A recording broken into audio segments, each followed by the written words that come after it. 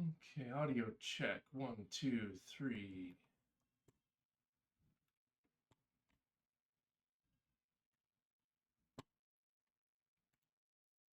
Seems good. All right, ladies and gentlemen, welcome to the stream of the Discourager of Hesitancy.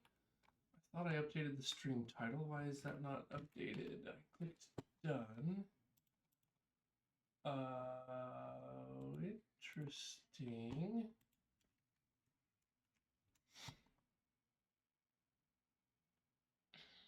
OBS is not being very helpful. I'll do this in Steam then, just a moment.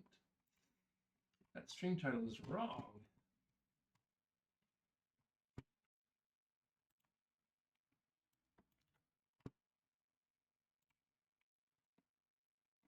Okay. There we go. Sheesh. Okay, I wonder what OBS is doing to me then. Odd. I don't like starting my stream off that way. May have to reboot OBS later. Okay there. Sorry about the small distraction there. We are doing game development today. Game engine-less game development. No game engine. We only have 4 or 5 dependencies, depending on how you measure it. And building everything else from scratch ourselves. So that's the plan. And we've got music playlists that are mostly working. We had 2 loose ends that'll be pretty easy to wrap up, I think. After which we will move to space optimizations. So if you look at our list of tasks here, if I get on the right window, these are the 2 tasks we want to tackle today.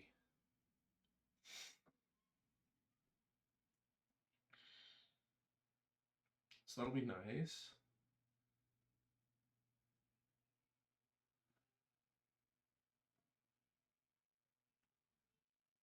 I'm trying to think.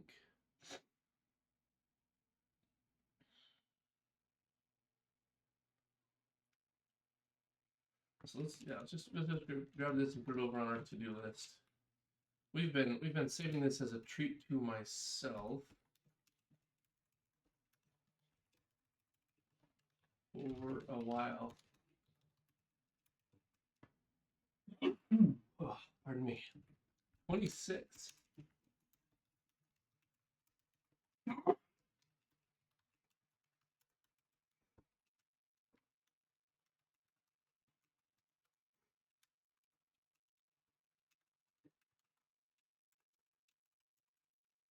Okay, today, 2024, 12, 16. We've only got 9 days till Christmas, folks. Hopefully everybody's got their Christmas shopping all done.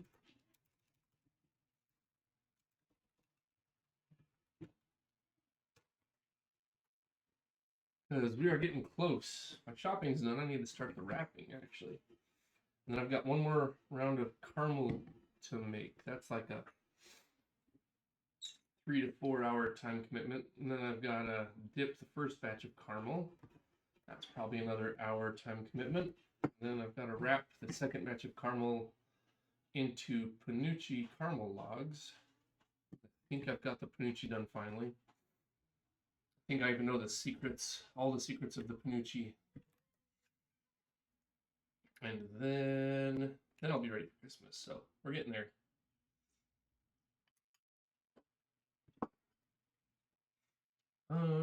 Let me think. We probably should do this real quick. I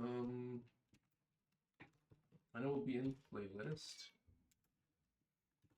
Let's just do a clean and build in release mode and get our statistics for the week, at the end of last week. Then we'll finish off playlist. Good.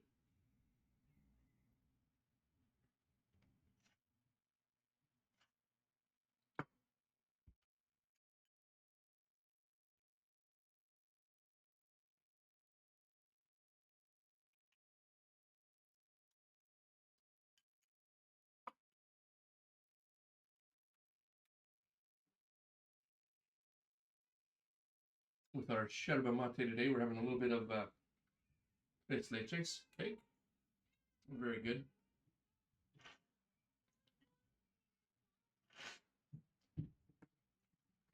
Yeah, how was everybody's weekend?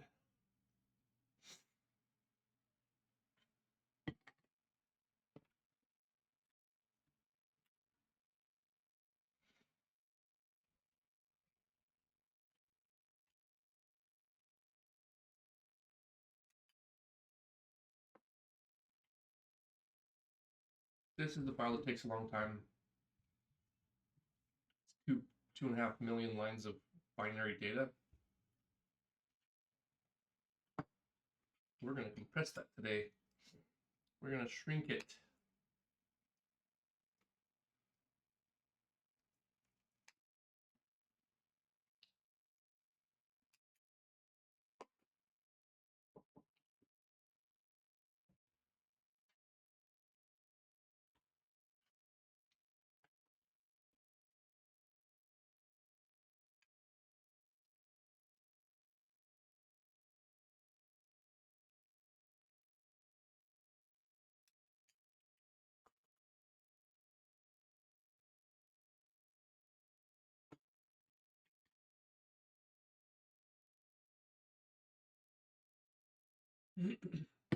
Do wonder, while this is building, if port audio supports out of the box mu law encoding.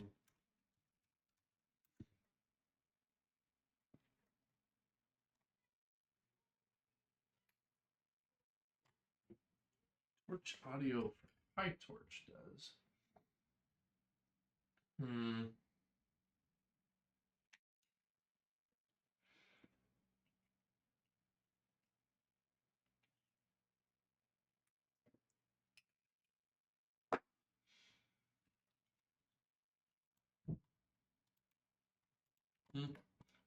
Okay, well, not interested then.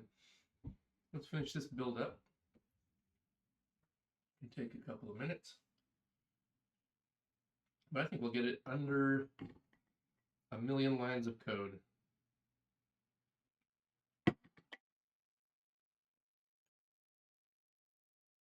Since we are embedding all of our data.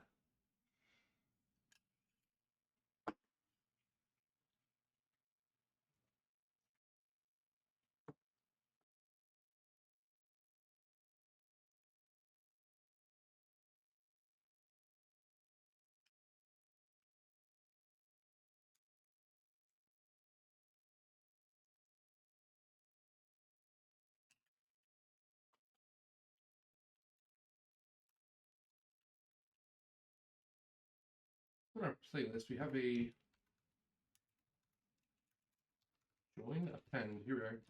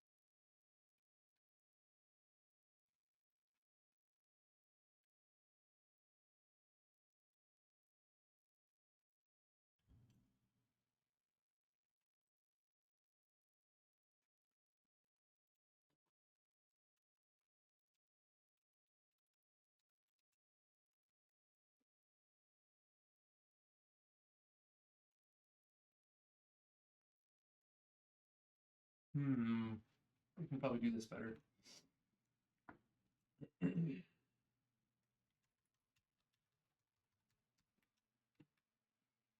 What if I want to start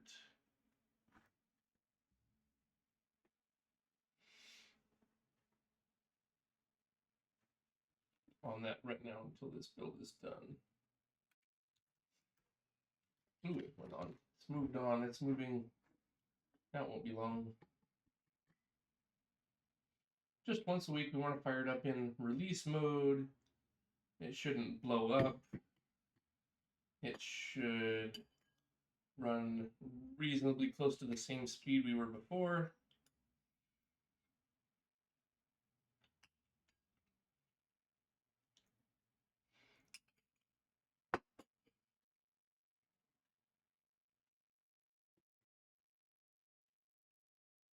Errors.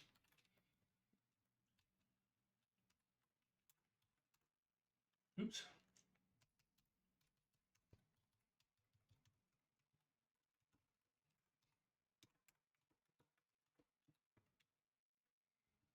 Thought that might happen. We probably missed one or two. Looks like we only missed one.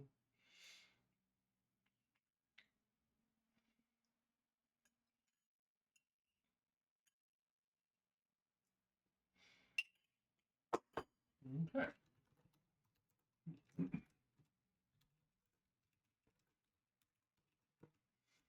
Let's see how big our executable is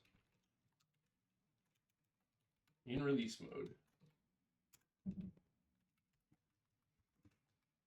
Just about 200 megabytes.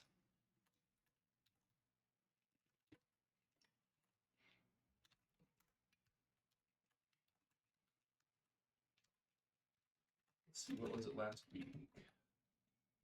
Oh, we actually shrunk. Oh, I'd saved 4.5 megabytes on my images. I compressed some image data down, not compressed, but okay, 1700. So let's go run it.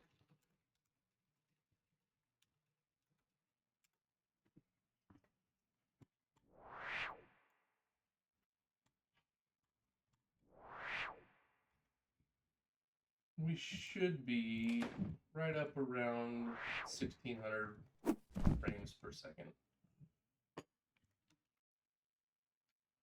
1700.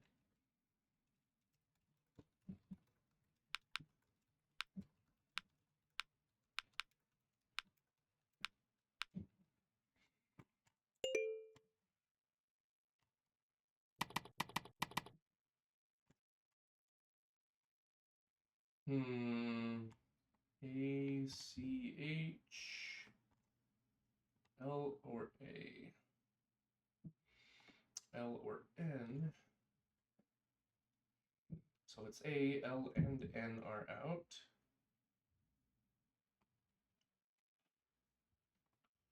OD contains one, so A can't be it because of this OD. And N cannot be it. Therefore, L is in. C or H, C or D, D or O. Well, I guess that answers that one.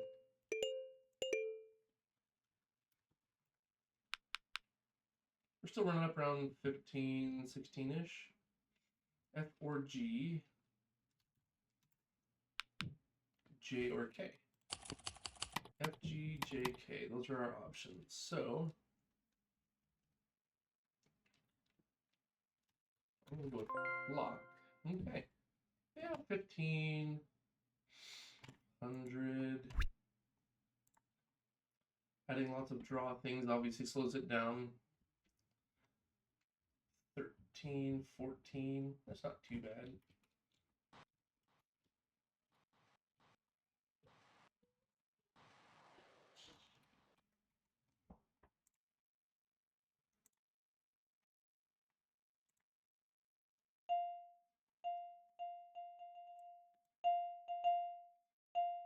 Woohoo, physics.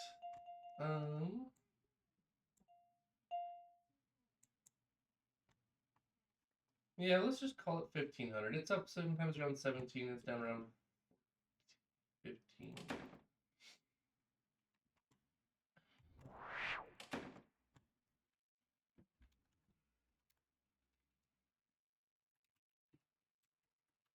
It's fine.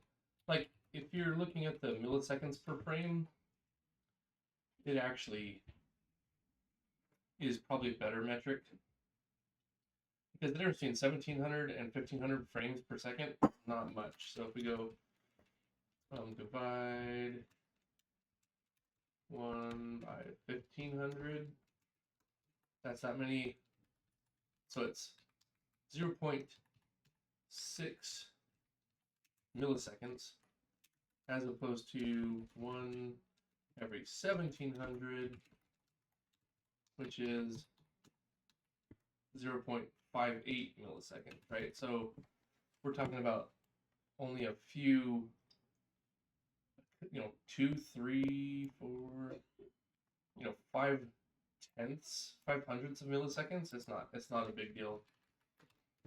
Now, if we're going from 12 milliseconds to 16 milliseconds, that's a meaningful difference, but a couple of hundredths of milliseconds, not worth it. That's noise on the machine. It's okay, we're good. Okay, playlist. Right now, when we append two lists together, we don't check for duplicate entries. So we're going to do that, because that is an easy task. But we're going to change the way some of this works. All right.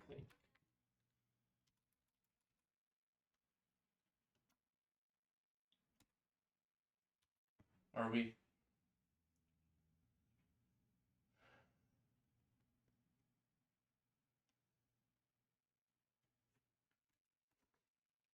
Let's do this. Entry star 10 entries equals our current entries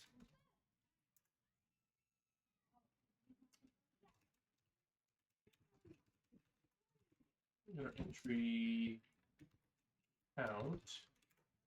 Then we say underscore entries. Oh wait. Let's go see why I did this way.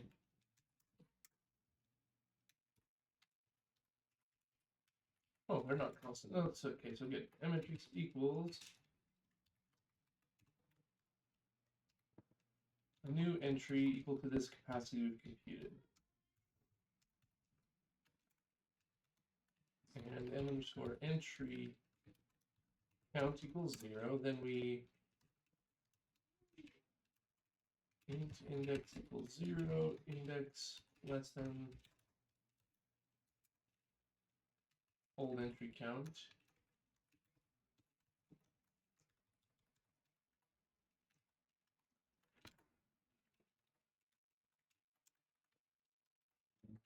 Add entry.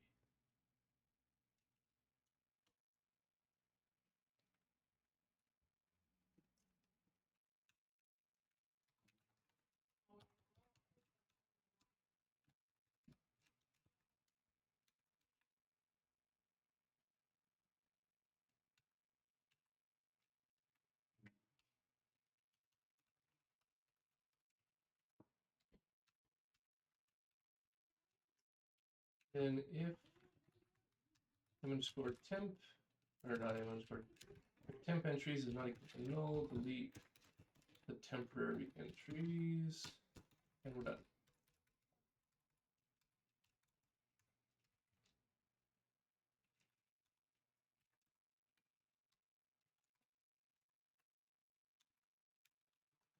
Dash old entries, allocate and copy old new space,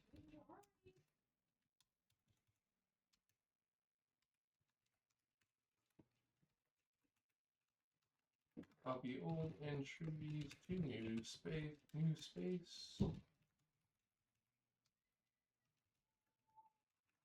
Okay, let's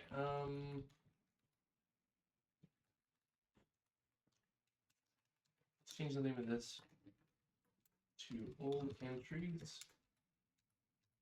I think that'll be better. And then obviously this one needs to be count m underscore old entry, not m underscore old entry count. Yes, no, no, yes.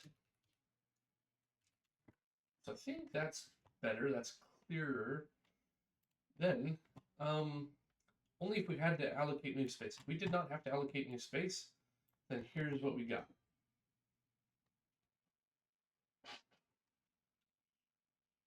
Or we copied from the other thing. And we're going to check for duplicate entries. So we're going to get this entry. We don't care about the title at all.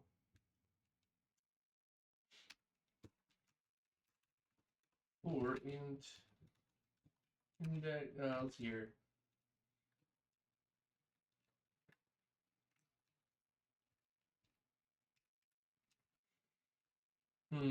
Let's change the name of this to other index. 1, 2, 3. Correct. That doesn't matter. Then we're going to do this. For int this index equals 0. This index less than entry count. Increment this bad boy.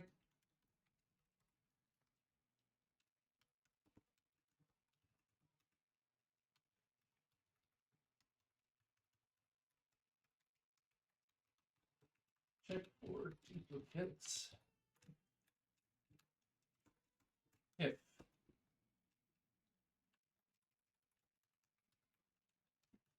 let's call this other entry.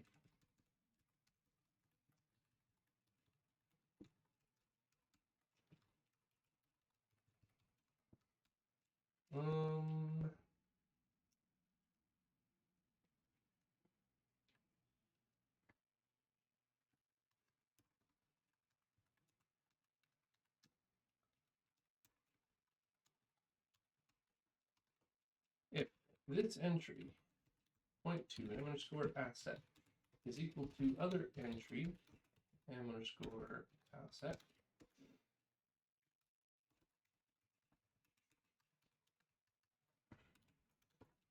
you have to ask if this was found. Found equals true and break. If this was not found, I'm going to go ahead and add it. I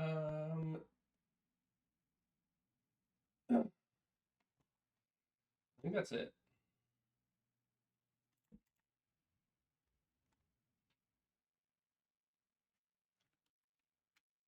Hey, Drivest, how are we doing today? Today, we're doing good. We're doing good.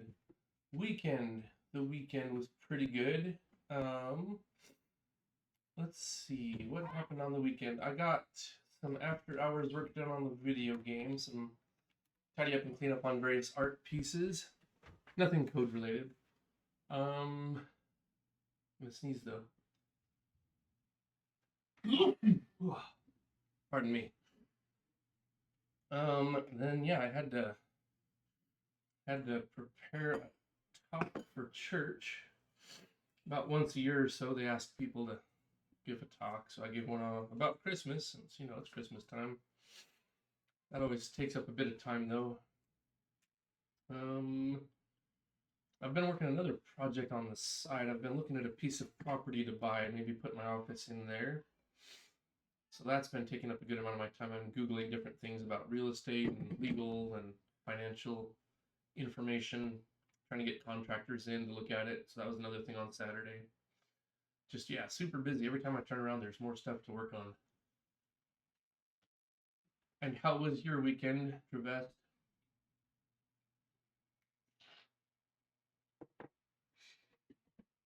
Big plans for Christmas?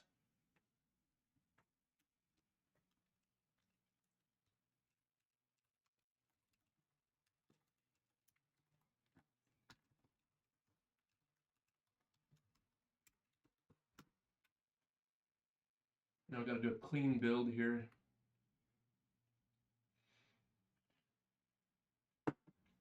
Since we did a release build, I'm wondering if doing this fixes the other bug we had. We're skipping because of an uninitialized song in our list.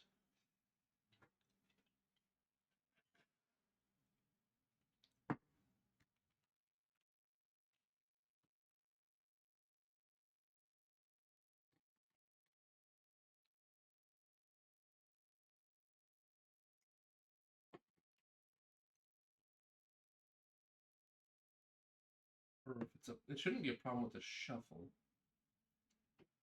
Shuffle's been working okay.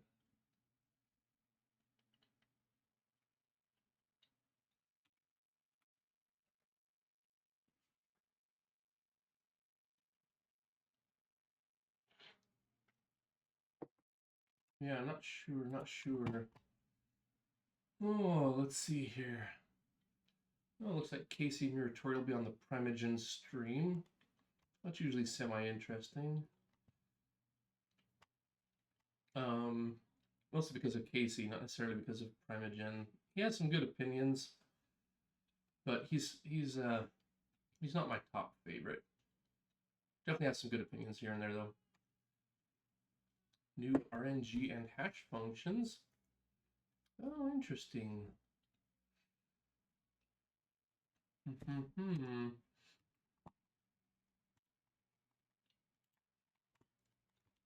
All right, sounds like a nice weekend. My weekend was good. Decided to just relax and chill. No coding. Good, good. Gonna spend Christmas at the new house. Good. Good, good. Have you got a, I don't know what you do there for Christmas. Do you do a Christmas tree? Hot cocoa?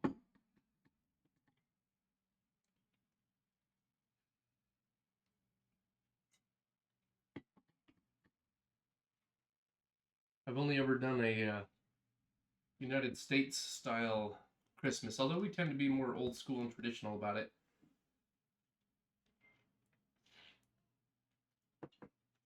I love Christmas. Best time of the year. Every year I make candy. I make homemade caramel. That can take about 4 hours to make. I make homemade panucci. It's a non-chocolate brown sugar fudge. So hard to get it right, but I think I've got the secret finally. We make lots of candies. My wife makes cashew brittle and buttercreams, and oh, it's all so good.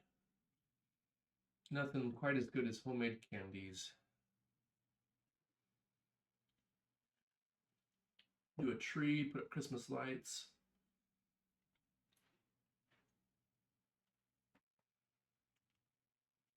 Don't let the kids wake us up before 8 o'clock. We can usually hear them out there from the early hours in the morning. Already starting the party, trying to tell each other to shush. It's not very quiet. Christmas tree, hot cocoa. At least in my family, we do most of the things you do in the US. Okay. Yeah. No, it's a lot of fun. Good.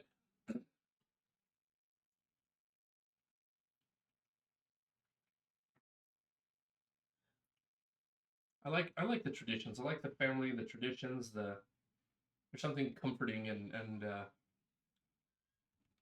don't know, there's something comforting about it all.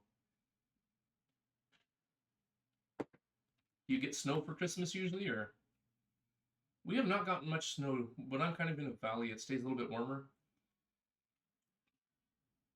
So it's all just rainy right now. It's too warm in this valley. It holds the warm air in.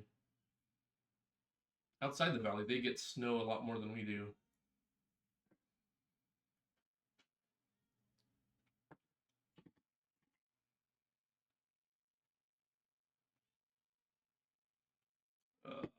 This build is killing me. We need to optimize this. We need to optimize this really bad.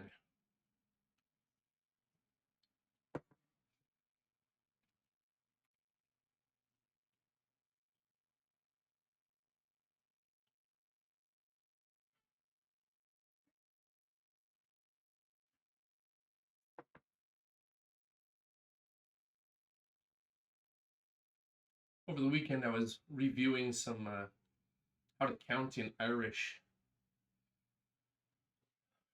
Irish is a little bit crazy, so they have no snow usually in February. Okay.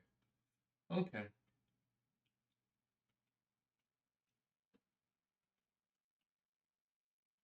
C Films, you're doing great. Good. Glad to hear it. I'm doing great. Over the weekend, I was reviewing Irish numbers, how to count. And there are, let me think, there are 4 different numbering systems. So there's the numbers. So like 1 to 10 is a hen, a do, a tree, a kakar, a kuig, a she, a shokt, a chokt, a ni, a de. Those are just numbers without context. So if you're doing like a phone number, then you would use those numbers. But if you're talking about a number of things, so cardinality, that's a different numbering set, a few different rules here and there. And then in ordinal numbers, that's a different variation on the numbers. But then you also have personal numbers. So if you're talking about a number of people, that's a different list of numbers. So that's a little bit confusing to me as an English speaker, where we only have 2 sets of numbers, ordinal and the numbers. But then, even more interesting than that, the digits between 1 and 5 have a different prefix. And then it switches from 7 to 10 to 9, or 6 to 9. And it's called Lanesian and occlusion, or something, I forget. But yeah, it's a little bit complicated to memorize it all, so I'm just gonna have to brute force memorize it eventually. Irish is kind of an interesting language. The alphabet only has like 16 letters in it. Yes, I also think the traditions are important. Christmas is one of my favorites, due to it's very cozy and all about family for me. Yes, I agree. Tomorrow, I'm gonna have a family dinner at my parents' house, so I'll have to end the stream soon, early, because tomorrow I've got dinner with family for Christmas, and then I've got to go to city council tomorrow. So short stream tomorrow, unfortunately. But yeah, Christmas is great. I love Christmas. Sea Films, you're over there in the Seattle area. What do you do for Christmas? I know you don't get any snow to speak of. You have a place for a Christmas tree? Oh, the other thing I have to do. We were testing this in main menu. And I actually commented this out so I can do other testing over the weekend. But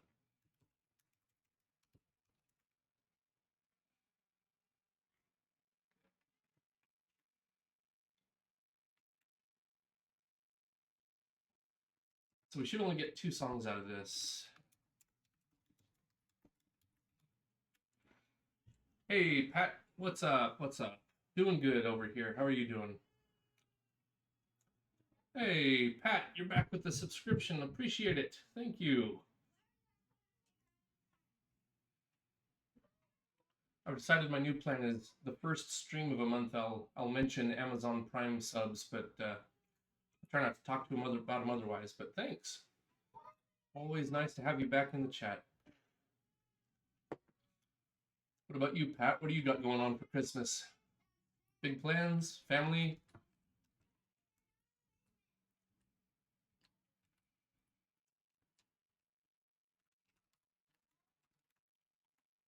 Put up a Christmas tree?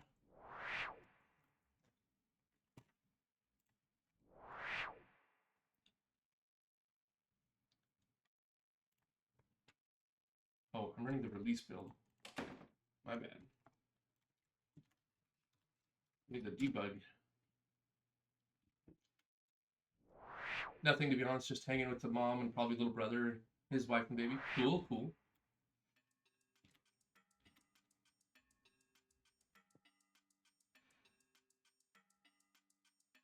Swap 0 with 1. Okay. So here's the one thing I wanted to check was here in playlist. Yeah, I'm gonna have to set up a call with my little brothers. They're pretty busy, so anyways, appending for new songs, we didn't want to include any duplicates, so that's what this is for. And I deliberately set up main menu so there would be duplicates. So I'm passing in basically 4 songs, and it's basically telling me, oh, I've only really got 2 songs out of that that are not duplicates. So this is good. Now playing 1. I'm not sure why it's doing that, except my suspicion is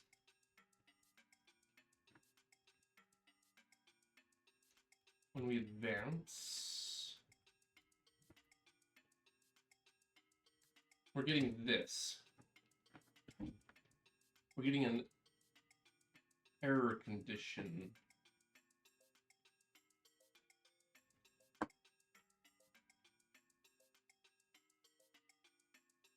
So here's one question. Are we shuffling? Shuffle. It's not called automatically in playlist. Or a music player might.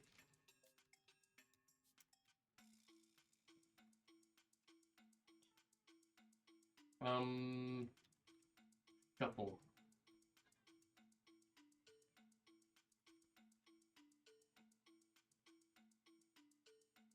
Shuffle. What if we take out the shuffle? So what's going to happen is I'm going to leave this scene and it's going to crash.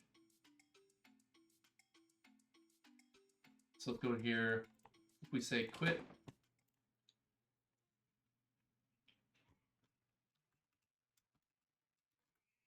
And it crashed. There's our error code, which is junk because it's just a bad memory thing.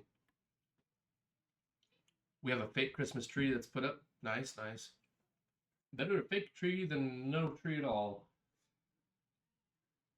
Yeah, we did some store-bought trees when I was down in San Antonio, but since we've moved back up here, there's just a state forest like half an hour away. So we go drive up there and walk around and find a tree and cut it down, bring it home with us. That's a lot of fun. Bring some hot chocolate and donuts. Cool, cool. Well, hopefully everybody has some family to hang out with for Christmas. I love Christmas. Best time of the year. Okay, so it's crashing, and we expect it to, but now that we're not shuffling, let's just see what happens.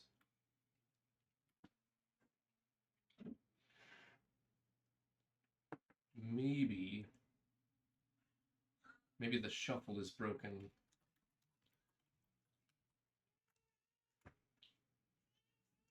Oh, I should run that in the debugger.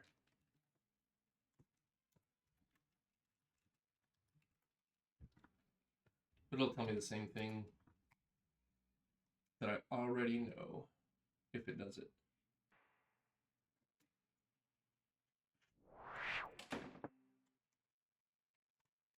Boom.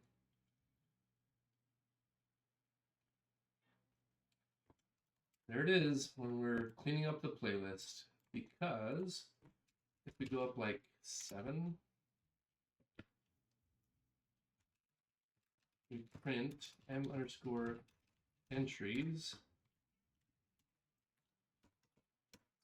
The first one is not initialized properly.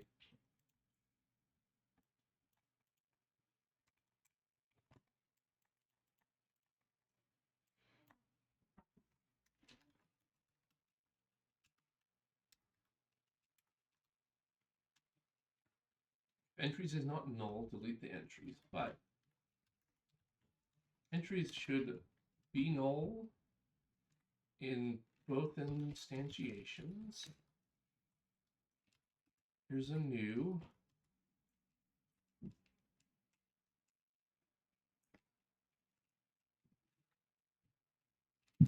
Okay, what if we assert entry count is greater than 0?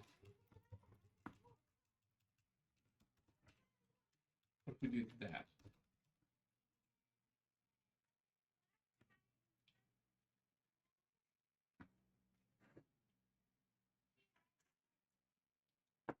Just to see what happens.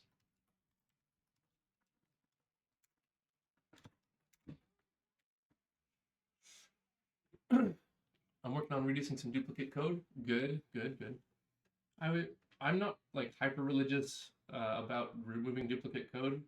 If there's like a piece of code and another piece of code that are similar, I'm usually fine with it. It's about the third time I hit it, I'm like, all right, maybe there's a pattern here. Sometimes it's a problem I'm familiar with, and I know I'm gonna do this. I'll hit that second copy, and then I'll just go ahead and refactor it right then and there. But most of the time, I'm a little resistant until I hit three instances of similar code. What am I working on? We have a music player, and you can give it a playlist. But I want to be able to hand it multiple playlists at once and say just combine them all. So we're just tidying up like the last bug on this one. In fact, we've already fixed that one. We're just trying to find this bug here. There's a bug where the first entry is weird and it crashes because of the constructor. Once we get that done today, we want to spend most of our time optimizing the size of our sound. Our sound right now is 16-bit PCM, dual channel, and so we want to print out some statistics of how much is coming in, how much is going out, and how much we can compress it. And then there's one more factor in that we'll optimize in a bit here, but we're trying to shrink that size down because right now most of our data is sound data. If we go to shell, here we go. Our total executable is 190 megabytes or so. Well, 111 of that is audio, and 63 megabytes is image. So that's 170, give or change, 175 megabytes of our total executable is just data. So we're going to shrink those down. We can chop the audio into a quarter, I think, and chop our images down a lot. But we're gonna just start optimizing that away this week. We get that done, and we're done with the game development. That's the plan today. So we're gonna fix playlists. The compilation completed.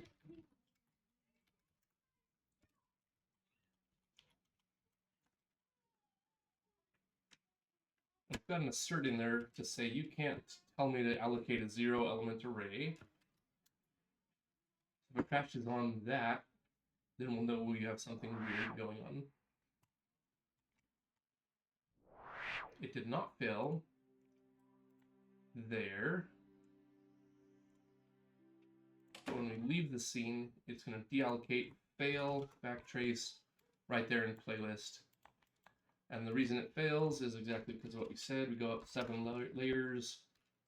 We print out image to our entries, sub-0, and we have this asset, which is not good. This should not be so.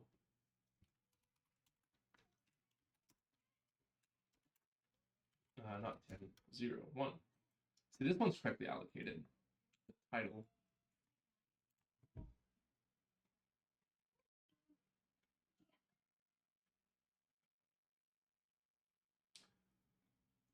But it didn't trip on either of those asserts.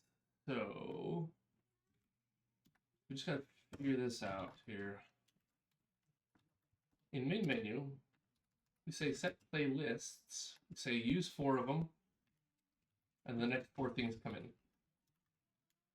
So music player. Set playlists.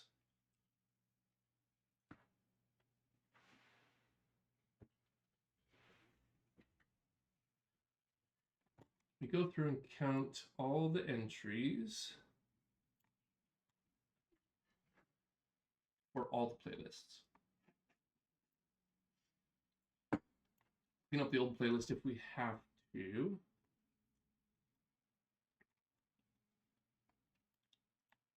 We have to have something in our entries. Asset 1, asset 2 is fine. We create a new playlist with these entries in it. Then for the number of entries we have, we append that playlist. Oh.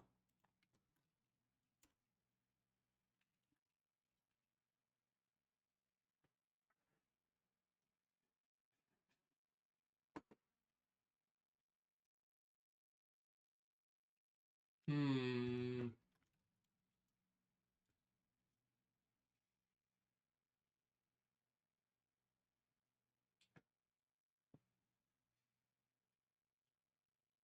end shuffle. So shuffle is not the problem.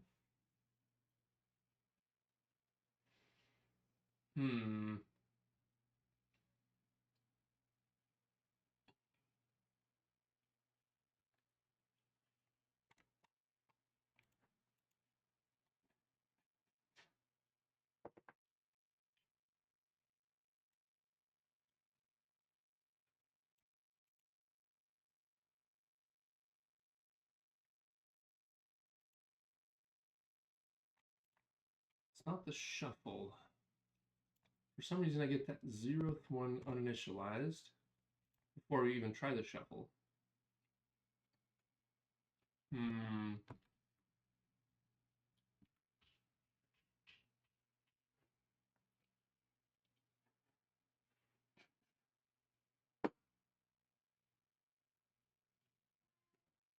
See, nothing wrong here. It does the entry count correctly. That number is correct. This number is correct.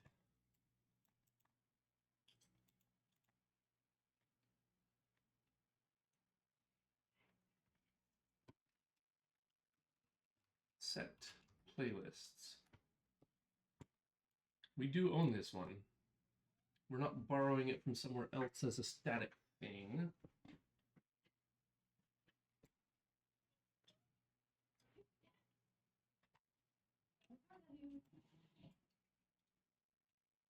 That all seems reasonable.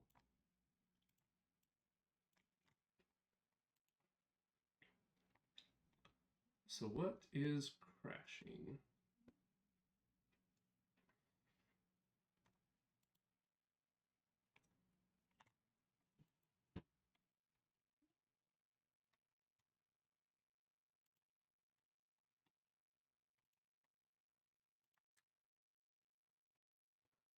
Maybe we should do this. Here's a player.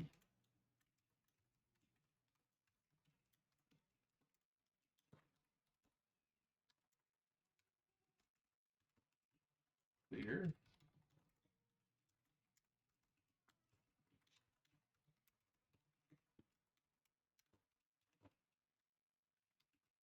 It's gonna look a lot like that.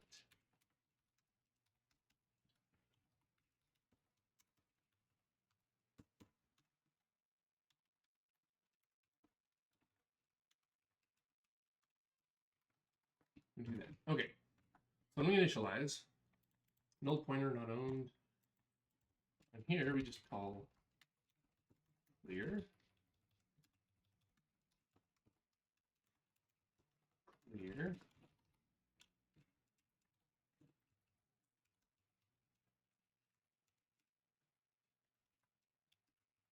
Clear.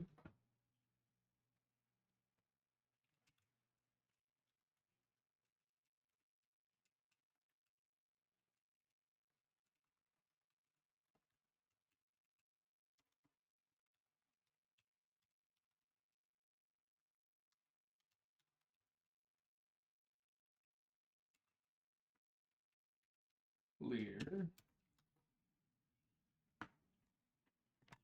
So we assert that we're getting one or more playlists. We assert that the total entries is greater than 1. Make a new playlist.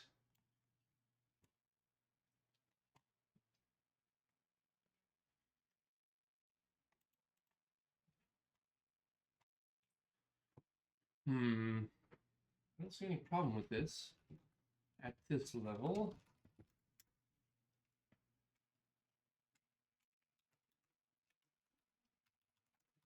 Entry count.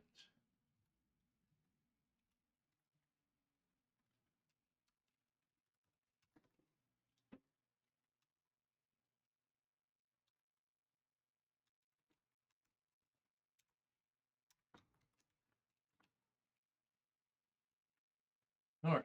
I'm just trying to wrap up the playlists here. One last little bug. Which, so far, I haven't found the smoking gun.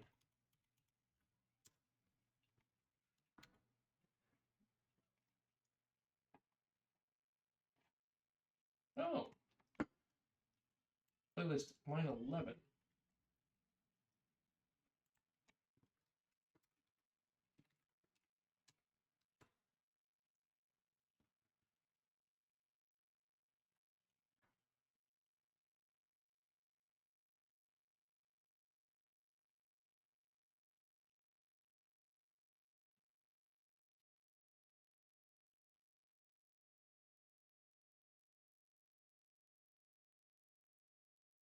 I should never get a 0.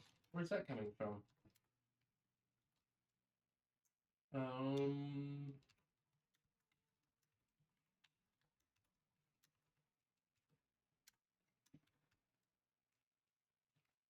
All playlists I'm creating have an entry.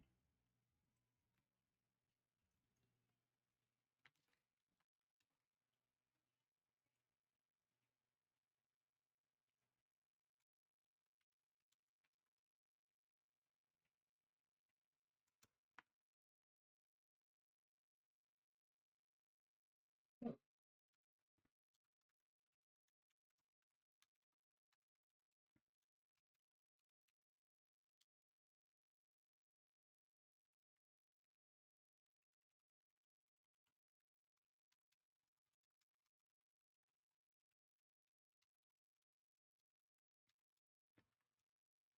Playlist constructor entry count. I should not default to 0 anywhere.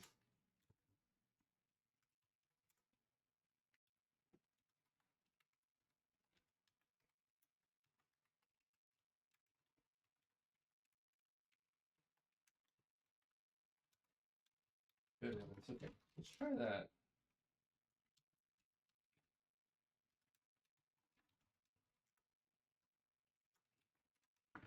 Why would that be returning a 0?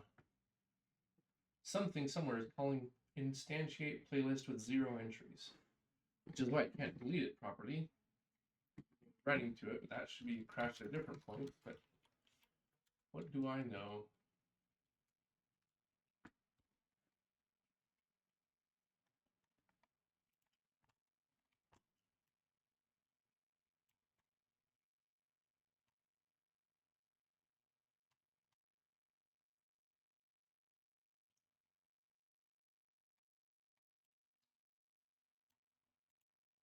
Entry count equals 1.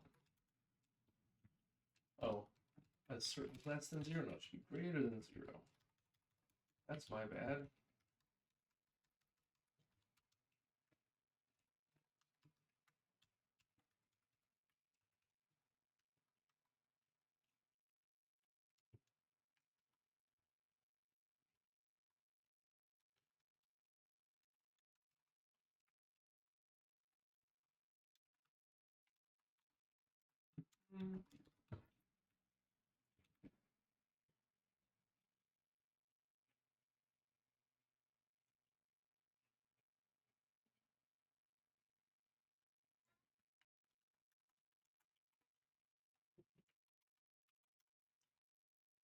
We should not be failing that assert. Assert was backwards.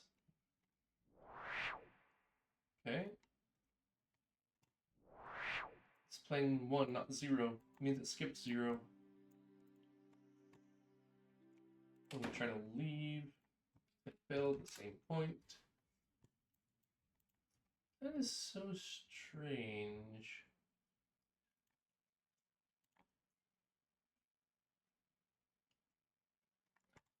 Music player gets cleared out.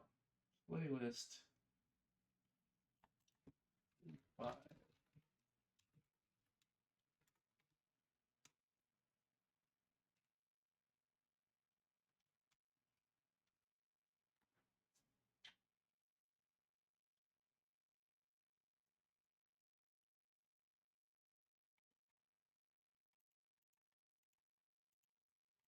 Is there a playlist getting deleted multiple times? The first time it would fail. You know what?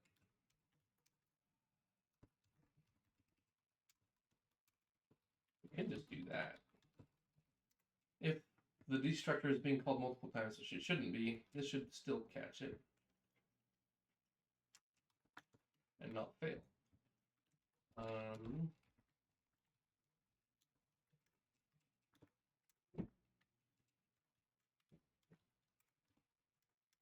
Try that build again.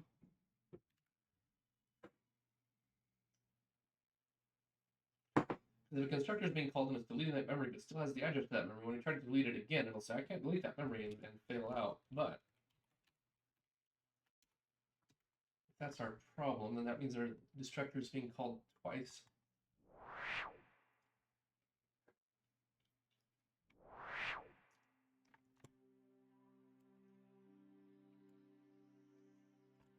It still skipped that first entry.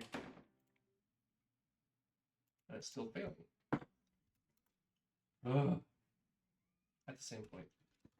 So that didn't fix anything.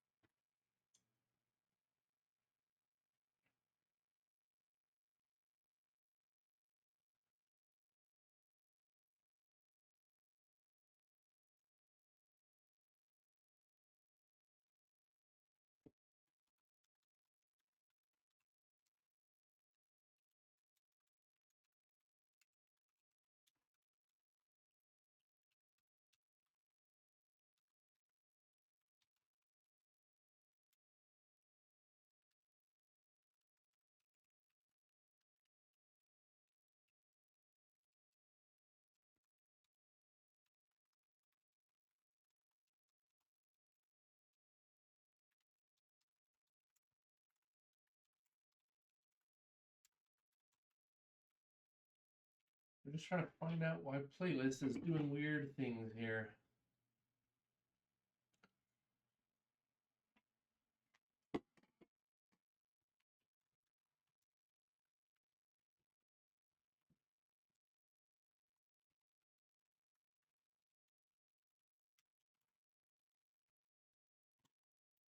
Clear. Count up a bunch of entries. Make a new playlist, which it should be fine. Once this playlist is assigned, playlist,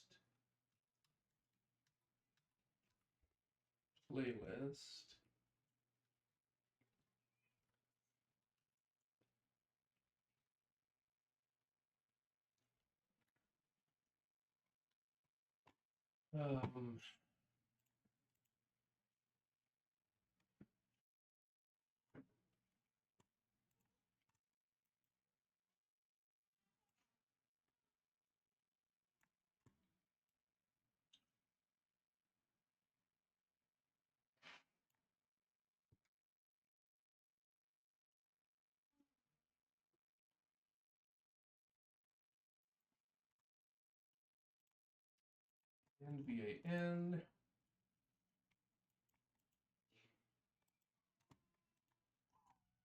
Huh.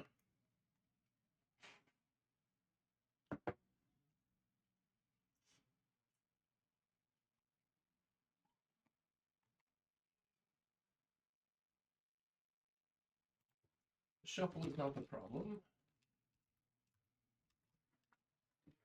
Playlist append.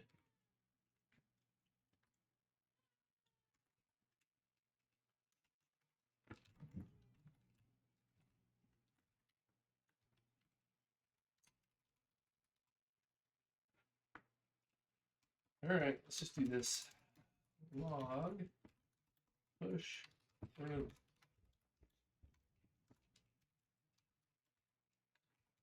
Can I run this in the debugger? I have other issues with debuggers, but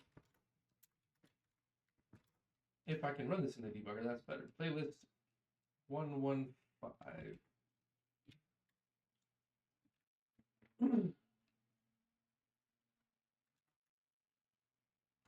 Maybe we'll just run this breakpoint at playlist CPP line 115, right? Oops.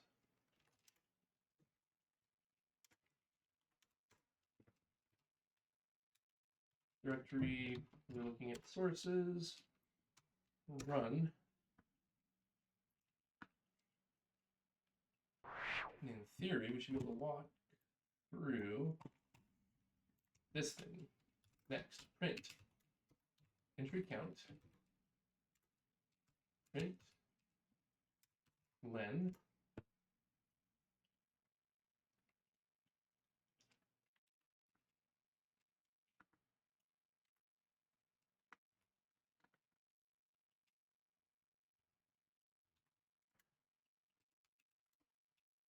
entry capacity 4.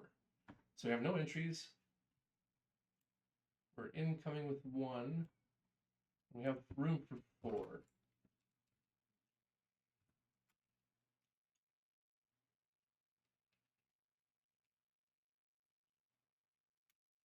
Print other entry.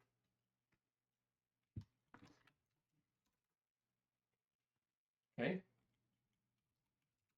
Next.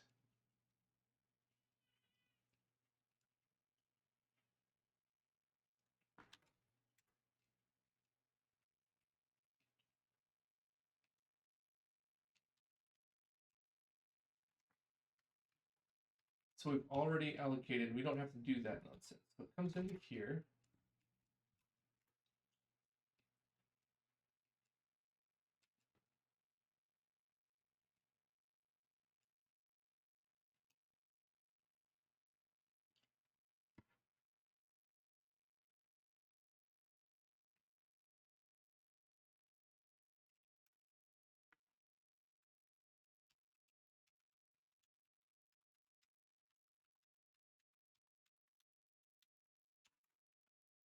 Adding cerebrate 5. Hits the top. What?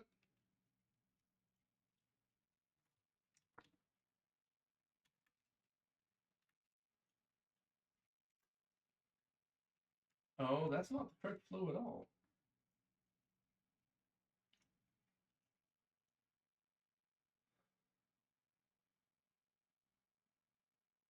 Append.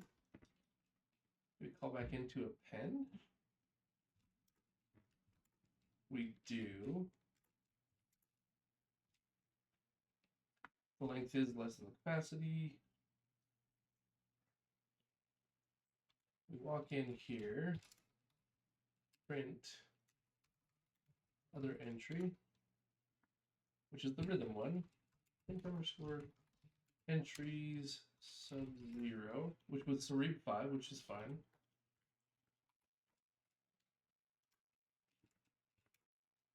So now we're looking to see if this one already exists. It was not found, so we add the entry.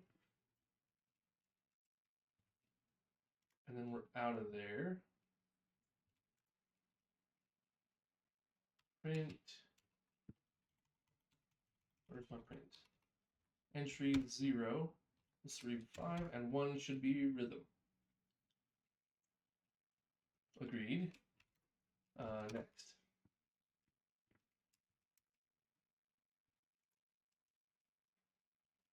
So that memory is all correct so far. Come in, we don't have to do that.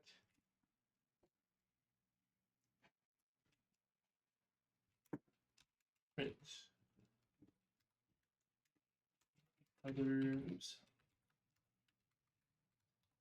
Entry. So cerebrate 5 comes in again. We walk through. If they're equal, it was found. Therefore, we break out. We do not go inside. We are done. So print m underscore entries sub 0 is still that one, and that's still that one. Next, we try to append this one. We do not have to allocate space. We say we found it. Check, check, check. Then we check the next one, and we did find it.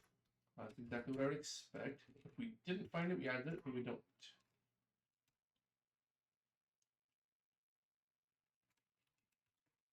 entries sub-0, sub-1. Those are still as expected. 2 should still be error and nothing. Next, next, next. Music player is done. So it tries to shuffle 2 songs.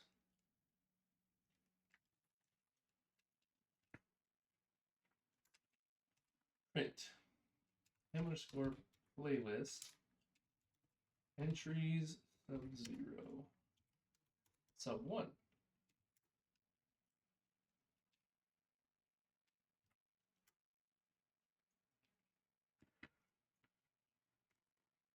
Okay, so music at this point thinks it has 2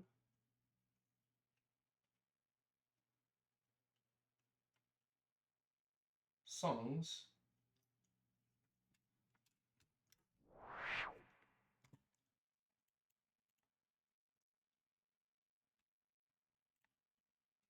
which is not playing. There it goes. Oh, it's playing both songs now. Oh no, it faded out. That one, and straight into that one.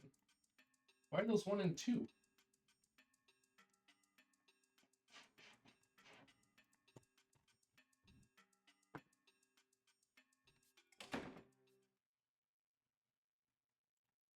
Yeah, critical error detected.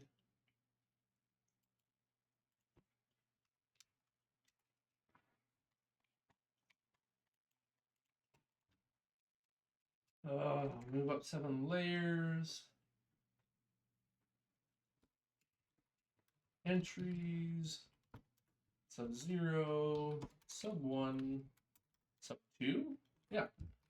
Something is stomping entries sub-0.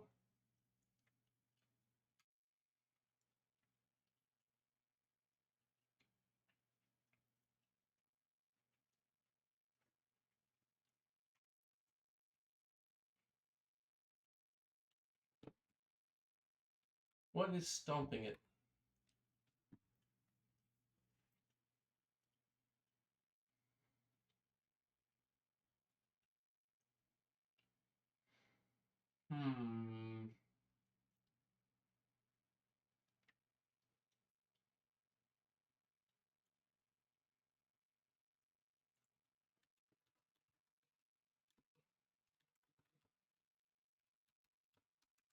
Here.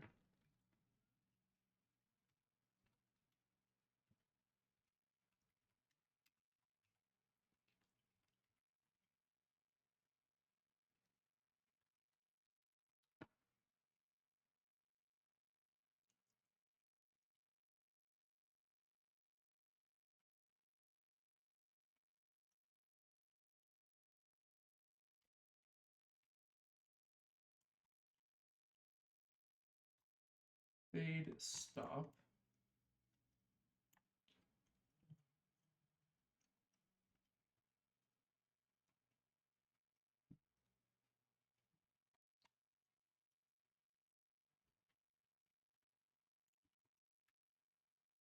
What is going on here?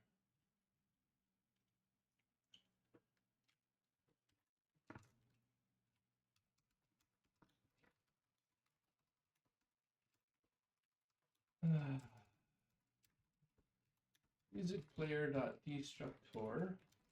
That's being called multiple times. That could be a problem.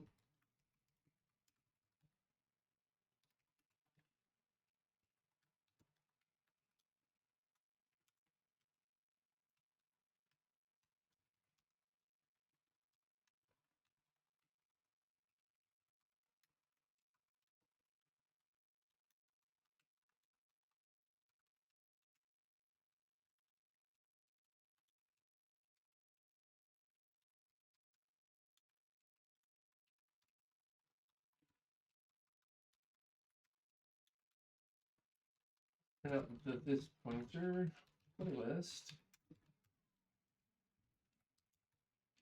destructor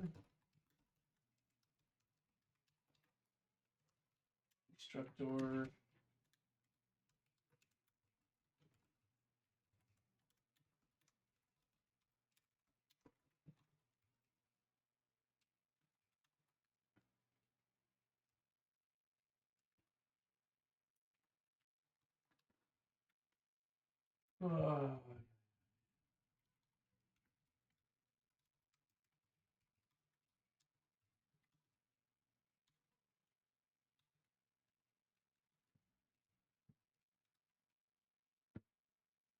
you can also put a watch on entries. So a breakpoint at playlist. Oh, no, because I have too many playlists.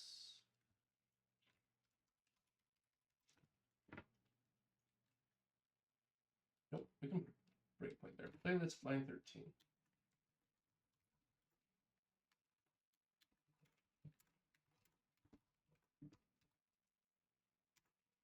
Playlist 13.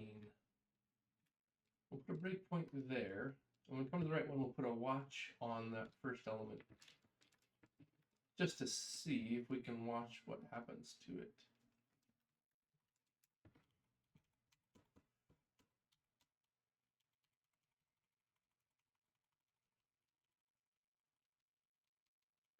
Oh, good heavens. Breakpoint playlist. Line 13. Directory source. Run.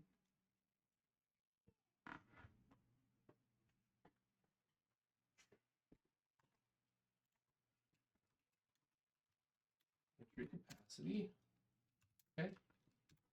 Continue. Print underscore entry capacity. Continue.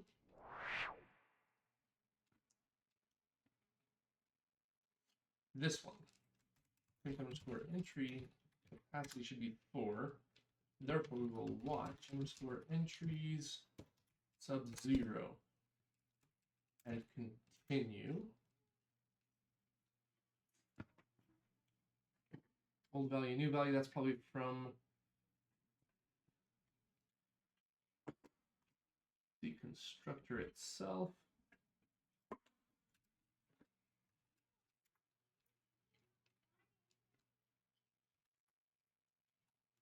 Continuing watching. Oh, come on. Next. Next. Oh, good.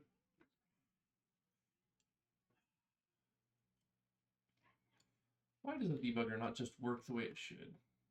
That makes me sad.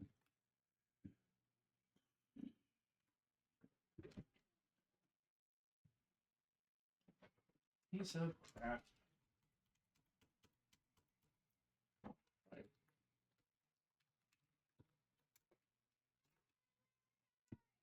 We'll not put a breakpoint. We'll just see if we can figure out who's setting that one the hard way. We'll use print statements. Yay, print statements.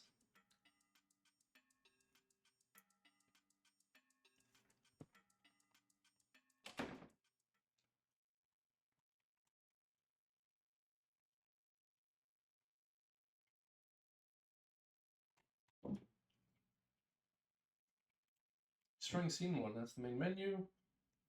Music player destructor calls clear, calls playlist destructor, at which point this playlist and this playlist, 214, those should be the same. 214E 1760. So these are the playlist. Print underscore playlist capacity, or not playlist, entry capacity. Oh, up 7, 4. Entry count should be 2. Underscore entries has an address.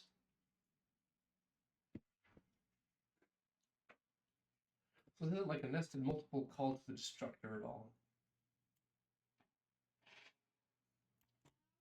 So why is NTDLL failing in MSVCRT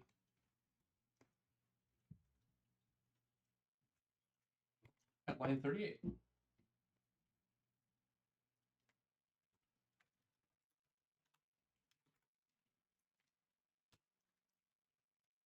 38.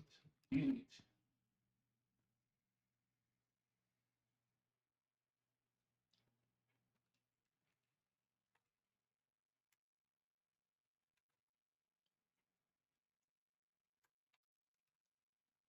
What if we set a breakpoint on line 37?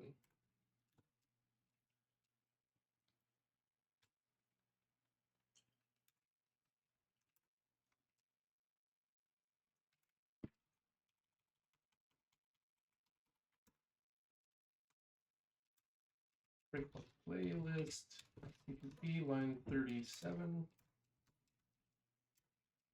Directory is source, run it.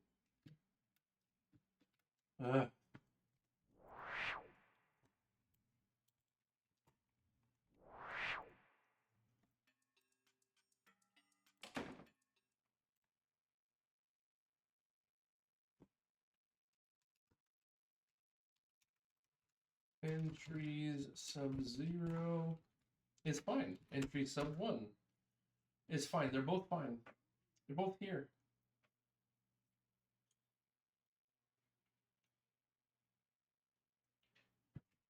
Next is this one. Well, that's fine. That looks fine. Next, boom. Why? It gets up 7. But now it doesn't understand this for some reason.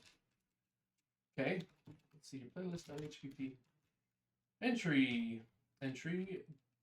tilde entry.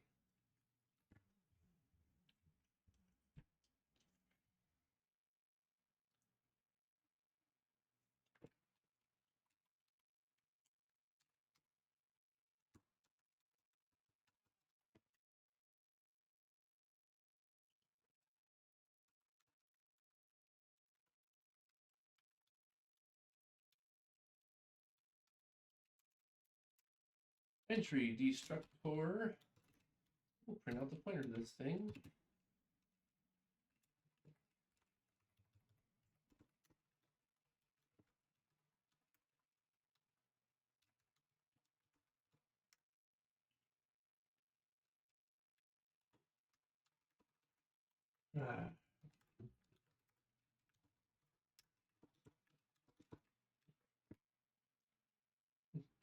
I'm trying to get the first letter of a variable output capitalized. Yep. Depending on what kinds of encodings you support, that can actually be a very tricky problem. If you support only ASCII or Latin 1, it's not too bad. But as soon as you support anything else, forget about it. It's terrible. Is that using like PHP? I don't know PHP string handling at all. It's been too long. I think the last time I touched PHP was, gosh, maybe 2007? Entry destructor.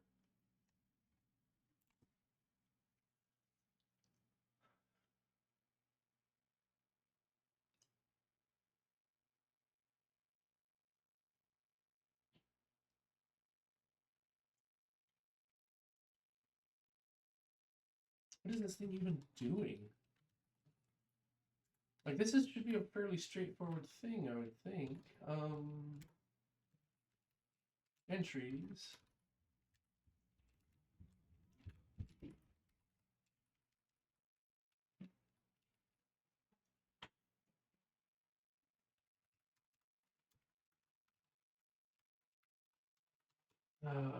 Playlist.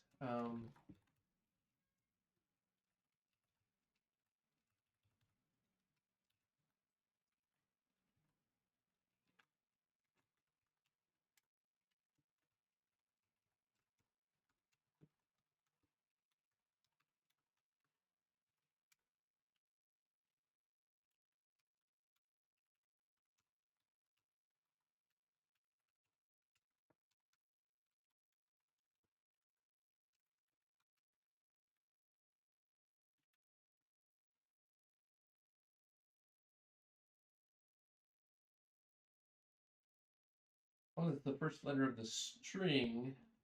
If you allow things like leading white space or non-alpha characters, finding in calculate, and then upcasing the first alpha character, that's always an interesting problem because then you got to scan forward and know what an alpha character is or not, which in ASCII is simple, but not in everything else. It's shocking how simple problems can turn out to be so painful.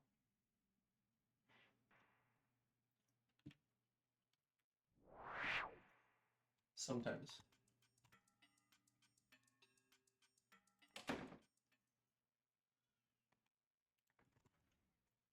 Entry constructor or destructor finished.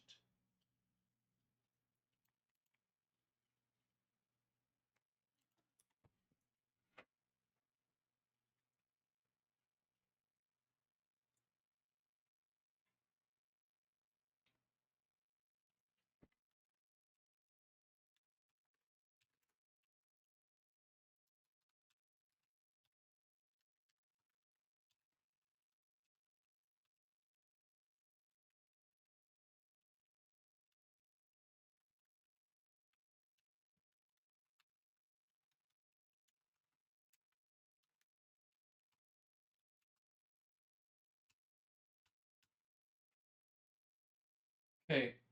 I don't see myself doing anything wrong here. I'm saying delete an array of entries. Entries, that's a new array. Entries, there's a new array. Delete the entry. Oh. Is this my problem? It did not know that it was a delete brackets.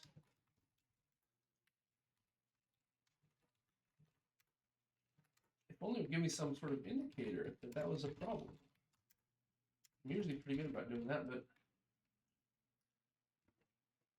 PDHP has the function you upcase first. Okay. That's not too hard then. If they give you functionality that takes a lot of the corner cases into account already. This is just magically going to work because I'm deleting the array, not an element of the array. I'll bet. So there's music. We exit. We come back. And it's not crashing on me. And we're done. Everything done. We can quit. And if we... Oh. It used to be when you would hand delete a pointer, it would be like, oh, here's how much I had allocated to that pointer and clean it all up in one shot without having to put brackets. I'm sure the delete brackets is more correct syntax, but geez, it's the first time I've gotten it in a long time. Okay, well, I think I fixed it. That's stupid. Does not make me happy. Wasting an hour and a half on that stuff. Music player. Let's clean up those log statements now.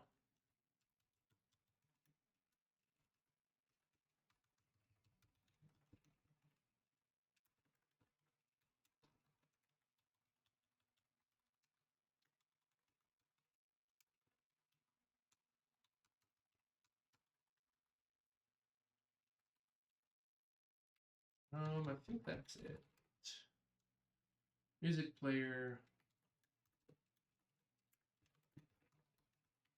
Yeah, gone from there. Gone from playlist.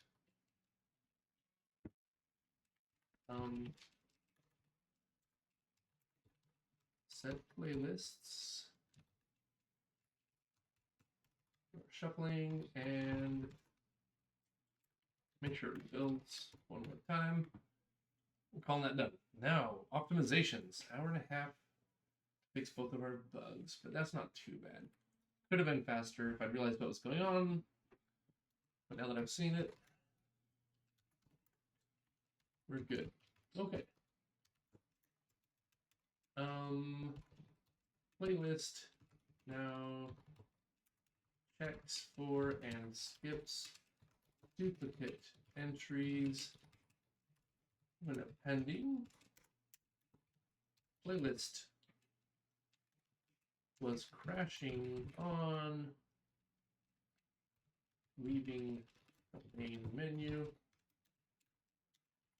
This is because of delete versus delete in the playlist destructor. Now I can't type. The other elements of the array were being destructed after we delete what's called on the first element of the array, which messes everything up. Change that delete to delete array of the entries, and all is well once again. Boom. I'm going to comment that out for now. It's tested, it's done. Okay, playlists are done. We can do everything we want with the playlist if we want. It compiles.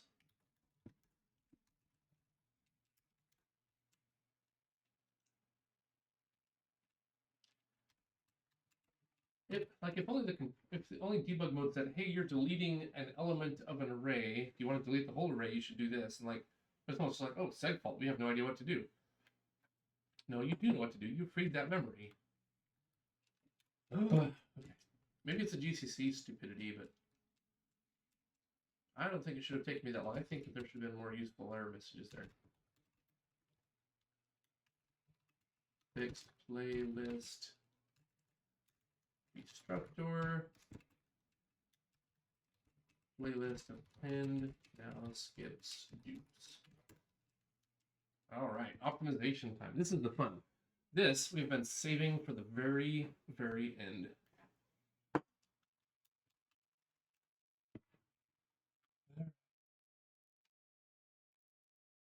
Where to begin? We go to our to-do list.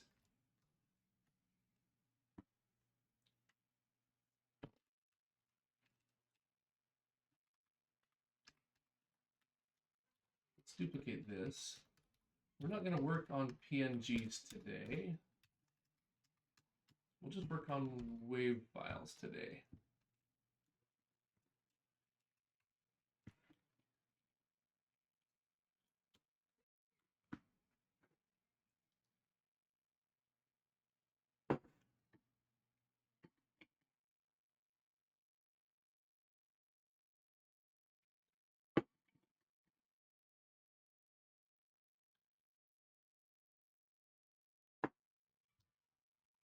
Embedded binary data, better compression in string. So,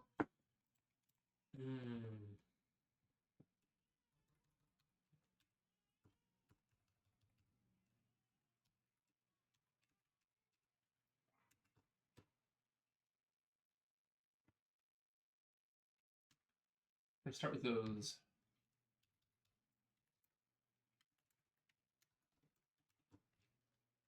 If you're going to measure something,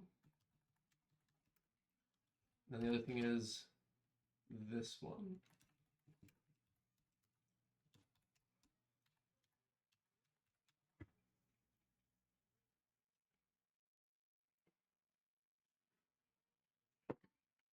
Okay. All right. EmbedWAVs should report input file size, raw data output size, and the compressed data size.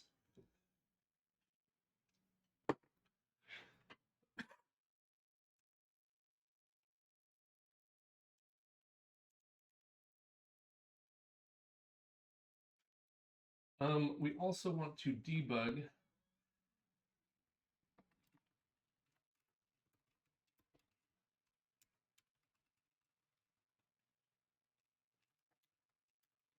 EmbedWAVs should report if audio file has duplicated channels.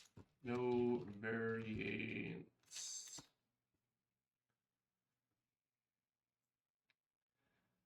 Do we just measure the variance, the square root of the sum of the squares of the differences between the left and right channels?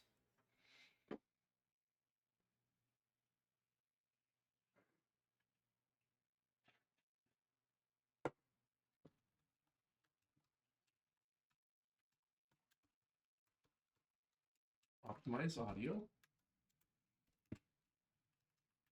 Encoding. Single channel. Some of our sounds could be trimmed a bit.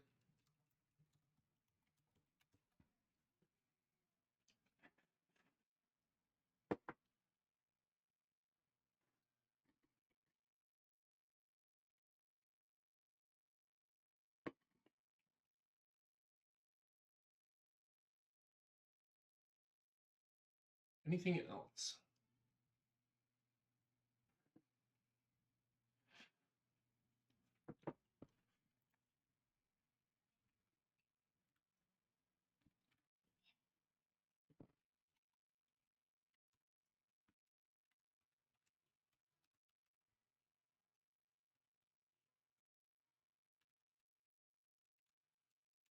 Okay.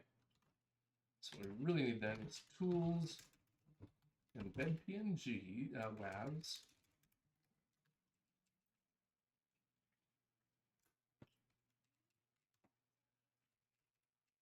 We need a record.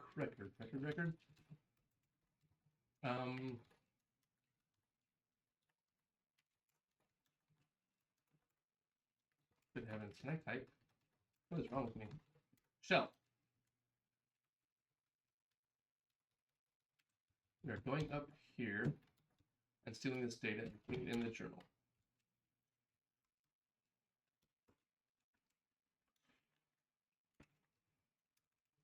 Sound embedding optimization.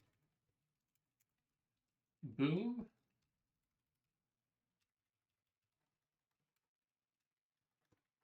CD source word count lines in sound warehouse is 4 million lines of code.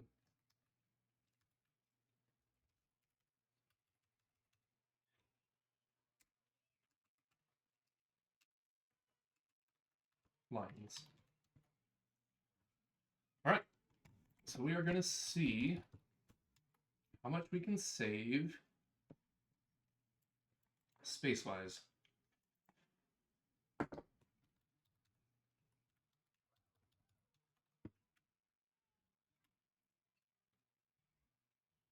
We've already got a record of our total executable size. Okay, I think that's everything we need to get started. EmbedWAVs needs input file size, raw data output size, and compressed data size.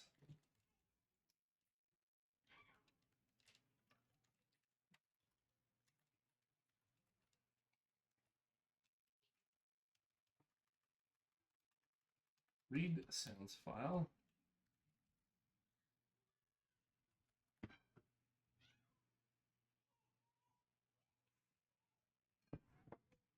That's not the one we want. We want the one that does the actual PNG loading, WAV file loading.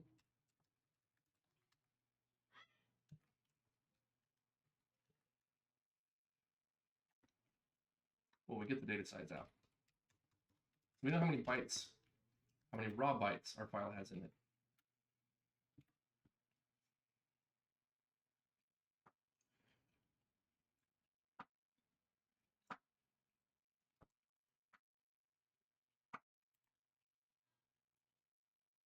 Okay.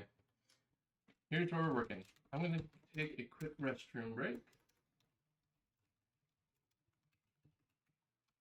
And we will start working through this. All right, be back in just a minute.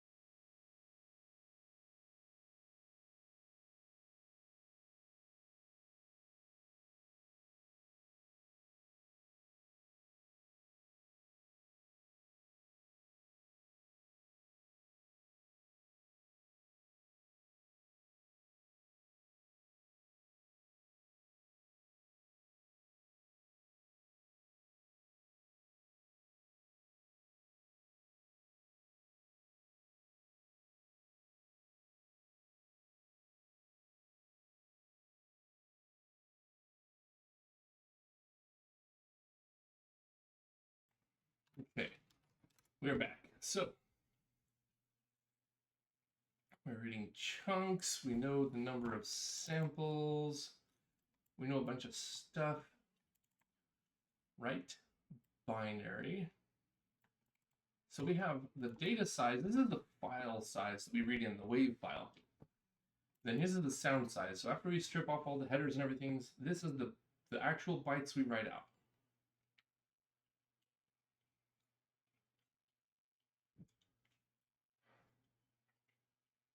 Okay.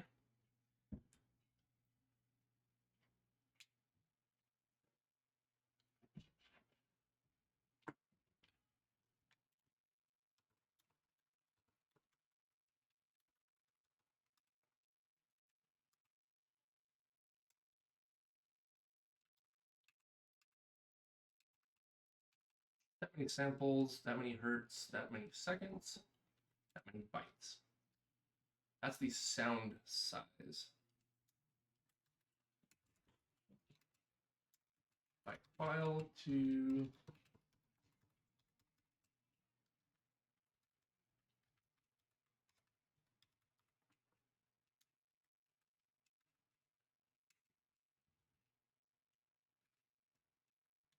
samples to compressed size of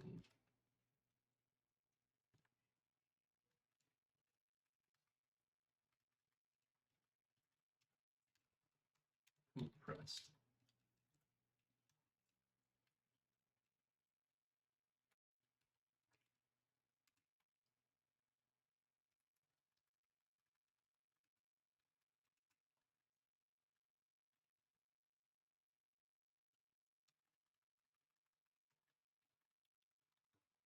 Our data size, our sound size.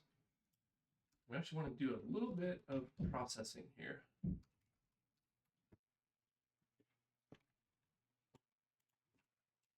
Where is PCM? Do I ever print that out? I don't.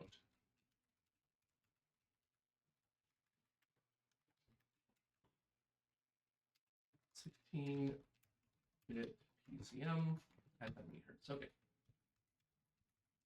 We want another function that's going to read in our sound data, which is this, plus our sound size. I'm going to write a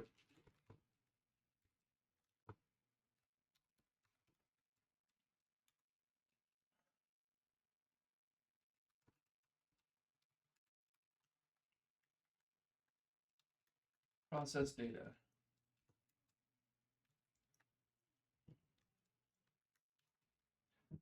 Data size, char star data.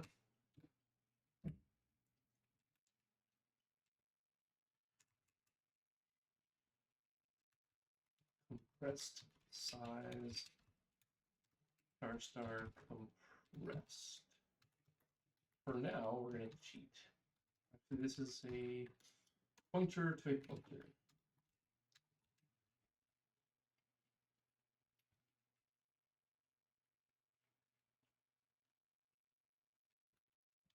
We could just return it, right?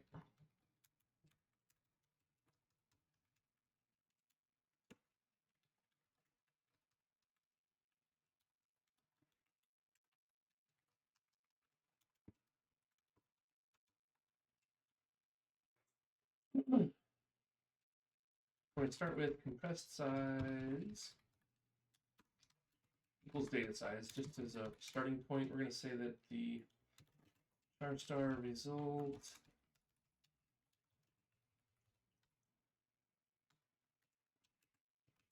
equals a new character up to our data size, return result, mem copy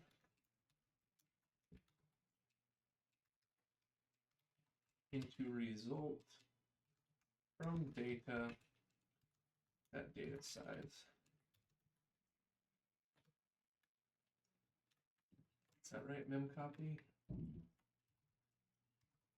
think it's destination result source and the size in bytes. Good enough for now.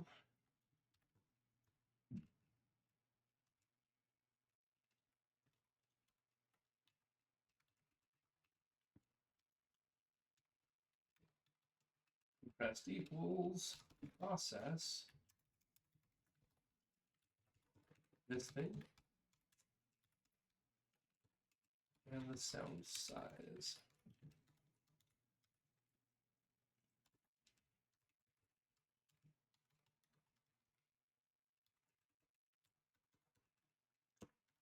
Compressed size is address. Compressed size. Compressed.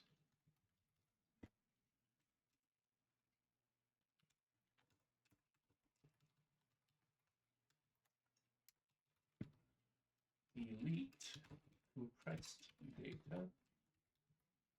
So this should not change anything other than a little bit of logging, because right now process just passes through.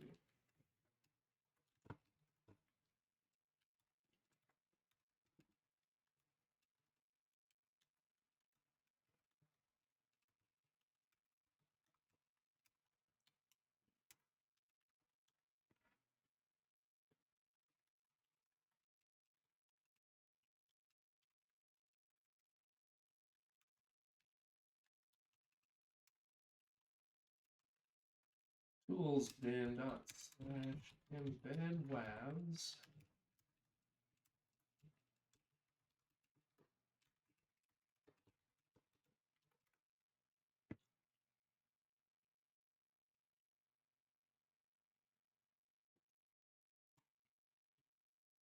Doesn't look like the build actually did anything. So I would expect this on a different line. Okay, no. That's part of the fun, right?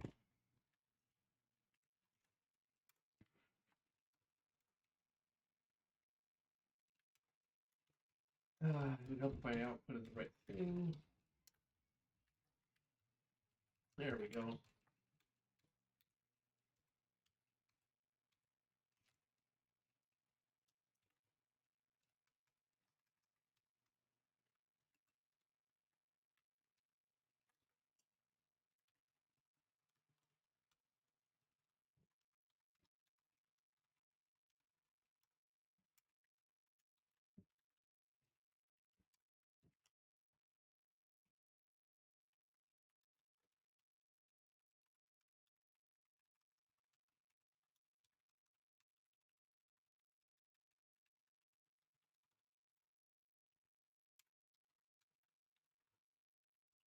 Working our way through it.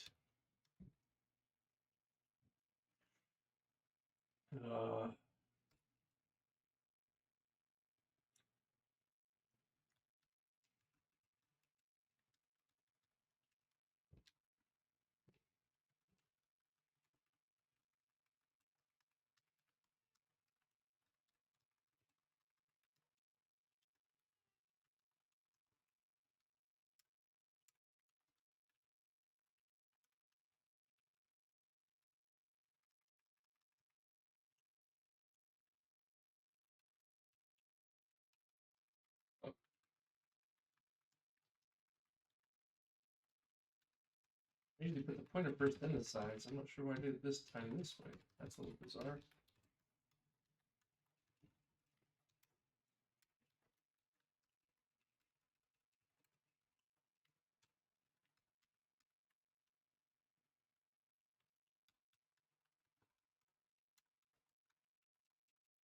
Right, go there. Ambiguous declaration. Not ambiguous anymore. There we go. Now we run it.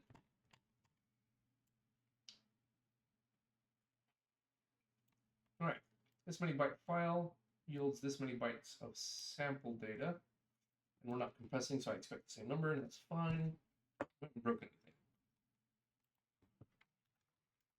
anything.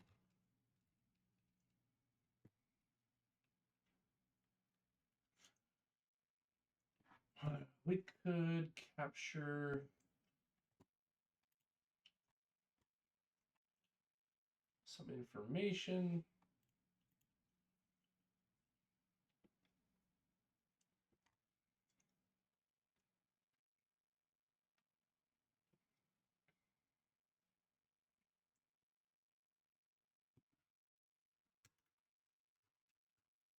Let's go U864T. We're going to call this total file size, total sample size, and total compressed size.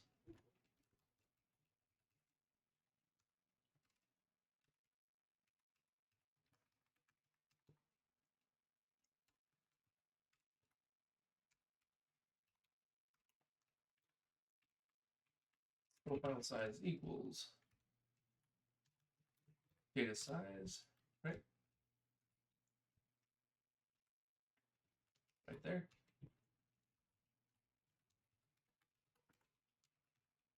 Total sample size. Ooh.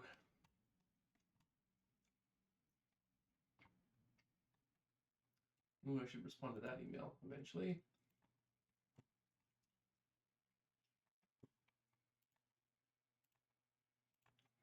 Ooh, I'm gonna have to reply to this. Just a second.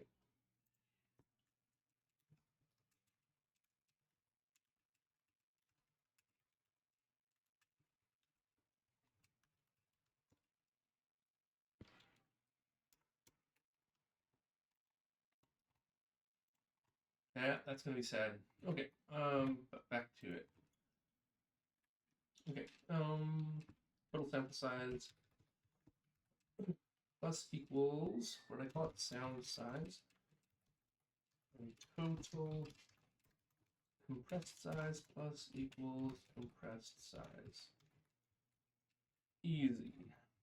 And at the end of all things,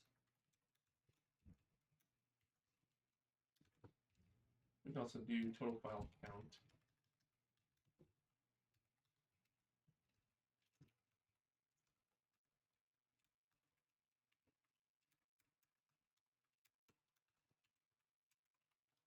That's just an increment. Okay.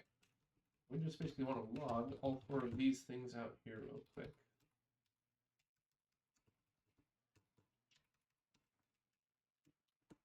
Let's see.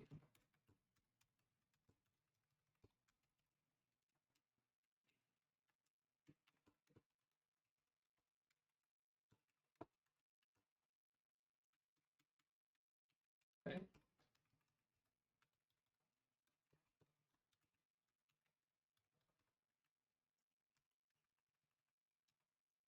Long unsigned.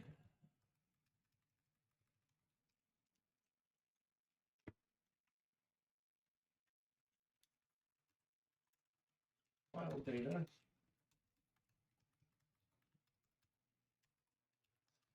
Actually, 0.3 float.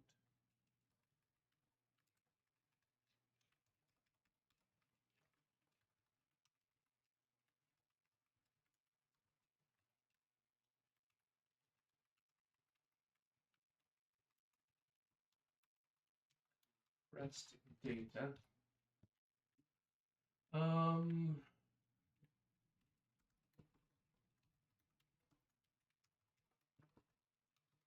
Compression ratio is 2.3%, which is our compressed size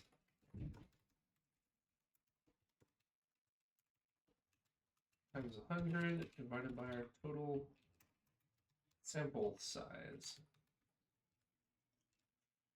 We could go over the file size.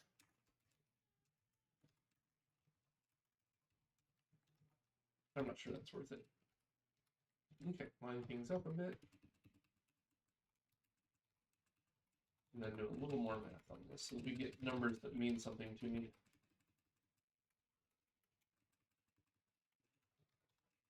Divided by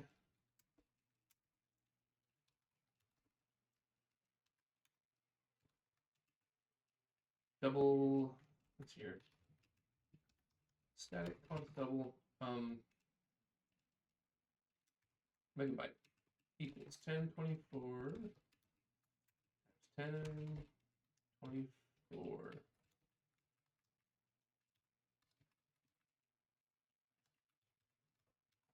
divided by megabytes divided by megabytes divided by megabytes. There we go. I think that's everything we want to know.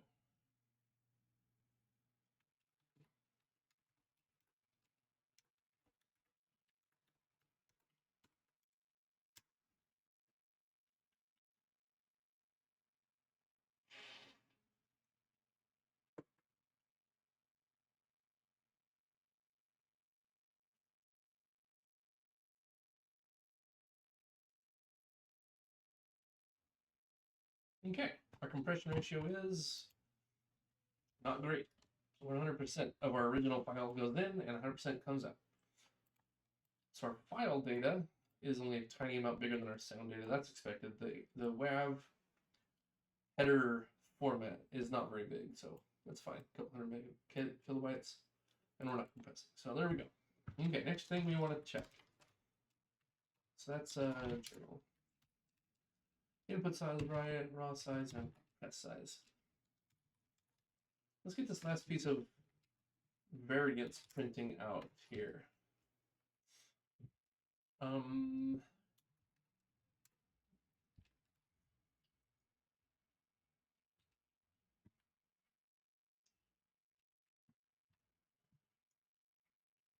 We want to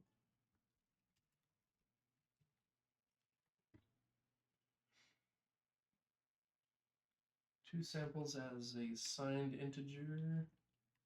How many lines of code do you have now? Let's see here. That is a good question. We can check that.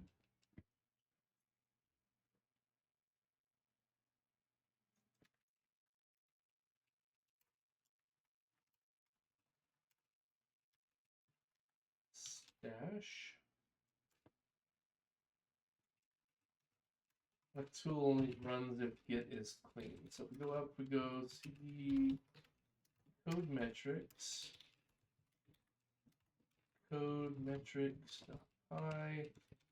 giving it the directory summary of weekly stuff.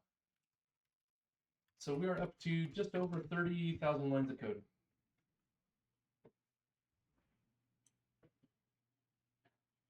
Our lines of code growth slowed for a bit while we were doing more art-based stuff.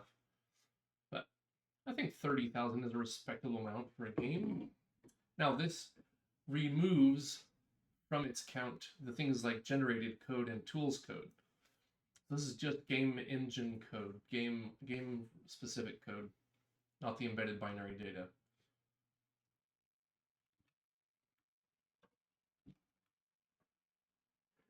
This is only the C++ and not the tool code. Like this EmbedWAVs is not counted. It's only 400 lines of code, so it's not that big of a deal. But the game itself, a little over 30K.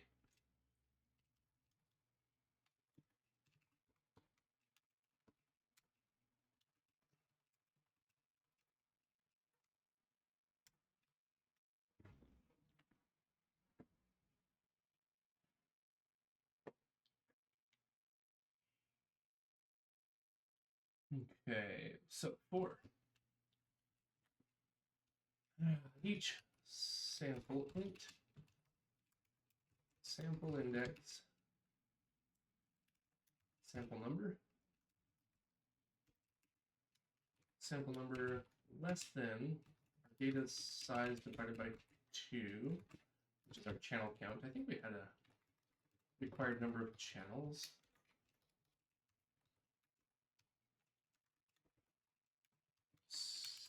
Sample number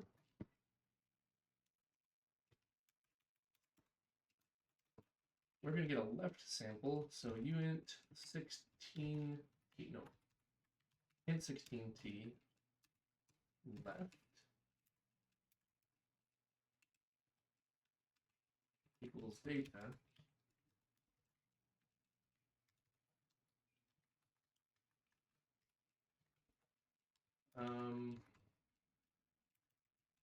Int 16t pointer PCM data equals our data.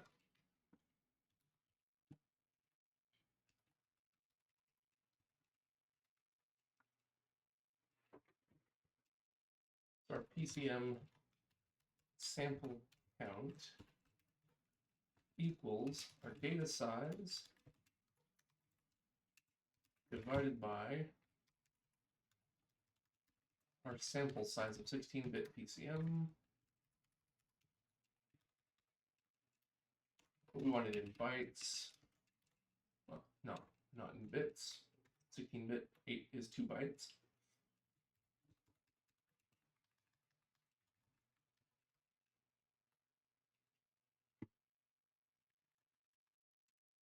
PCM count, sample count, frame count.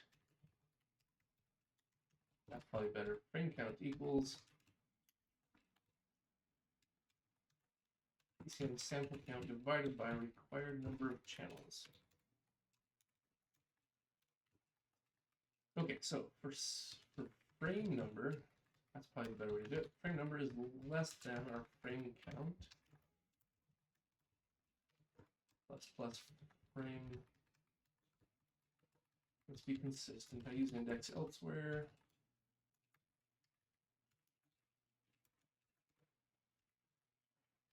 Left equals PCM data at 2 times frame index. Put this into the right location.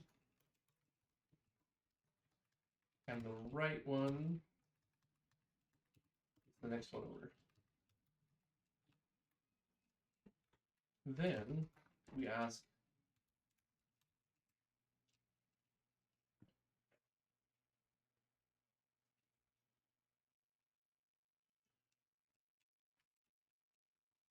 how big is the difference between them? Float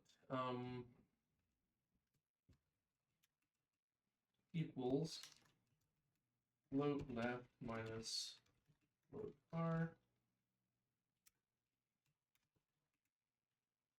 So what we're looking for is a sum of errors squared, right? So this is our error.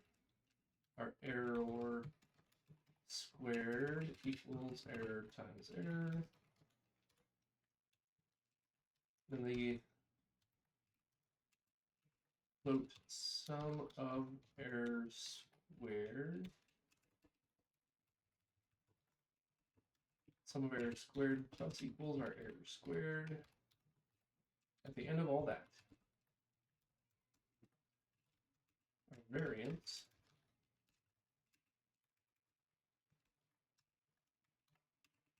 equals the square root of our sum of errors squared.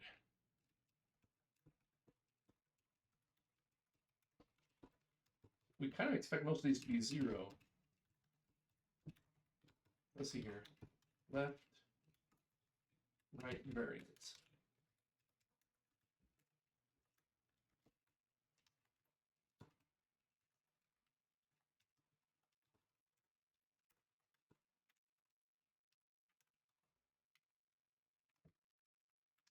I think it's hard. We'll fix that. Square root was not declared. It is now. Okay, now when we run this process,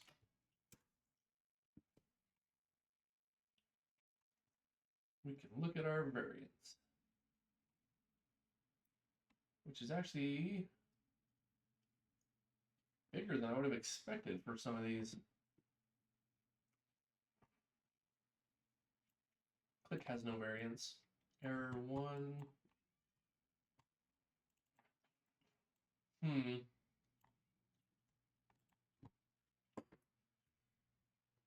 Well, shoot.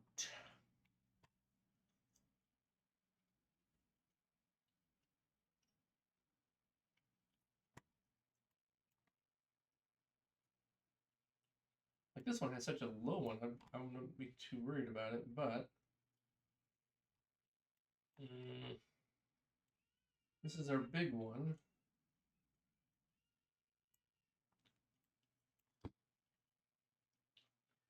Do I go mono-channel?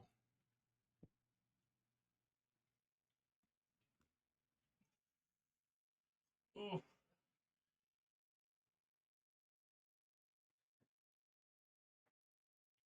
Oh, this variance probably is not that big, actually. Let's go back in here.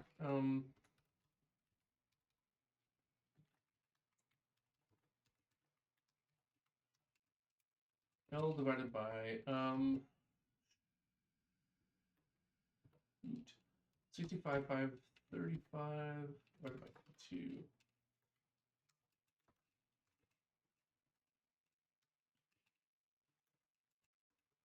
32,757.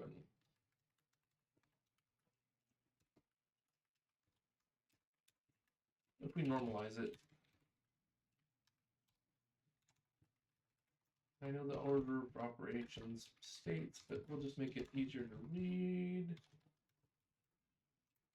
Let's put it as a normalized number.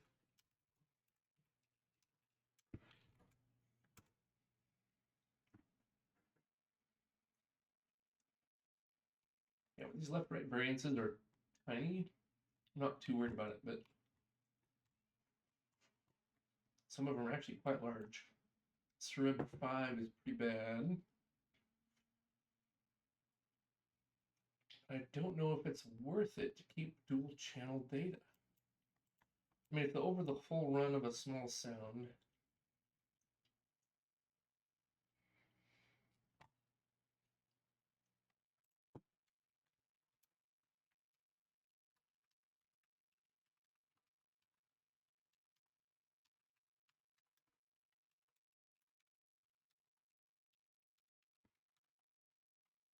left minus right, square it.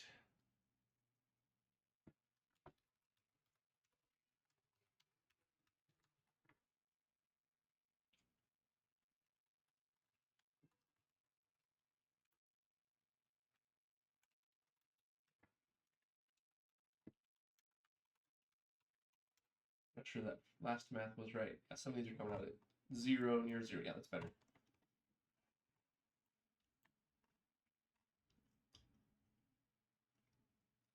A lot of these are not very big. If you have,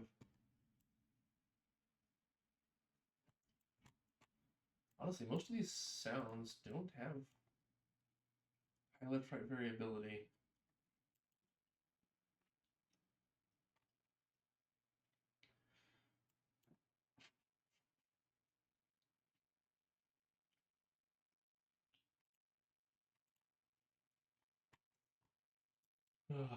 But that one does, especially this one. I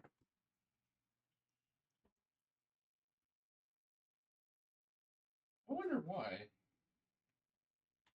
I wonder why that has so much left-right variability. Like this one, I really don't care about that much variability. Oh, divided by samples. That might actually normalize it better.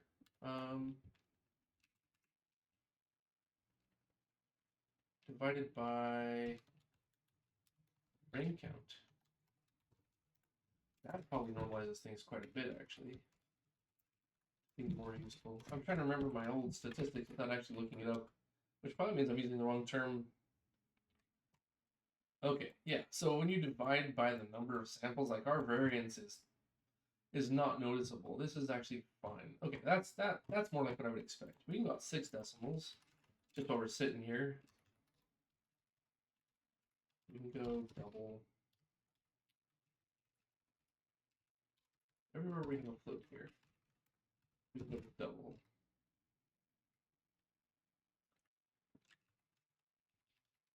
We can go out 9 decimals. Heck.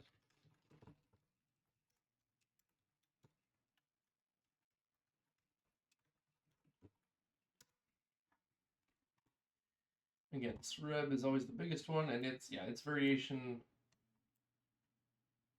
is minuscule between left and right channel. Rhythm, yeah. I don't feel bad about, at all about removing the left-right channel distinction. I think we can keep it. This is parts per 10,000. Nobody's going to notice that. So here's, yeah, part of the magic of the human ear. So I'm actually fine with that. Okay, cool. Therefore,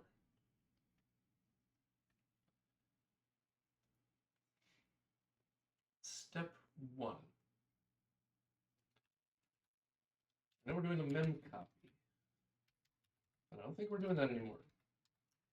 N size divided by 2.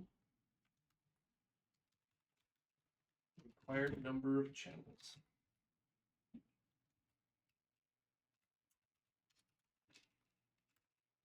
4. Let's see here. Basically this thing again.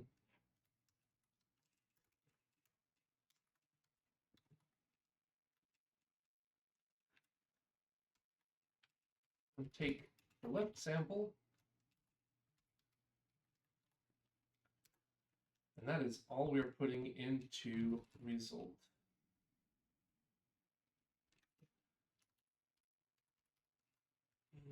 We're gonna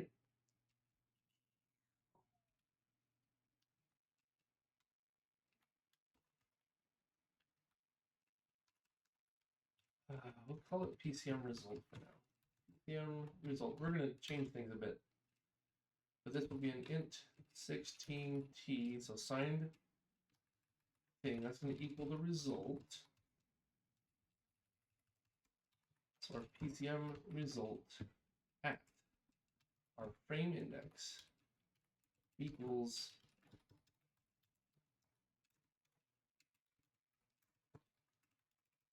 left channel only.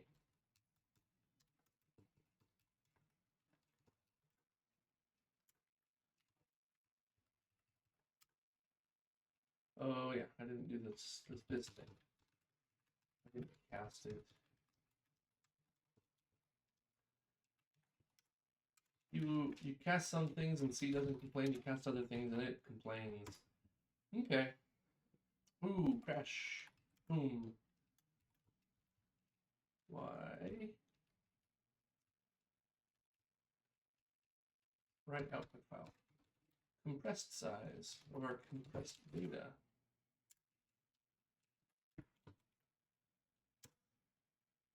Still dying. Shoot. Oh, that compressed is not returning the right thing.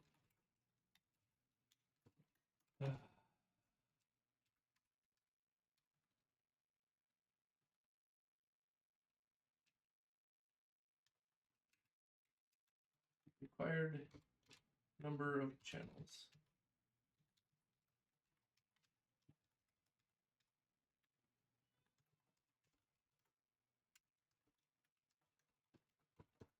There we go. Now we're getting some compression. So there we go, 50%, as predicted. That's not all. Now we get to the fun part.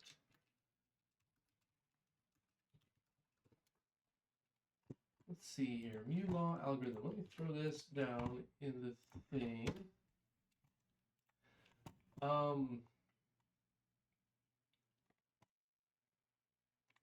Let's go ahead and show this. Always such a pain the first time of the day, but we're gonna come over here. We're gonna say, show me my browser. There it is. We're gonna come over here. Okay. The mu law encoding. So this green line is basically if you don't compress your data, right? A law, I don't think is very good. Mu law is this red one. So you get better and better savings and space without loss of quality. So here is 16-bit linear PCM. This is an example of synthesized speech that was created by a neural vocoder. Well, that's actually kind of terrible, but that's fine. This is an example of synthesized speech that was created by a neural vocoder.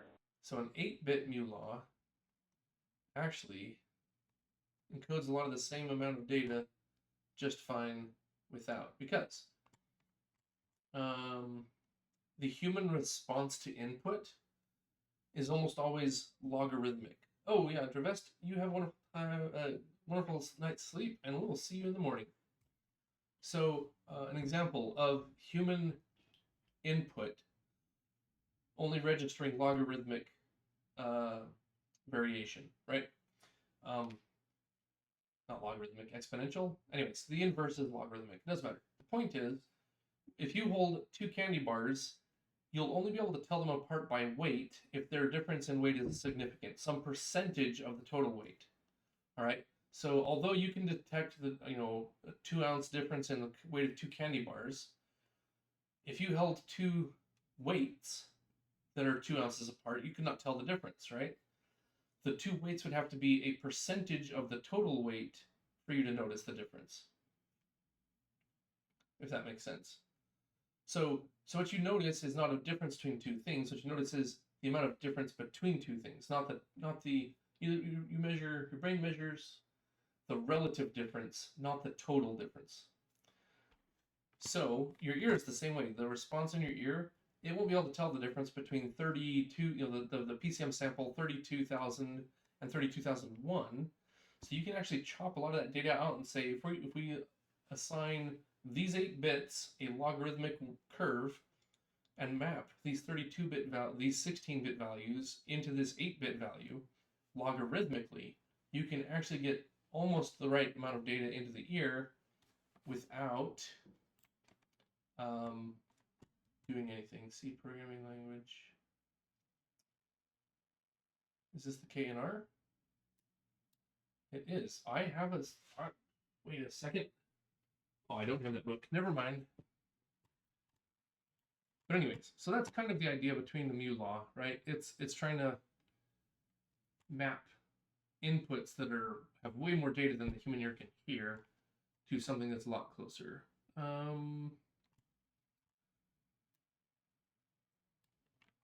So is there an example? C example MuLaw encoding, because there's basically an array you need.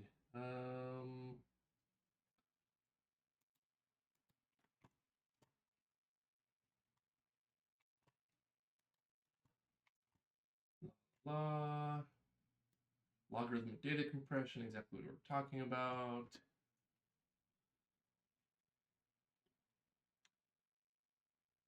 Blah, blah, blah. There's a lookup table. Here we go. Here's a compression table. Oh, I don't want to just, well, we're just going to copy it. It's actually not that bad.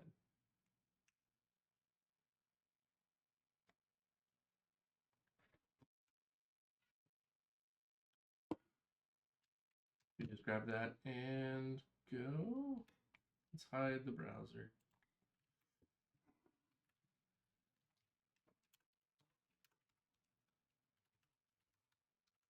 You see, there's our compression table. It's 256 long because we're compressing things into bytes.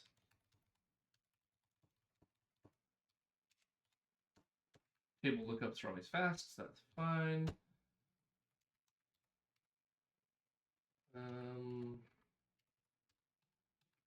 This unit. Oh, wait. Short sample. We're doing signed PCM, not unsigned PCM.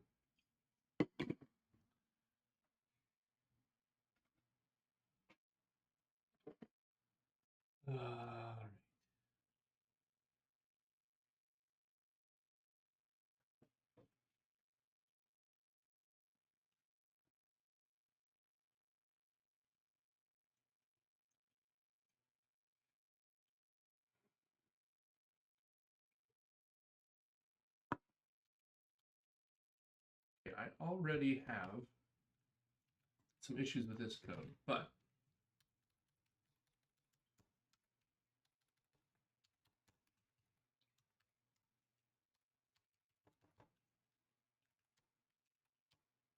don't need to do this bit shift.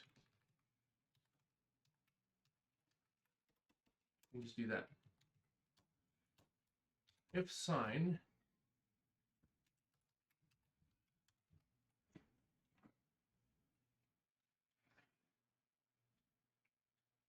oh, I see. Oh, I see.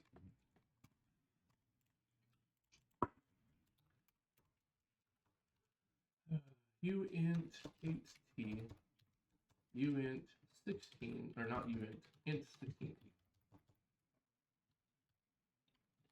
So basically, flip the sample so it's positive. If the sample is less than the clipping amount, we clip it. Short int 16t is the sample plus a correctional bias. Again, because the human error response is not always mathematically correct or normal, we get the mu-log compression table. Our sample bit shifted by 7 and peel off the lower byte. We get a mantissa. So basically, we're treating this as a float. If you want to think of it that way.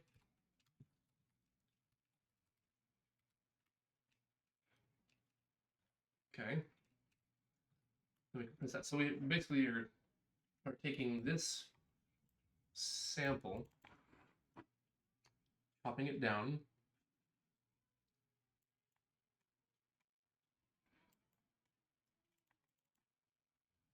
and storing lower byte. We get the exponent is equal to not sine or exponent bit shifted 4 or the mantissa. Yeah, so then you're just putting a mini float together, an 8-bit float, really. We sine exponent bit shifted 4, so you have a 4-bit exponent and a 4-bit mantissa. Then we return it.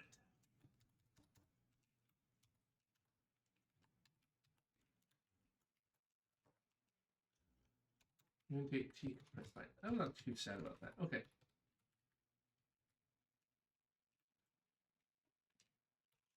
PCM 16-bit to mu-law.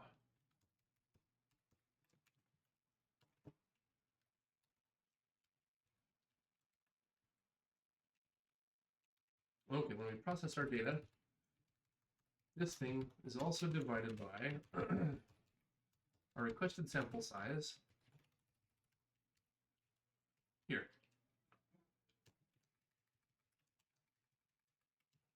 Our compressed size.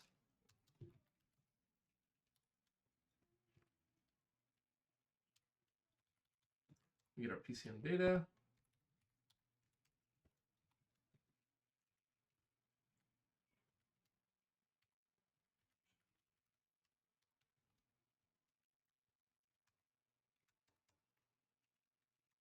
PCM 16-bit to mu-law. That is. PCM result is not a thing anymore, just result.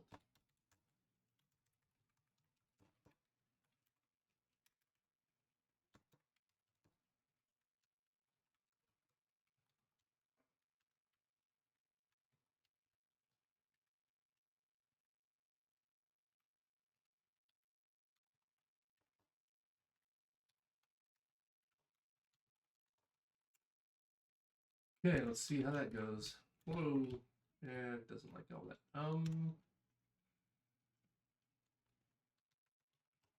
Semicolon. That always helps. Email conversion.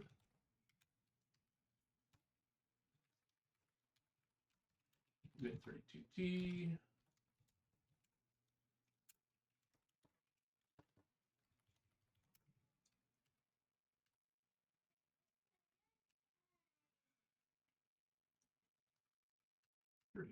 That should be an 8.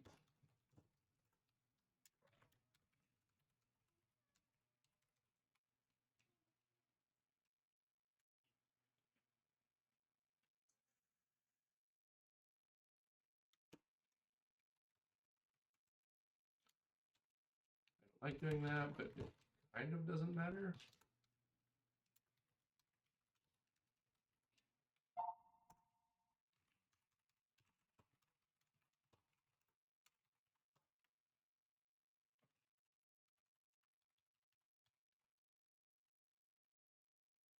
request size. We are dealing with a pointer PCM result. It's not a thing anymore. We need to put comment around that. Boom, there we go. All right. Boom. All right. 25% compression ratio. So let's look at source word count -l sound warehouse.h.cpp. There we go. We're just about at the 1 million line mark. Now the problem is we need to go back. So our sound library right now does not deal with new law. So just because we're outputting it does not mean our program is processing it. So that's the next step. Let's go to journal. We are reporting that single mu law audio storage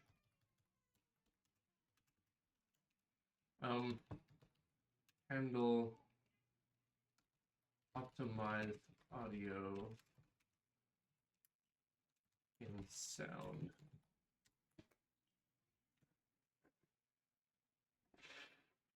Trim zero data at ends. That's like a manual thing. I really don't want to do that now.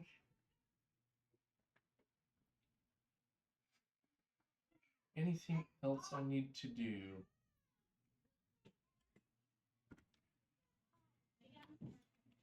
We do need to go the other way.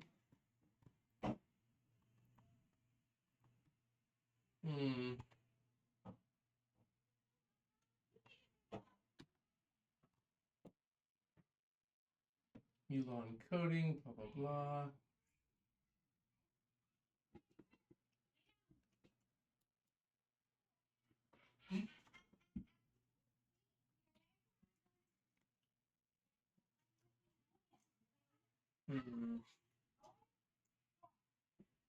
Lossless audio compression. Linear predictive coding.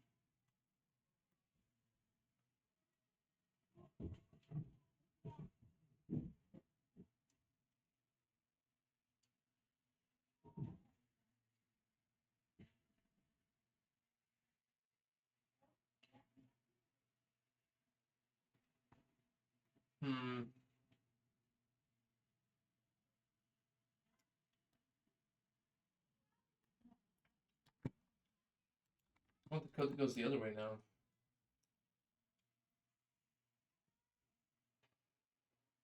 Decompression, there we are. So using that same exact web page.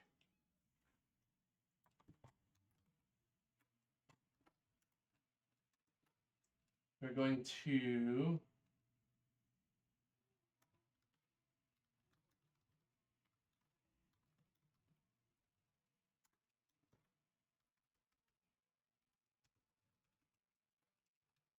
decompress new law sample.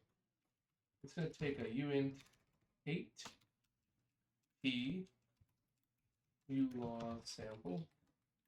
That's going to become an int 16 t.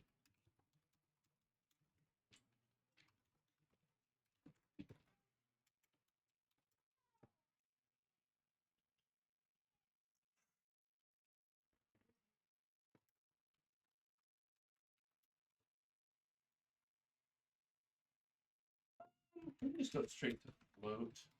That's what we're passing in the end anyways, so why go through that step? Float.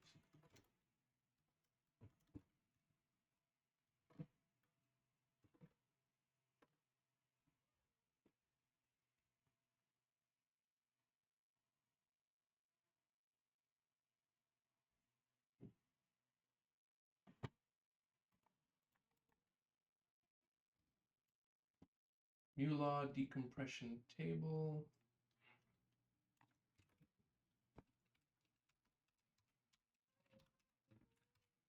Which does not need to be fancy at all.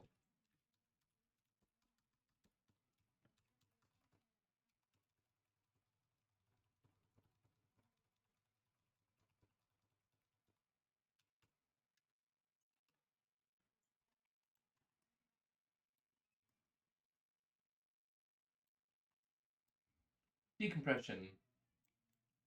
Reverse the algorithm, more efficient method exists. Consider for a moment the fact that the A-law and U-law both take 16-bit and crunch down to 8-bit value. The reverse is take an 8-bit value, turn it into a 16-bit value in the graphics world. Blah, blah, blah. These piles will be smaller than their 24-bit, 32-bit cousins. We only represent 16-bit values. Blah, blah, blah. Static lookup tables do the reverse conversion from A-law and U-law. Your compressed sample back to the raw, you just use your compressed sample, yeah.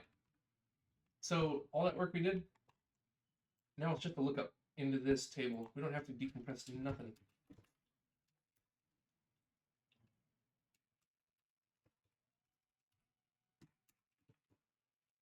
Which is one of the reasons we like mu-law encoding. It's so fast to decode, because it doesn't do anything.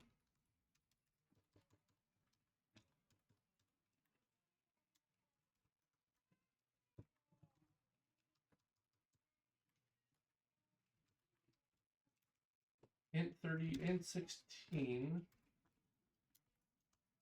Oh, we could. We're not gonna.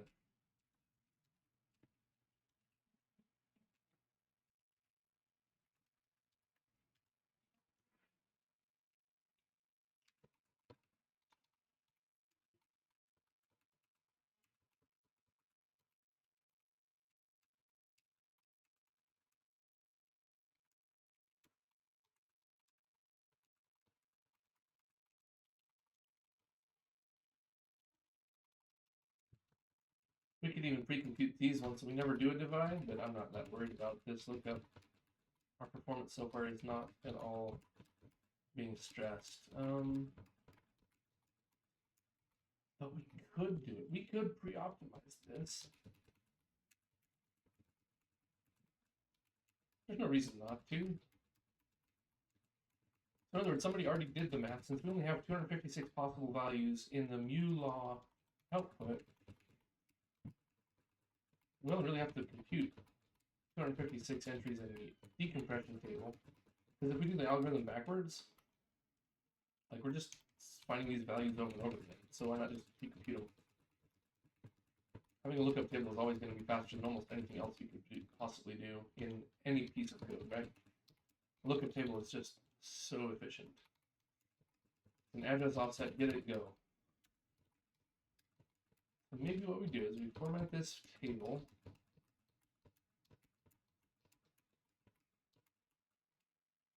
And then another thing we can do is run this table through like a simple Python script and get all the floating point representations of this. There we go. There's our table. Which we can put this line in.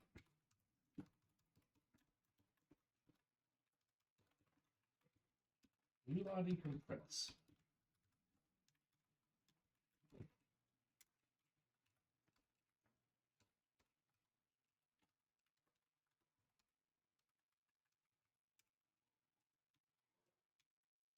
Easy enough. Let's go ahead and just skip this. Let's just go straight to float. Normalized float. It makes our program a tiny bit bigger by 256 times 2 bytes. So half a kilobyte. Not too worried about that. We'll keep this table around like this, but we're going to comment it out. Then we're going to just do some really quick Python or something.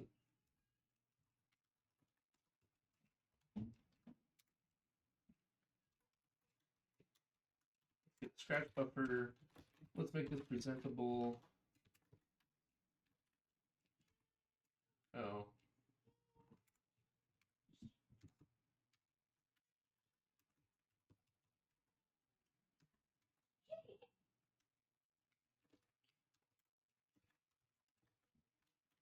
Like this Pythonized.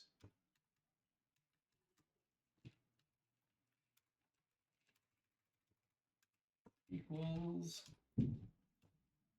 this thing.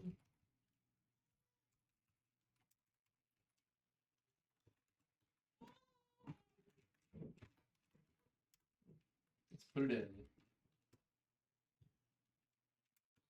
Length of new log decompress is 256, and let's just go ahead and get the first value of that. 0 is that. Okay.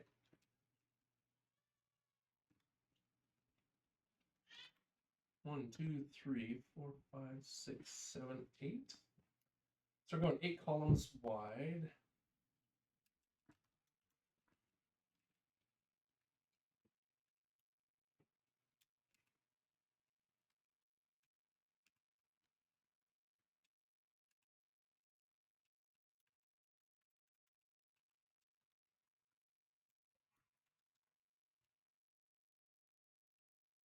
Eight wide.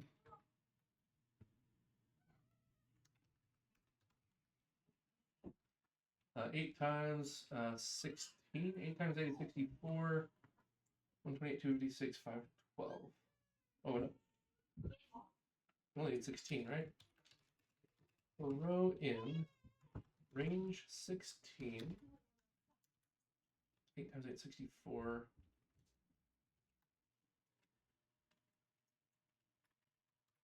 Thirty-two rows. Or column in range 8. 8 times 32. I think.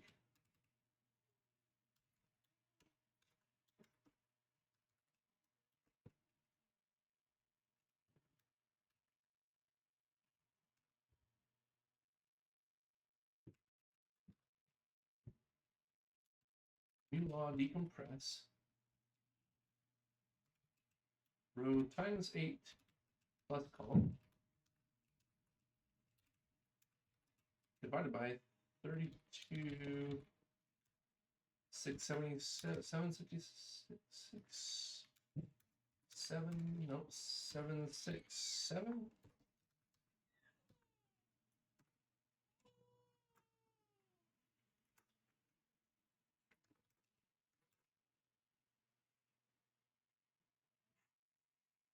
There's all the values, but I don't like the way that they're presented, but it's fine. In fact, we can just simplify this. Entry in range 256.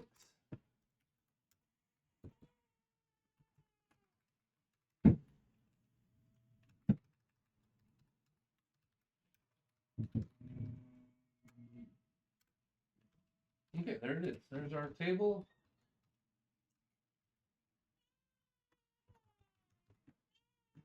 Boom. Now we go to sound.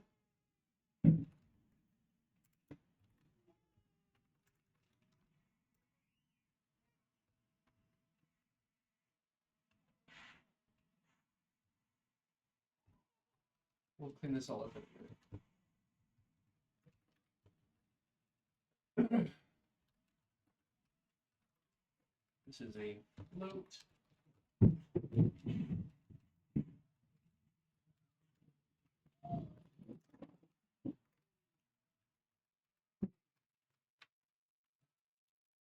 Right. Now, comma,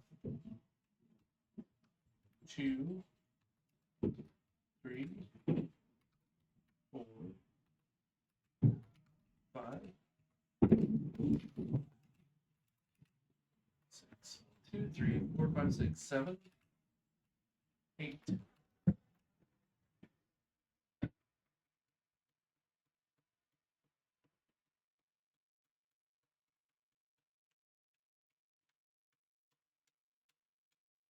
Whoop, whoop, whoop. Doing that one. Oops. One too many. There.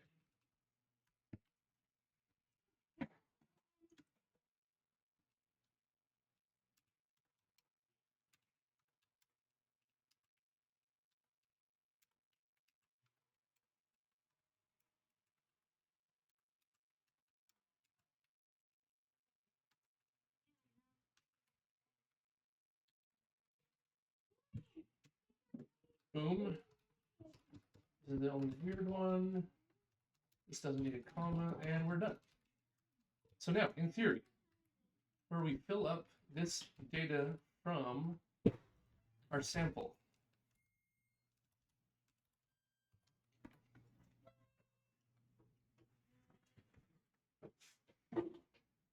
Our left value, right value are going to be identical. So we'll do something like RB equals LV.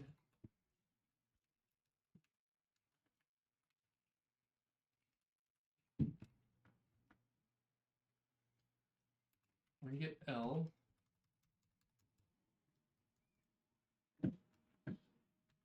So it's not going to be PCM data anymore. That's awkward. Okay. We're going to use mu, let's see here. Sound mu law decompress this value.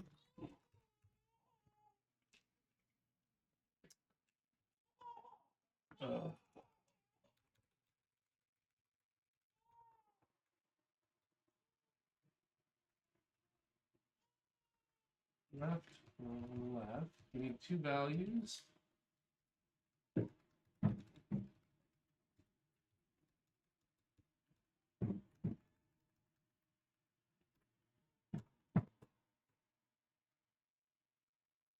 Compute our left value.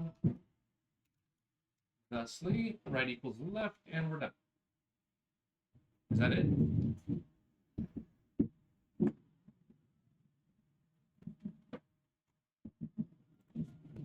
You don't need a right offset.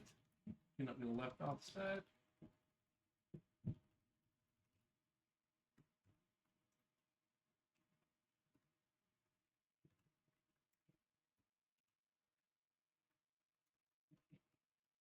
Plus plus. So that's one piece of this.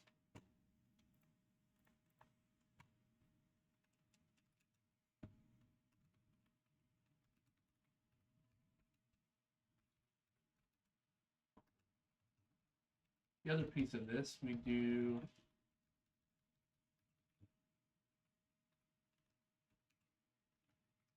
basically left value data point to PCM sample offset plus plus.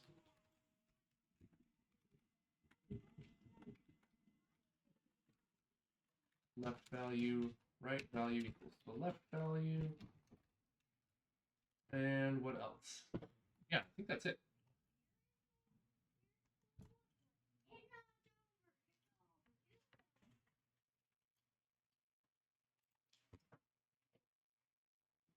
In theory, this moves me through my audio, one byte at a time, left equals right, and it's mu law decompressed by table lookup, which means it's going to be screaming fast. This is actually going to be a lot faster than this. Multiple divisions and such. Okay.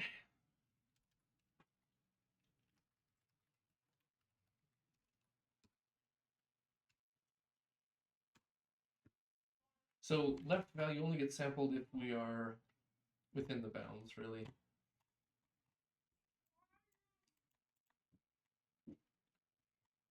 Because I think left value defaults to 0, and so does right value. Perfect. Done.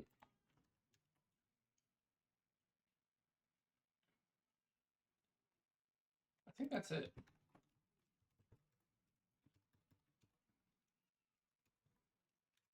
Dash K, tidy, and debug.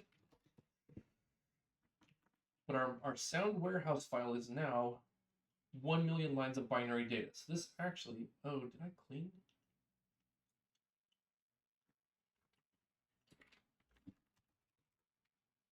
It said tidy. Darn it.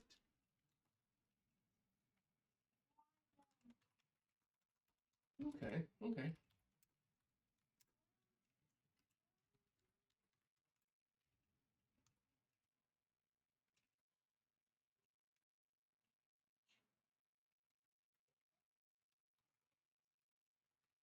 Static response float. That's my bad.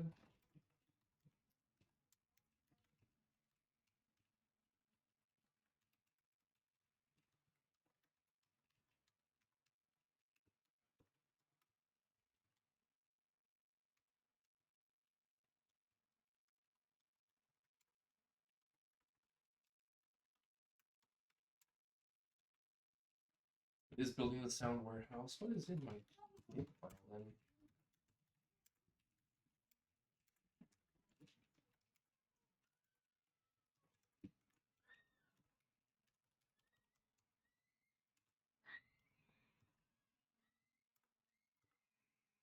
So that did not take anywhere near as long. File our sound file. Like I said, we're down to just over 1 million lines of binary data now.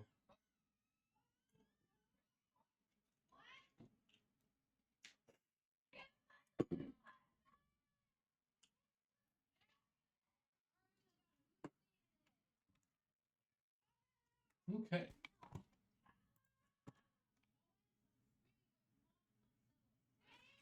All right, I gotta go tell my kids to be quiet. So just a moment, I'll be right back.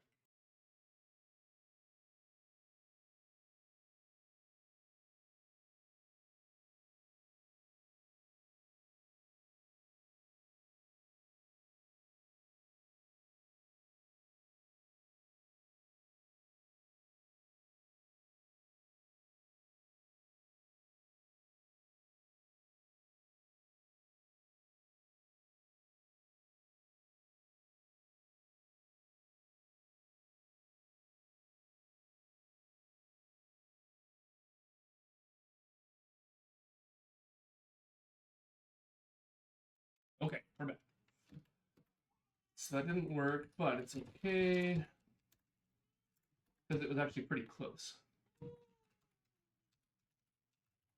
Oh, I put the word static in here. That's a little silly.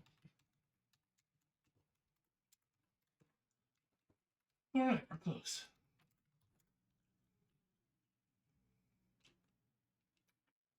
Oh, actually, are declaring this here at all? We don't need to. This can just.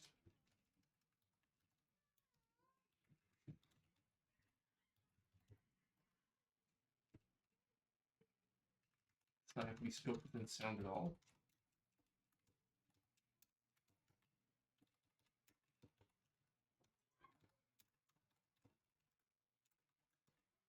There we go.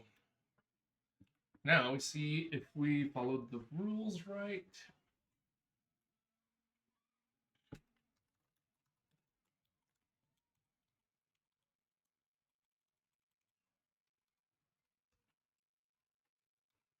Source builds debug.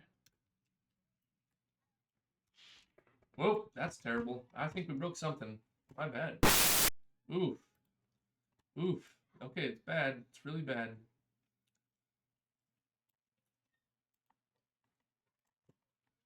So sorry about the headphones.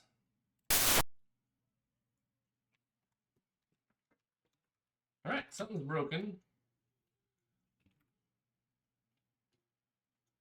And we have to figure out what. Oddly, this is the least likely to be the problem. It's not that odd.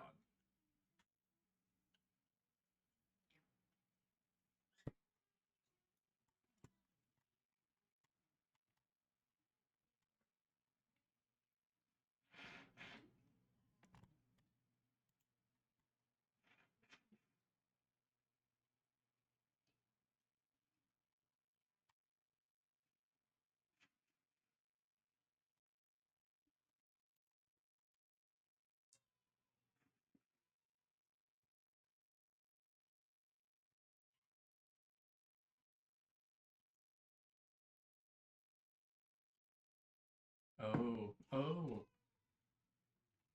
Well, first of all, PCM data is this.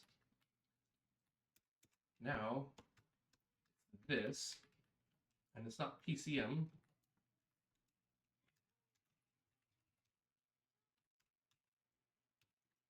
1, 2, 3.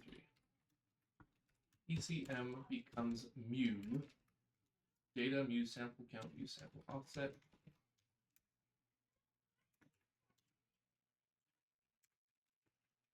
All right, sample. Ooh, not that one. Yes, no, no, no, no, no, no. Yes, yes, yes. No, yes. No, no, no, no. We're not changing that stuff. We're changing this stuff, though.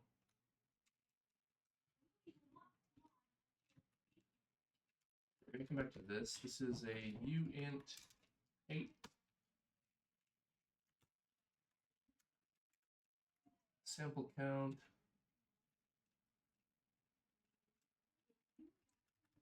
The size is not divided by 2. 8-bit new law.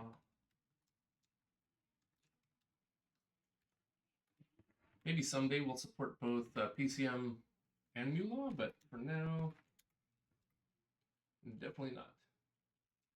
Oh. Set duration. We do not divide our sample count anymore. Left channel only. Max samples not divided by 2 anymore.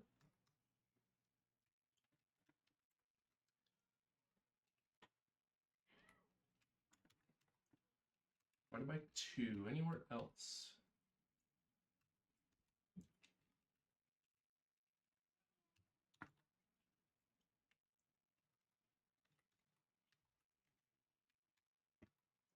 Anywhere else that I need to worry about. Channel count. Sure, it can have to get the float fine. That all actually is fine. Interpolation methods, not very good. Okay. Right, so we're going to try this, and hopefully we don't blow out any headphones. I will warn you this time. Just because I have to suffer doesn't mean you do.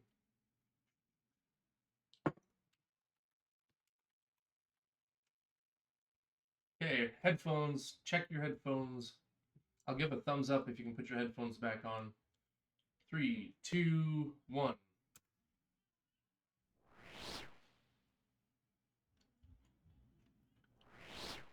That does not sound good, but at least it's not blowing out the headphones, so you can put your headphones back on, I guess. That doesn't sound very good, does it?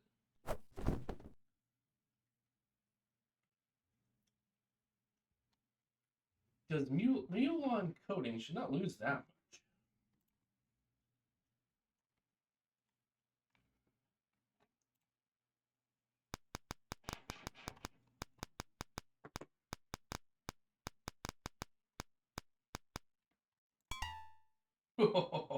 That sounded terrible. I did not think Mule would be quite so bad as it is. That's really bad. It's kind of unusable.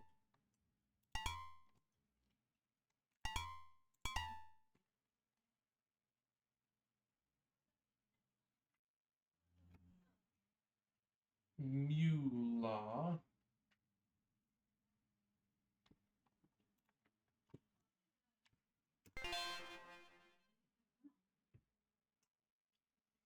That's not good. Mula is not working out for me here. So, did I fail something else?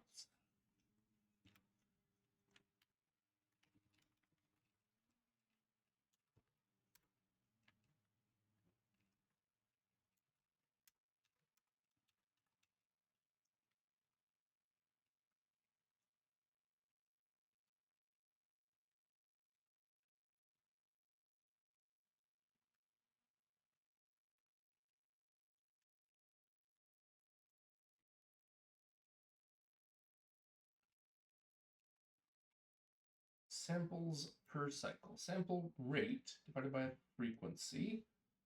Frame.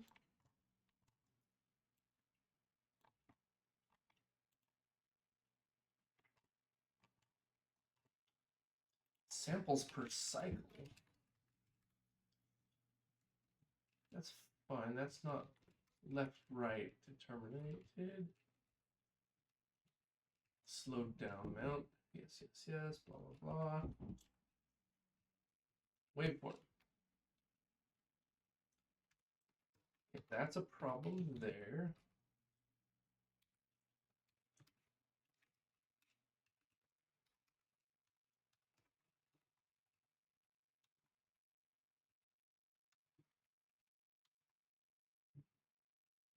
t interpolate increment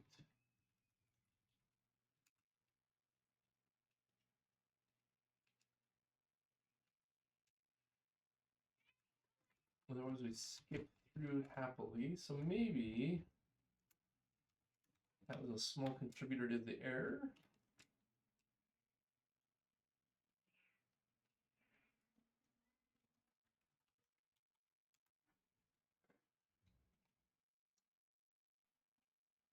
It still doesn't sound good.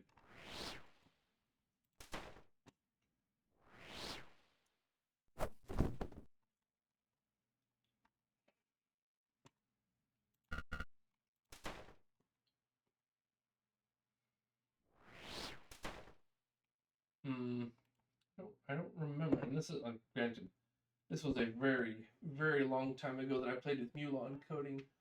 I don't remember it being this bad. So maybe it's, maybe it just is that bad. Sheesh.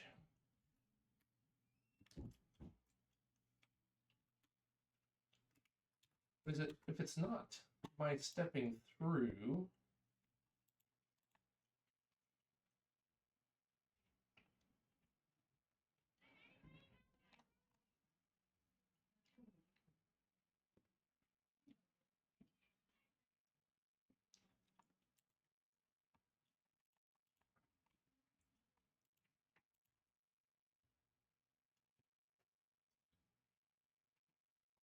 what is this samples per sample?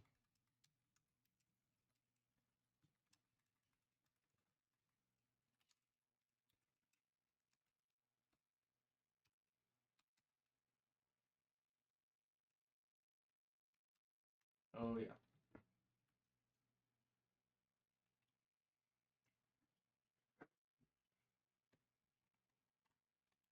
This is for interpolation.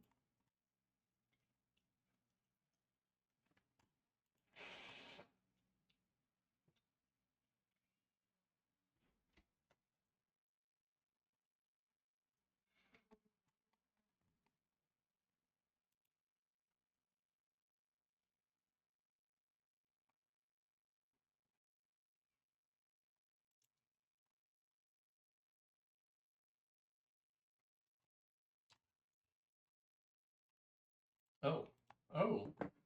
Well, that's if it's slowed down, which we wouldn't hear right now anyways.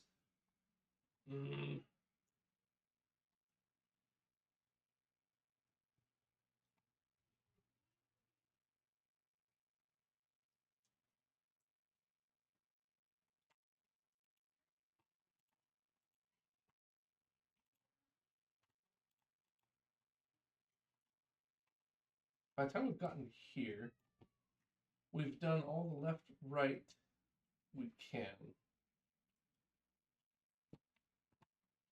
Everything else doesn't matter from here.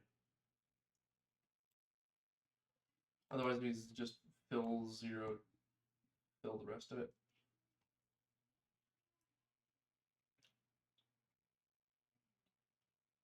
I don't see a particular error on this side. So is mu-law just really that bad? Do I really not want to go down the mu-law road that bad? Oh man.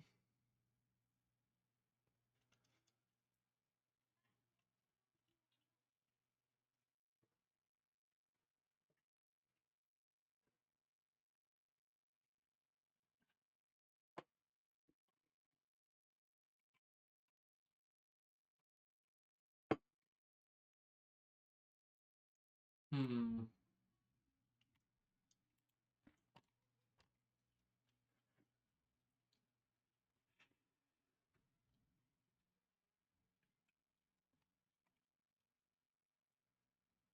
It preserves some of the dynamic range.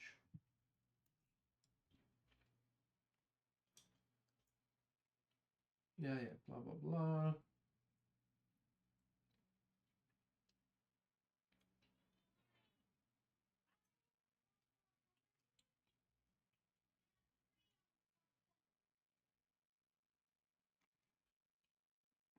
Is there an error in the code that I copy pasted?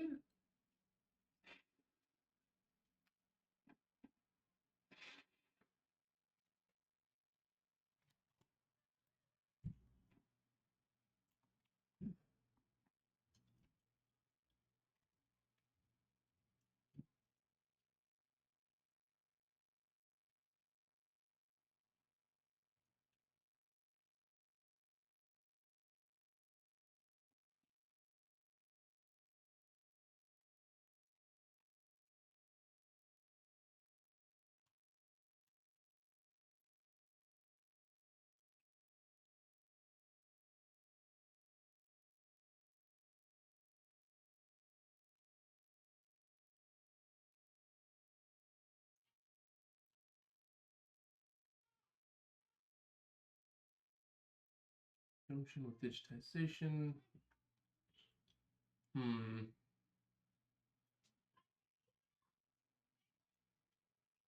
Critical bands. Yeah, I don't really.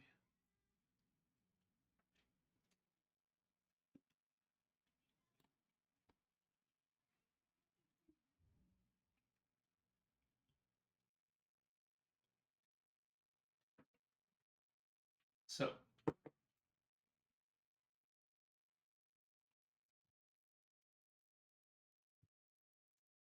I have example values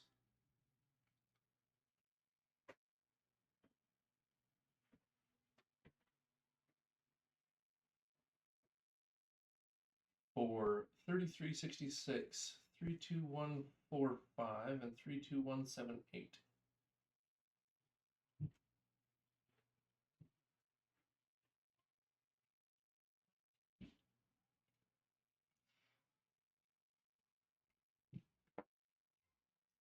Let's see if I can capture those.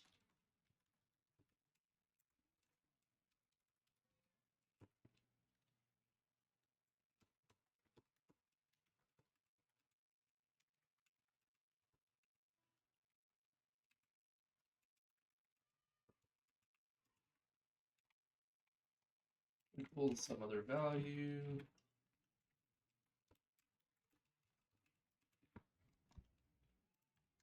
This value.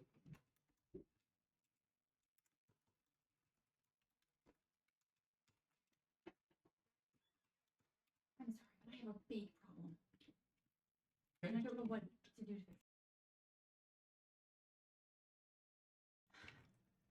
Okay, just a moment. I have to go check this out just a minute. it. I have a huge problem right now. Not right now, please. Hold on. All right, be right back.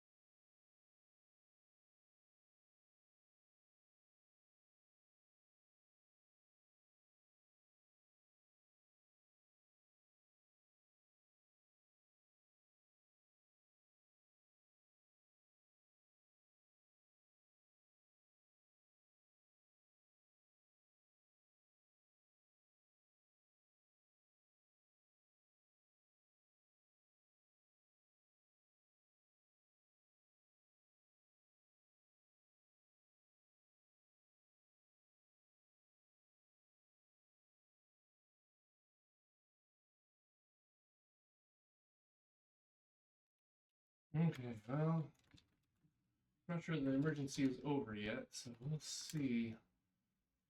We're gonna do it this way.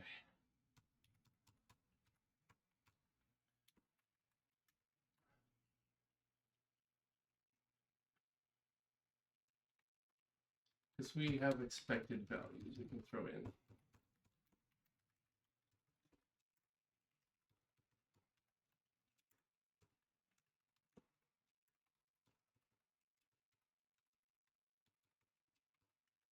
Here's what we've got, here's what we expected.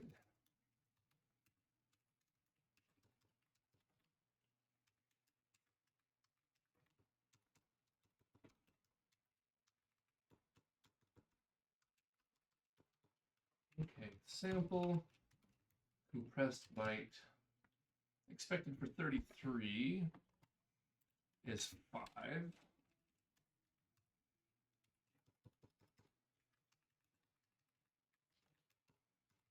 I believe this one was 9 for 66. 127, 127.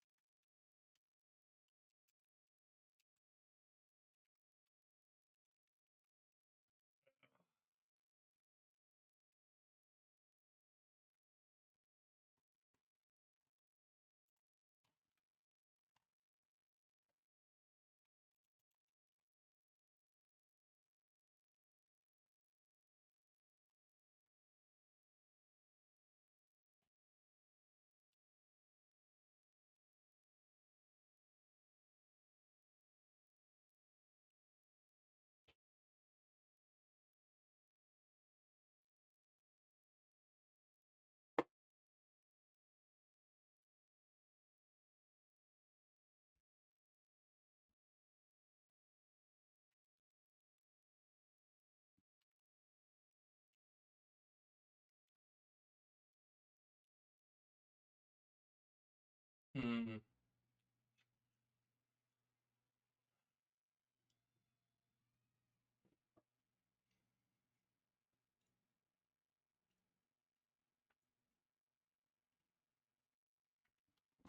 Hmm.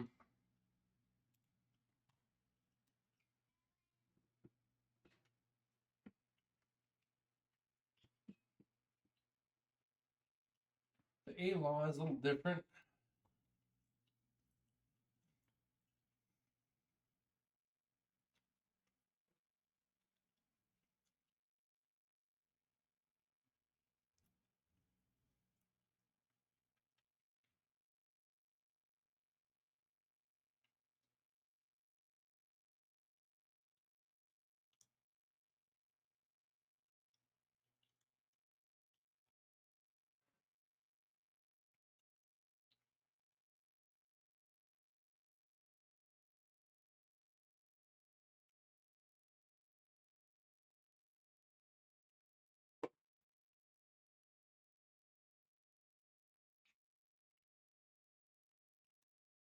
Hmm.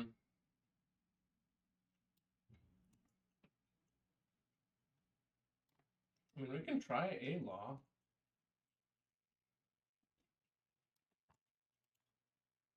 Should we try A law? We can try A law.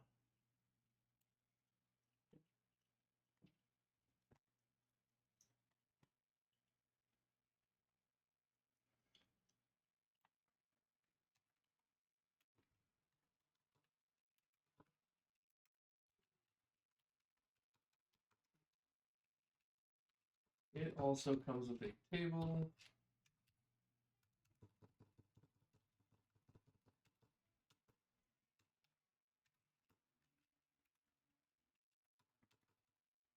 Right.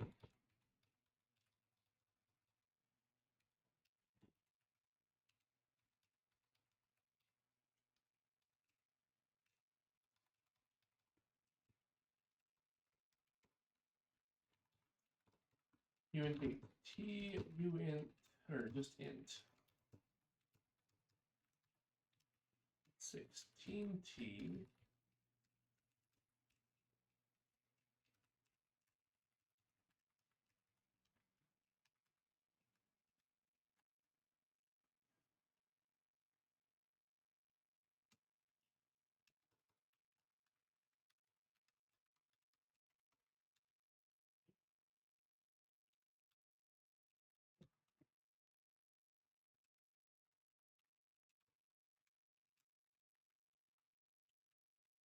flip.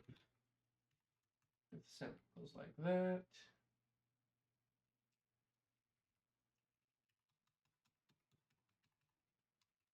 Let's do that.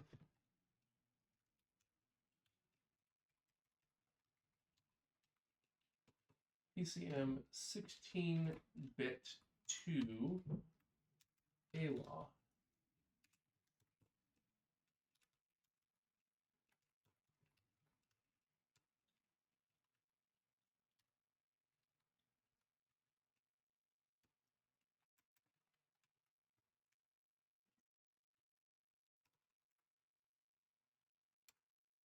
Will be an ALAW compression now.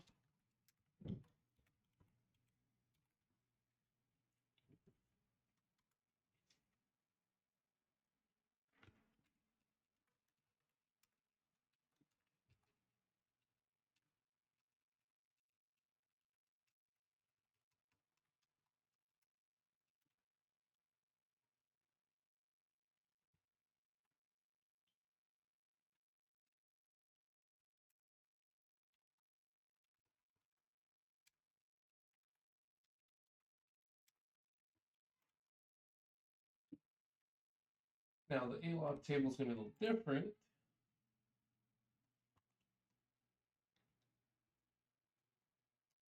So if we go get our ALOG table,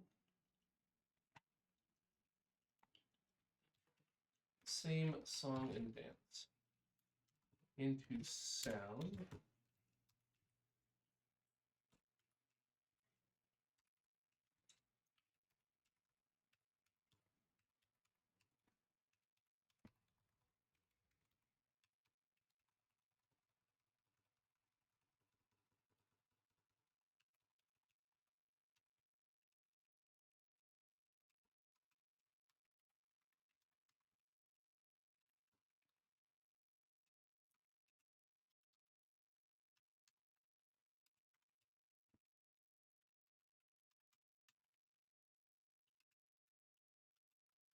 Right now we're going to grab all this, we're going to put it in our scratch buffer.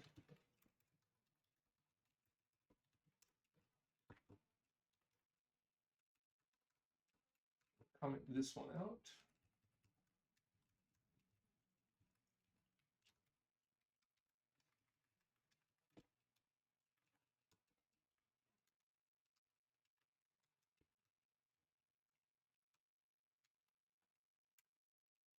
Okay.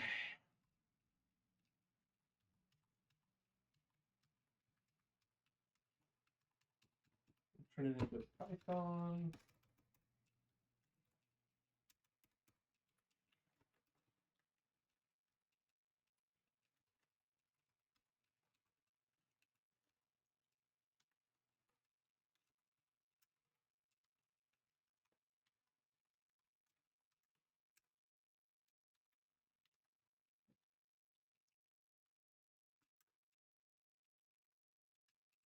For entry in a law decompress table,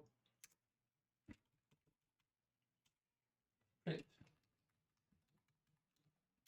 a law decompress table, or let's see, entry divided by this.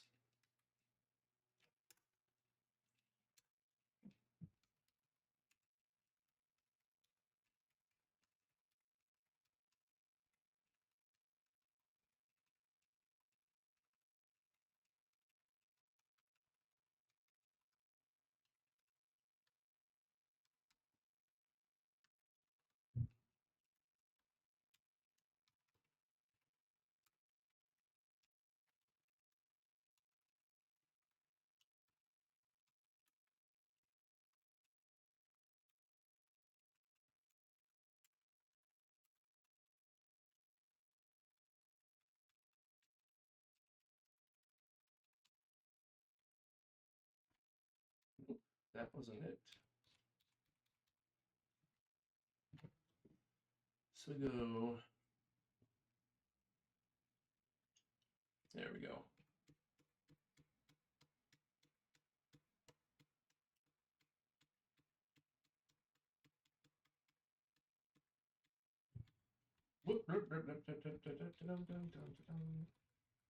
Oh, yeah, that's not good.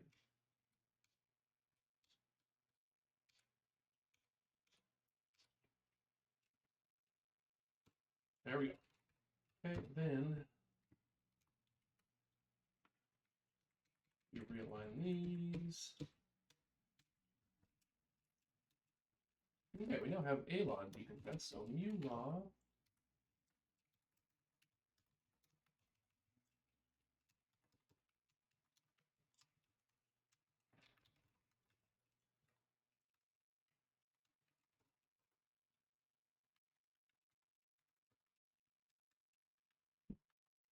A tidy debug.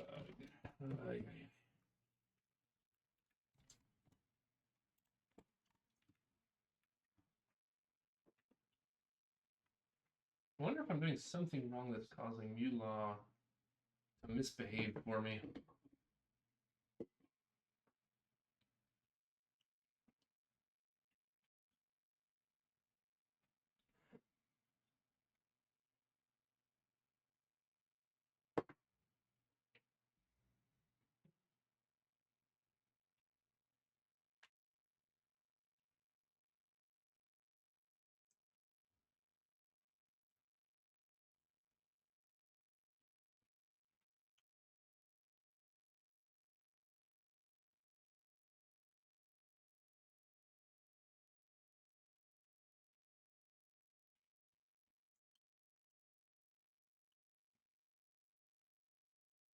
Could store each sample as a float. I don't really like that.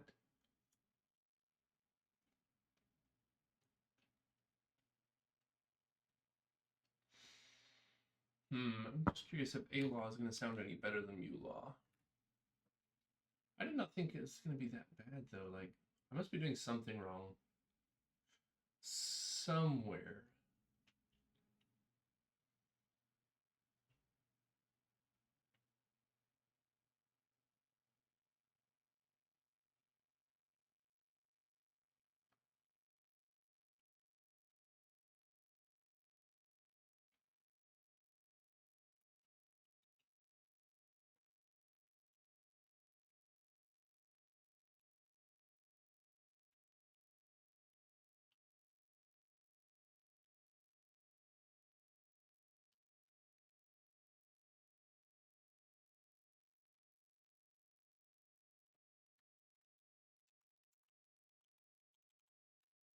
Okay, headphones warning.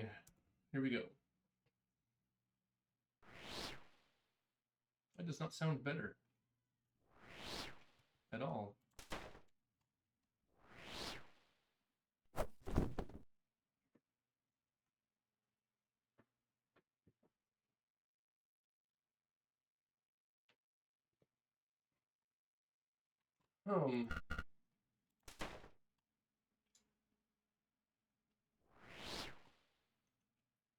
What has, oh, let's go to something where there's music.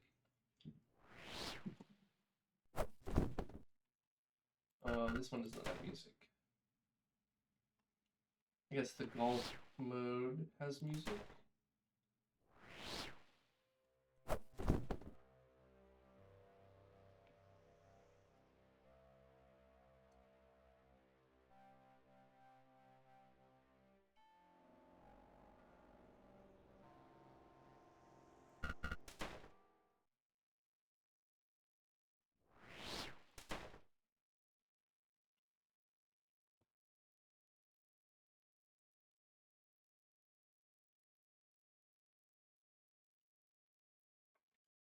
Hmm.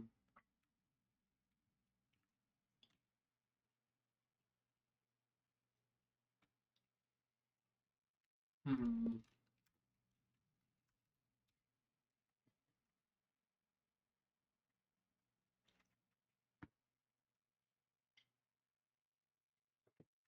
let's go to EmbedWAVs. Let's put this back in new law.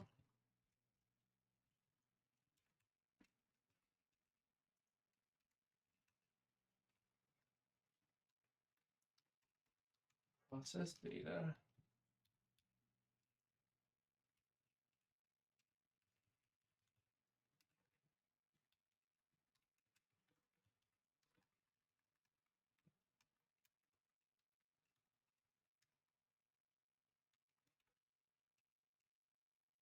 Go back to mu law. Let's just run mu law over a couple values here.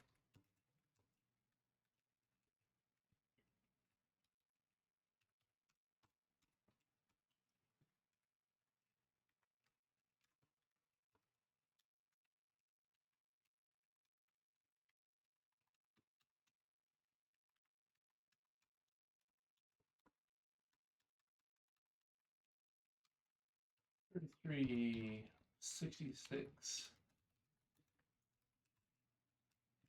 32145, 32178.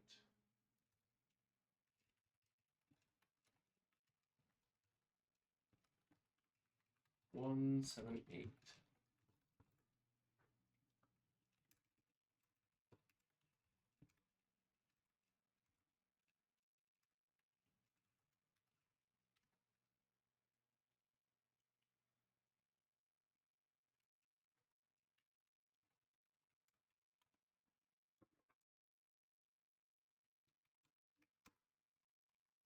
Okay, we should see those 4 samples written out right here.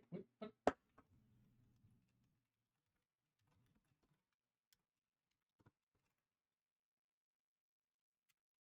EmbedWAVs.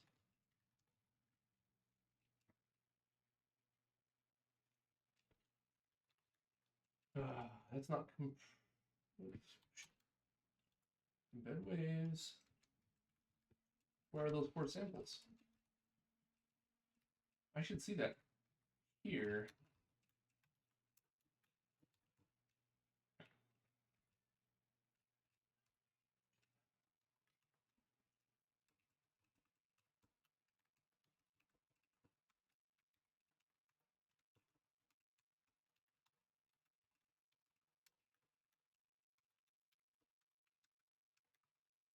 Suppress. Code elimination. Whatever.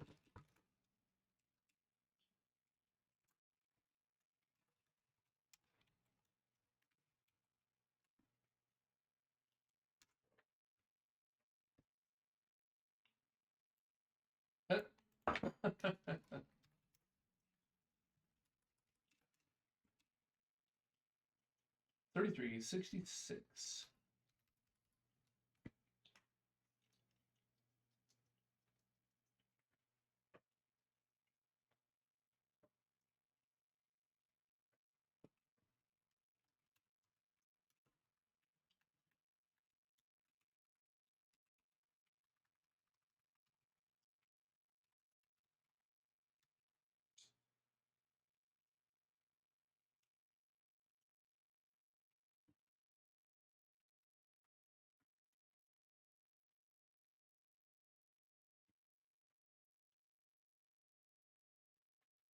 We are taking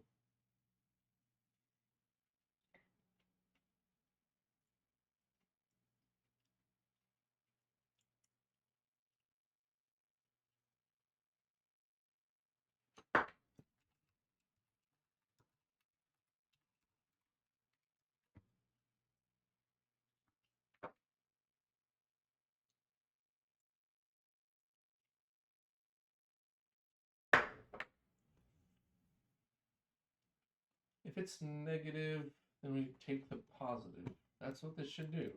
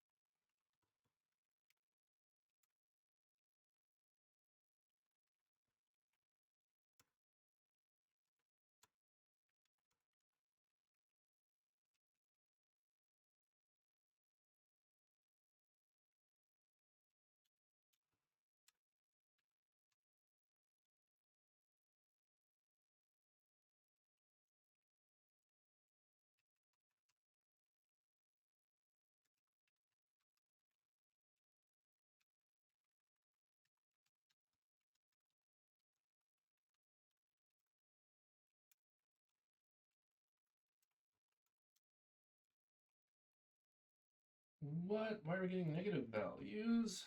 That's awkward.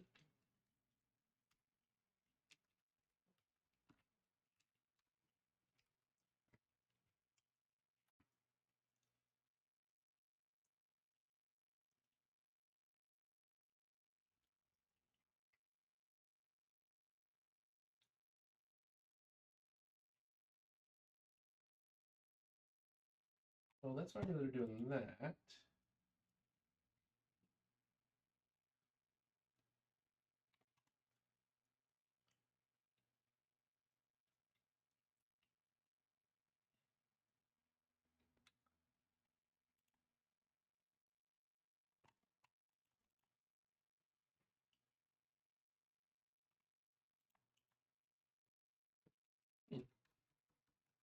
Compressed value.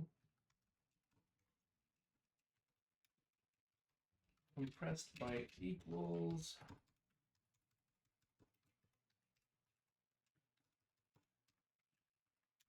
compressed value, compressed value.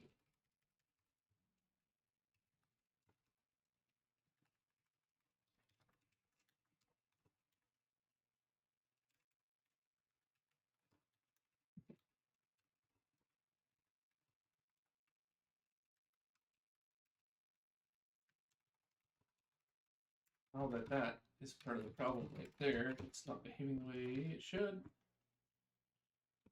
Yeah, these should be positive 5. Those are 9.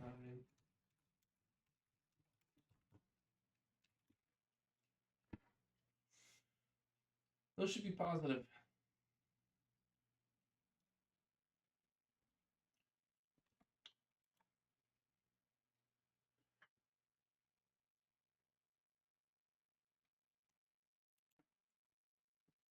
We just go straight to U into T.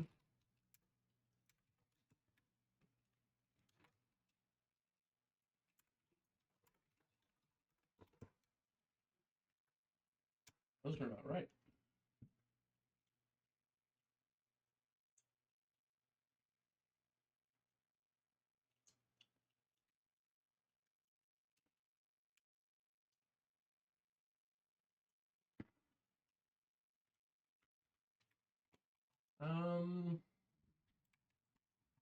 All right, mu law, what's going on here?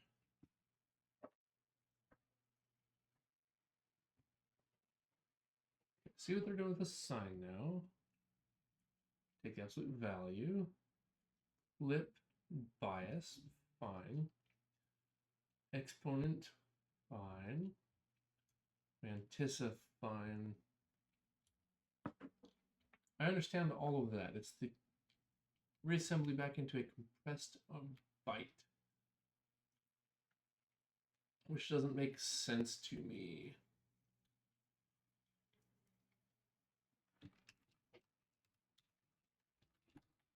Don't do that. The Mantissa is only 3.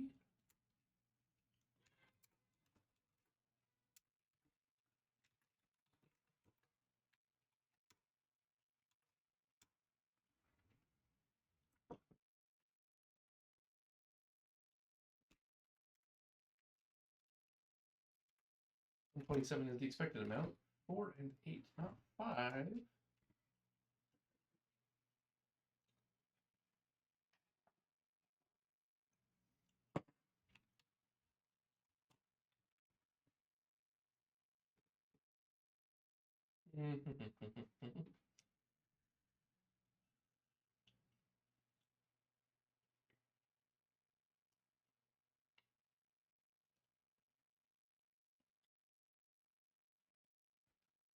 Is that just going to be good enough?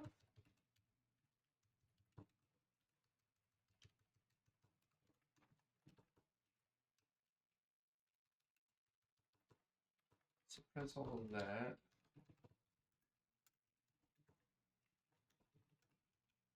So I can explain some of where our stuff is weird.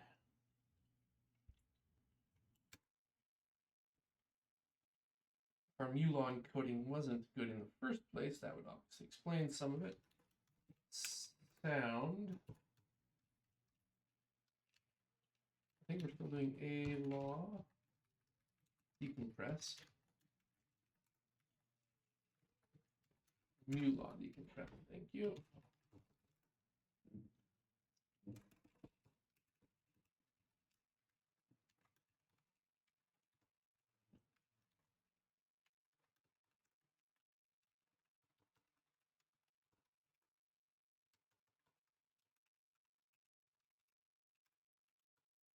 Okay, we'll see what we can see.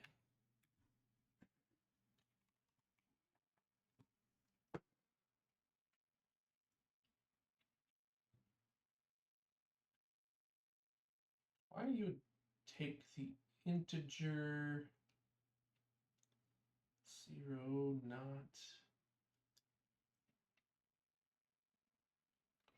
Yeah, I'm not sure about some of that stuff. Okay, we shouldn't be sitting on Sound Warehouse for too long. But it is rebuilding, which is a good sign.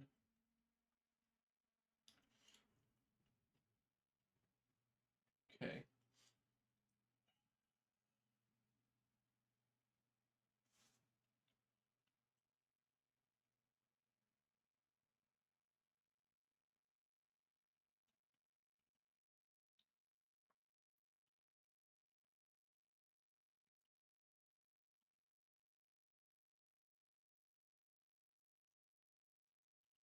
I wonder how old that website is.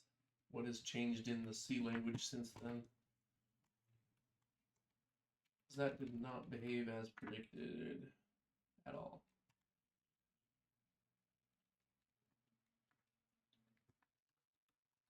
Parts of it were close. Let's try this again.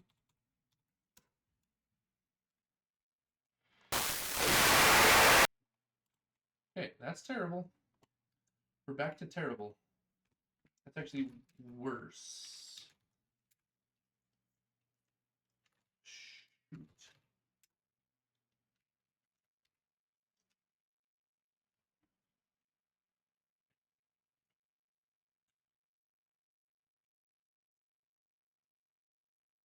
Mm-hmm.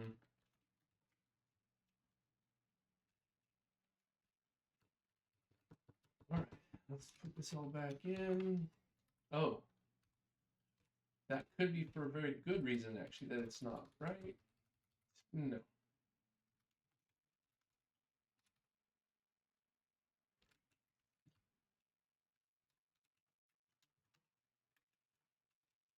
Mu law encoding example.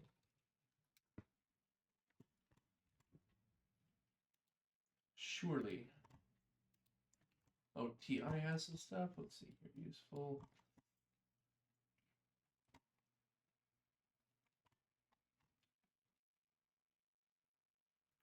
Cisco systems, mu law, blah, blah, blah.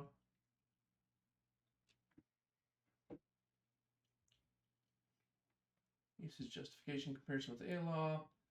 Mu law provides a slightly larger dynamic range than A law at the cost of worse proportional distortions for small signals. By convention, A law is used for international connection if at least one country uses it.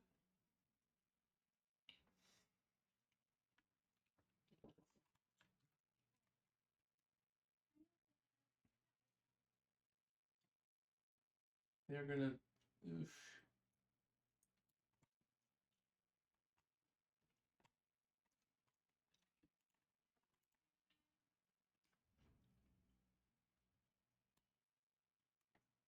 So I'm just gonna scan through here real quick. PCM, compending down to mu law, sign, biased input values, compressed code word, A law compending,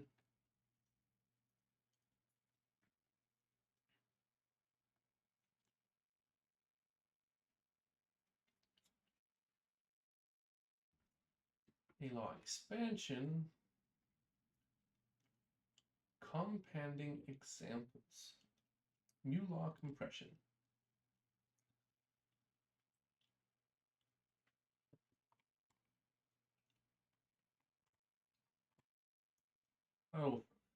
markup's sake.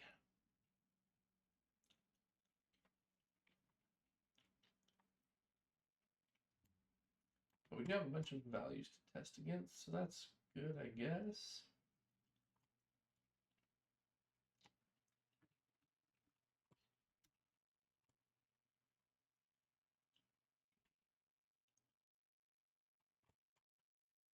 All right, let's try a whole bunch of these values then.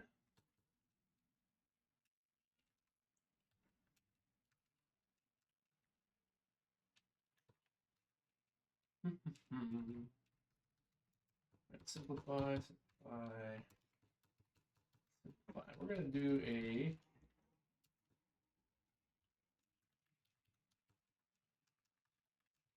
test. PCM 16-bit 2 mu law.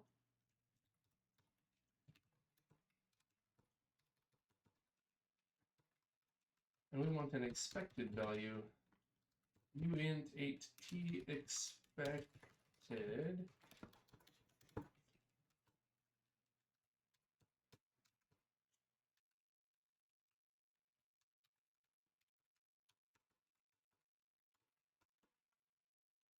Let's see here. U int 8t result. Oh, I guess it's going to be a void. We don't actually care what the return value is, right?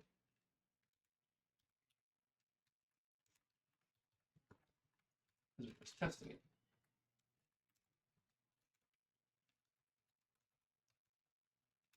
PCM 16-bit to mu law or sample if result is not equal to expected, then we can just log it. Here was what our sample is, here's what our result is, and here's what we expected. Not equal to, I mean, we can even log the expected ones, right?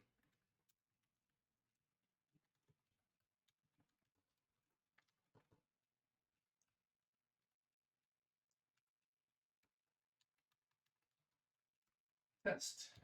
PCM 16-bit law. 33 should be 5, should be 9, should be 127, should be 127.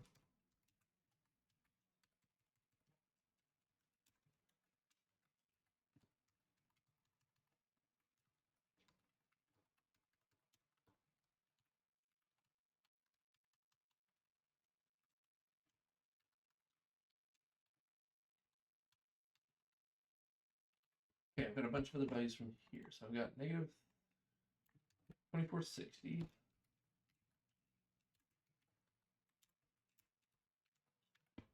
Which should kick out E3.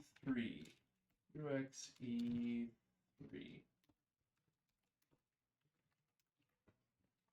Negative 1505. Should kick out D8.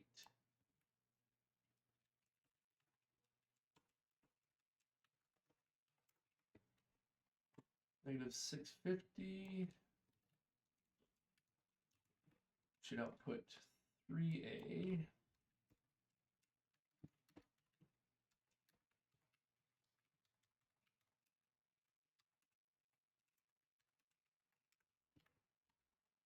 Negative 338 should output B7. Oh, C. Uh-oh. B8. C5. Oh. Yeah, C5. This is C5. This is B7. So I'm getting these test values out of this guy.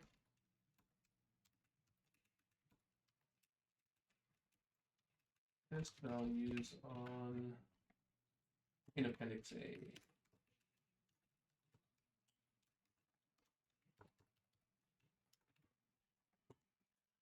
Negative 90.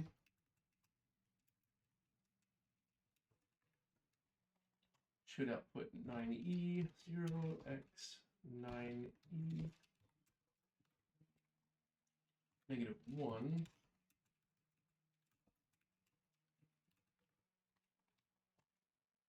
should output 810x81. 102 should output 20. 169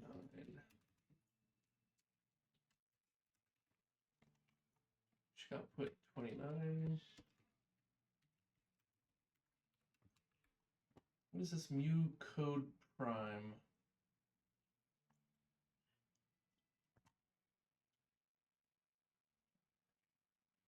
I don't know. It's the mu law inverse or something?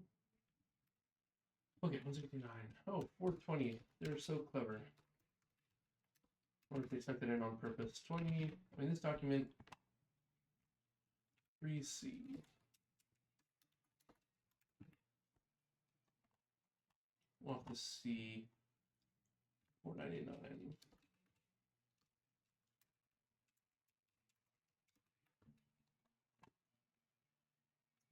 OX40. 980.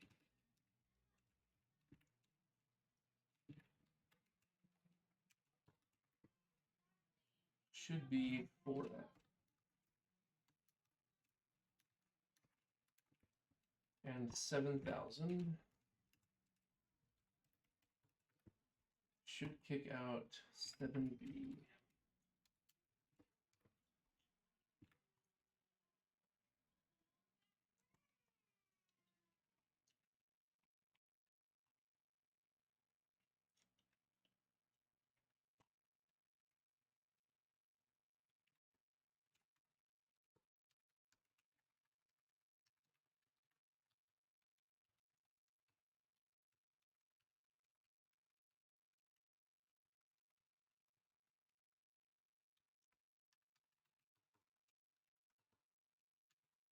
Okay, just those, got these ones, which we are going to grab from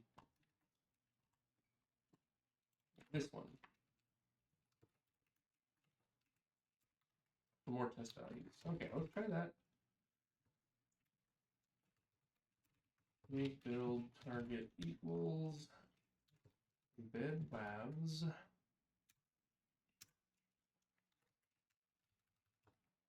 In the argument, so that's right.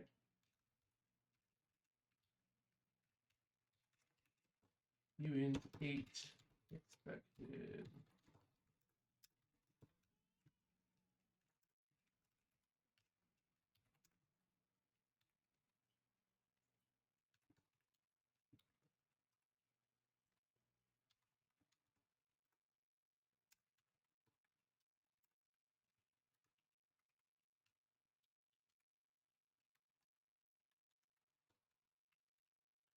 This is what I was told before. Int tilde. That's what was there before. None of these are equal. None of these are right. None of these are close. Not even a little bit. Okay. So if we go back to what I was doing, where I wasn't flipping this based on a sign byte, does that work any better? It's closer. Those ones are correct. These ones are all not.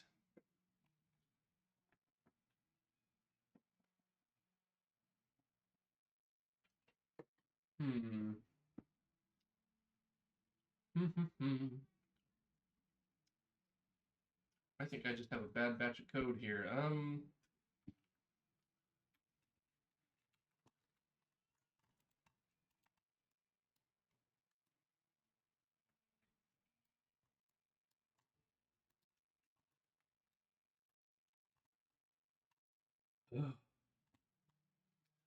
could swear I once had a good source for this.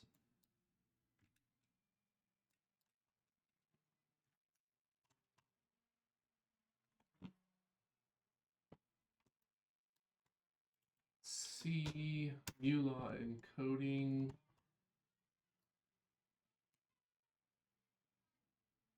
A law algorithm. the Stanford one, which I think I've already. I haven't. Somebody has a Git. Okay, all right. Just looking around here.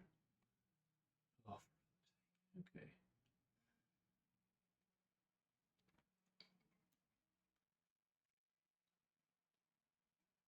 Elam Eula.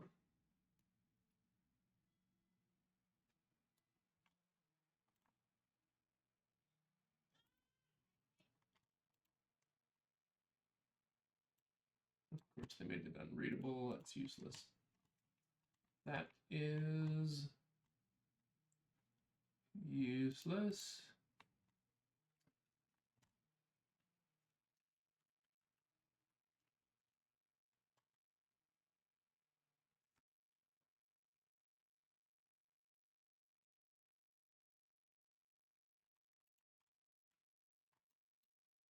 So close. I just don't know. Live agent EULA encode. No. G.711. Narrowband audio codec originally designed for use in telephony that provides toll-free audio at 64 kilobits. It uses mu law and a law. Each compounded sample's context is 8 bits, resulting in, yeah, sure, blah, blah, blah.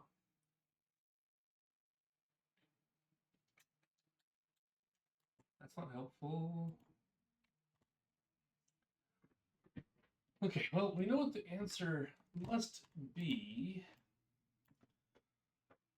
but we ain't getting the right answer. And do we know why? So I'm thinking the output of this function is just wrong. So if we go to EmbedWAVs, we get our sign bit in the 8-bit position. That's fine. If the sign that we, so we take the absolute value basically of an integer.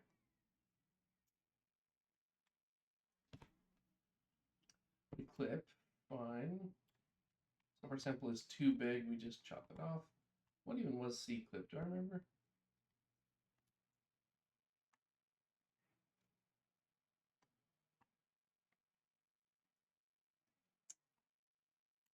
$32, yeah. So anything above that's whatever, that's fine. I don't mind that one.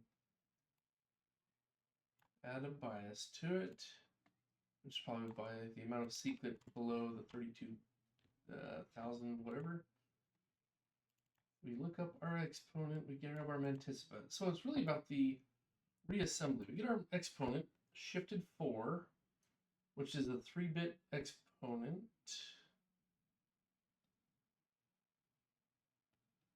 Bit shifted. And that.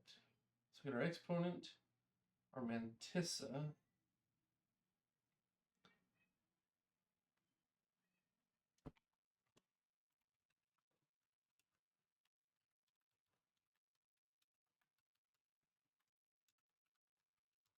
Uint 8t compressed byte. This one had the tilde in there, which truly boggles my mind. This is based off that compressed byte. Then he just casts it.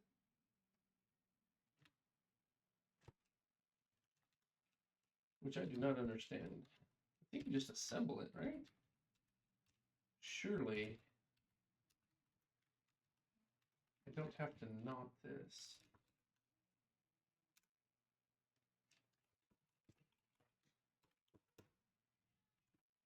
Or is not equal to 5. I agree. None of these other values work. Only very high values work.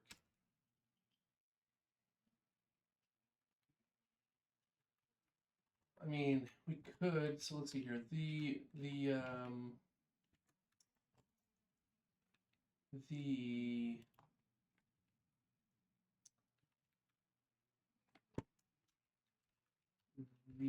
this file right here, this one, the TI documentation. This shows me the bit patterns for that output.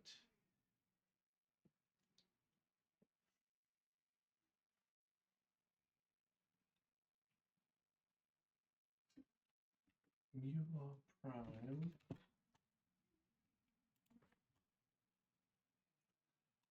E3 1C.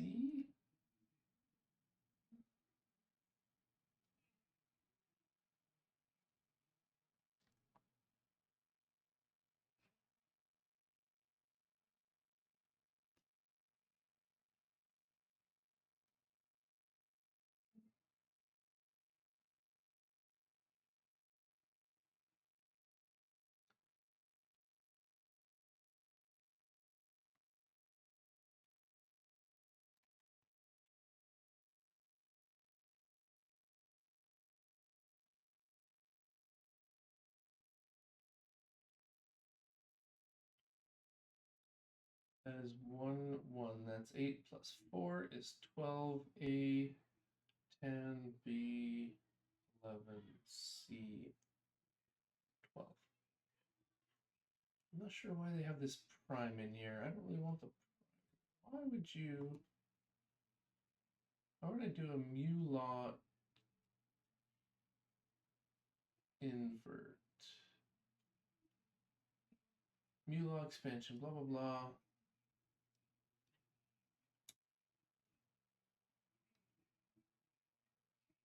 Inversion of the 8-bit MuLaw code. Inversion of an 8-bit mu code is equivalent to, sure, but why?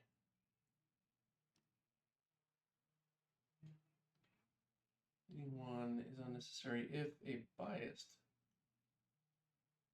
I don't understand why you would invert the mu code. Okay. I'm going to argue that's unnecessary. So, why is MuLaw encoding so difficult?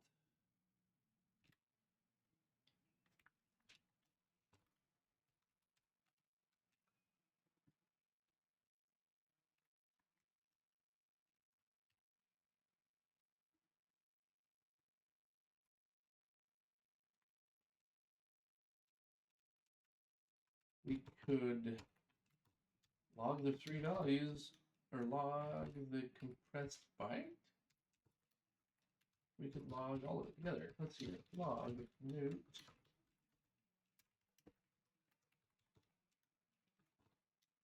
sign exponent mantissa margin 0 for x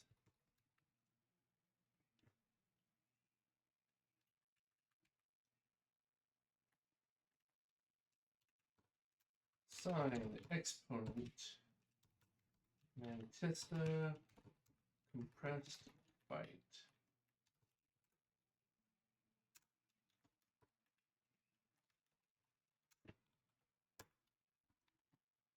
Sign 0. Let's see. These ones we know. The sign should be 1 for all of these.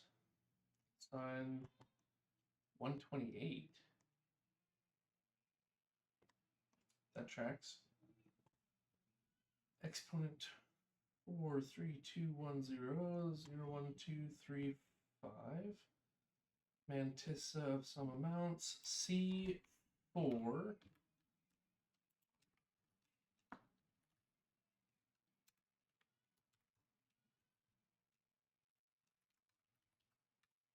C4.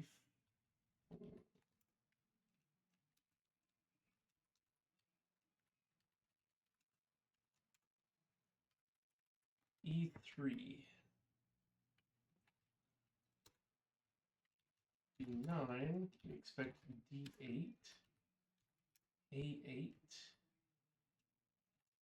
C5, minus 650, oh.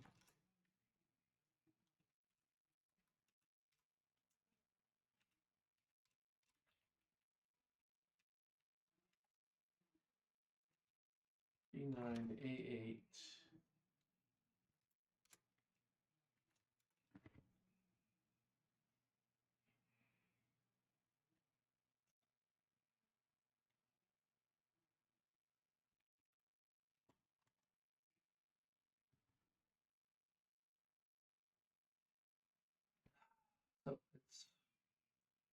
4 and 2 is 6.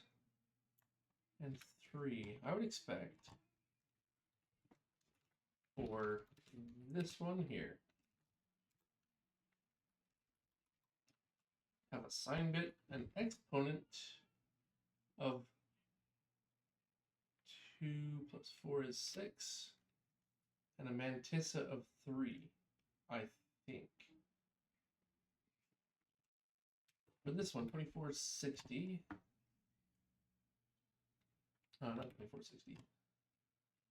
1505. I would expect 5 in the exponent and the mantissa to be 8.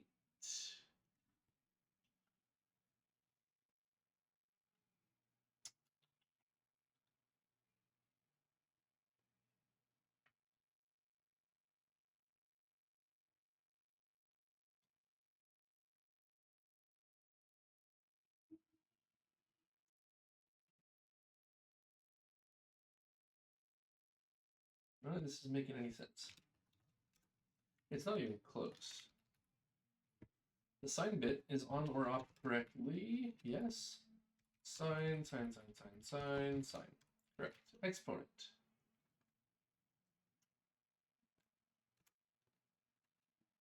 Mantissa.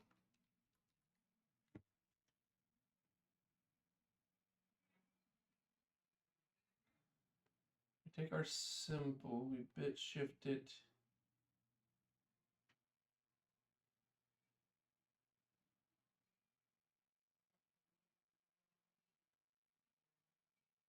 Exponent plus 3. Why is this the only sample I can find of this thing? I'm curious now. Can I? The last time I used this was way back before I was keeping stuff in my own. So let's check my other desktop. Let me see if I can find a piece of file here. Don't think R250 regex box motor CRC32. I don't think new encoding is in this file.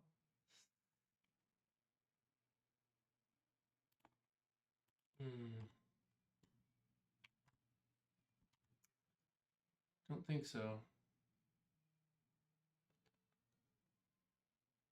Common filters. I didn't realize I had those. Quasi scalar. Okay. I'm fine with this. I understand this. We flip the sample because we don't really care about the sign. That's fine. We clip, we add a bias. Fine.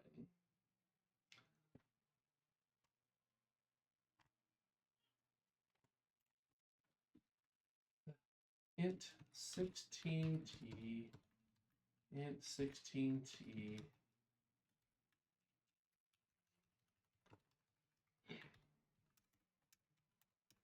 Add our bias back in.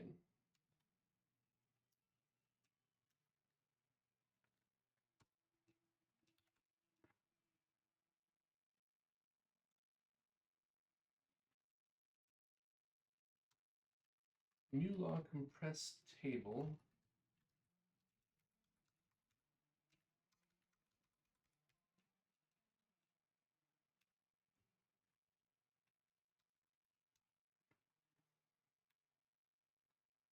Our sample bit shifted by 7.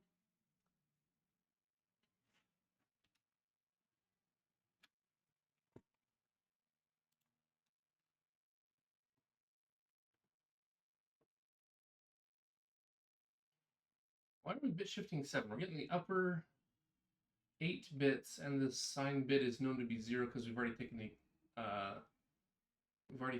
the absolute value. So we're getting the 7 most valuable bits.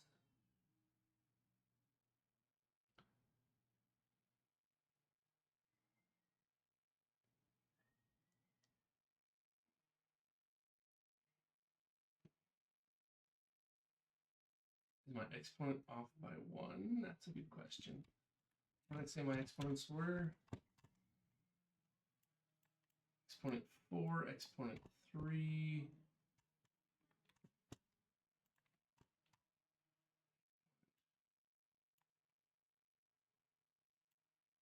It's like it's off by 2.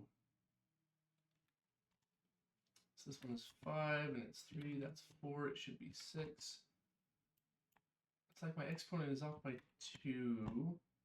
Here the exponent is 4.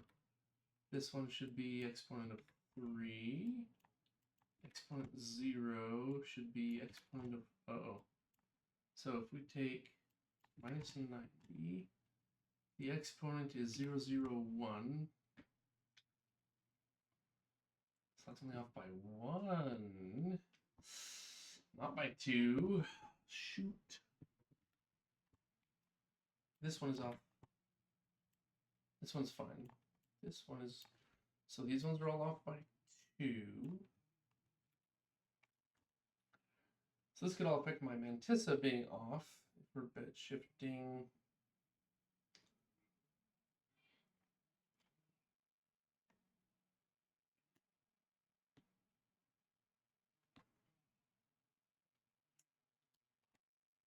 Compounding code listing, yeah, they're actually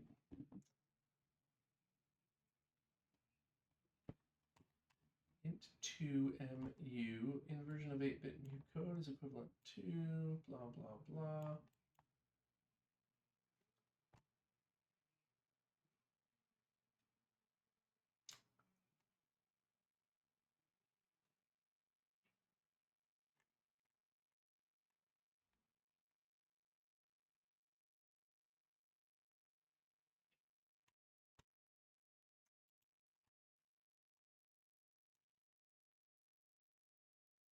Okay. I don't feel like this should be so hard. Adds in a bias value, 5 million samples to precision. The top 5 most significant bits are pulled out of the sample. 5. Then the bottom 3 bits of the compressed byte. 8-bit compressed sample is finally created by logically ORing them together, the 5 most important bits. The lower 3 bits and the sign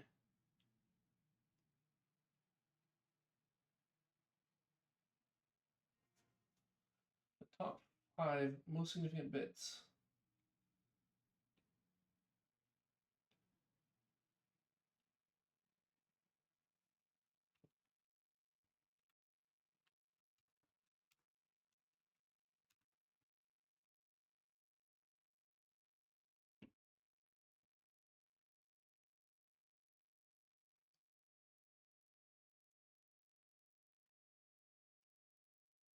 Our sample is 16 bits.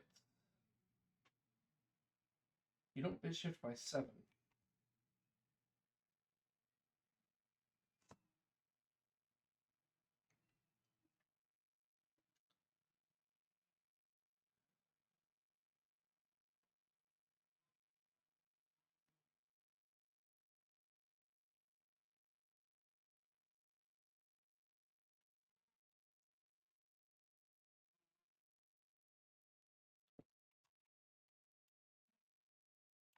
Find our exponent, that's fine. Sample, bit shifted and masked.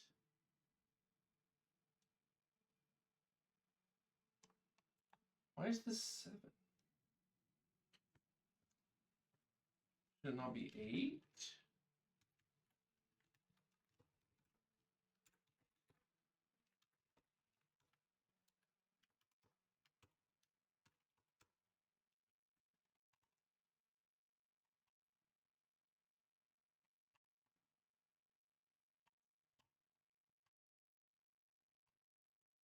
Is my exponent more correct?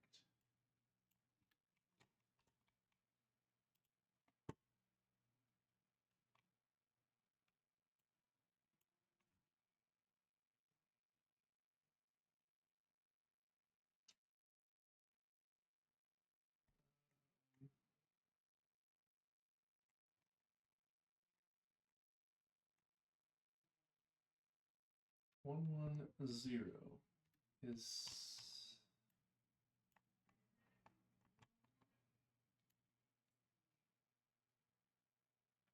not correct.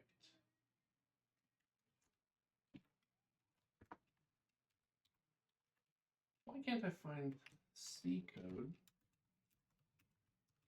for mu law compression? Seriously, Google, this is crap.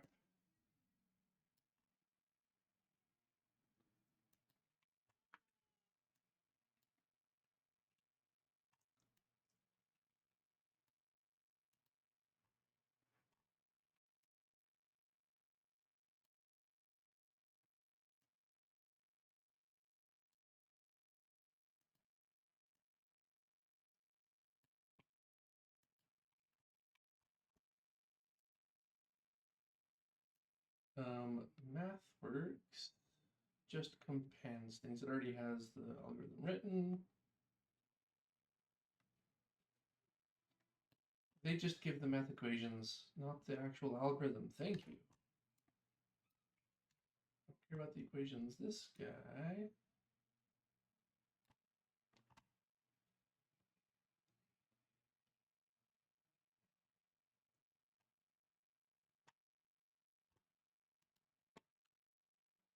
Oh, dystopian code. Maybe this guy has a better thing. All right, let's go to.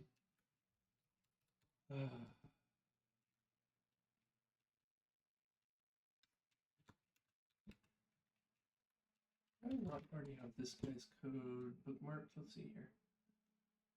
This one. We're using this one. I don't like it. I'm gonna try this dystopian code one.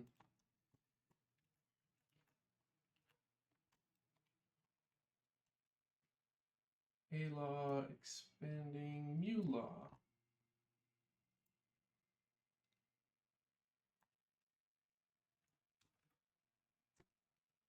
Okay.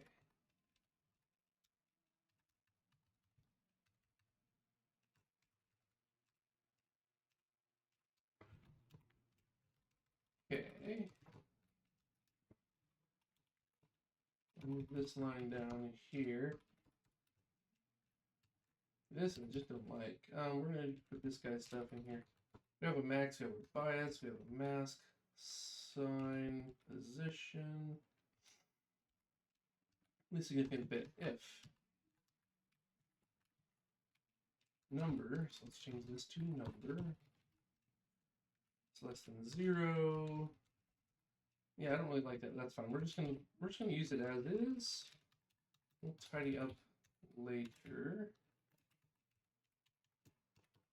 if we feel like we need to.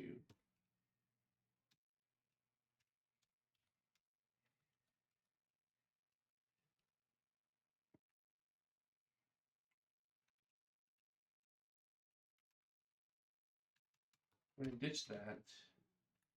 We're gonna say uint 8t compressed byte equals that. We don't have all that information. Note.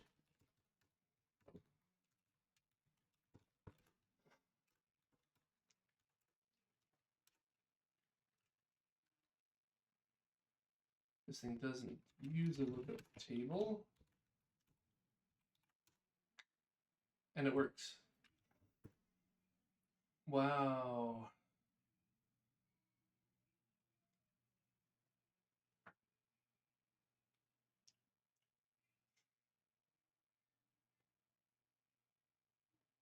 So I guess we like dystopian code better. Now, that being said, these 3 lines are a bit cleaner than these 3 lines.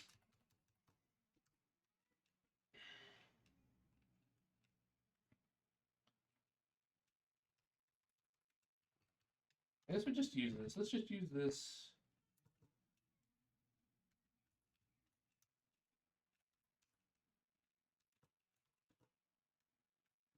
All right. Now, we run the build. So we're not just testing values. We run it. And then we rebuild and see if that fixes all of our audio problems. I think there's a bug in that first source, and I would like to find it because the lookup table is the way I remember doing it. There's a lookup table of exponents, but he's doing something wrong, I think. Found. We're using mu law right now, so that's fine. Tidy debug. See, people's code on the internet should be tested before it shows up in any kind of thing.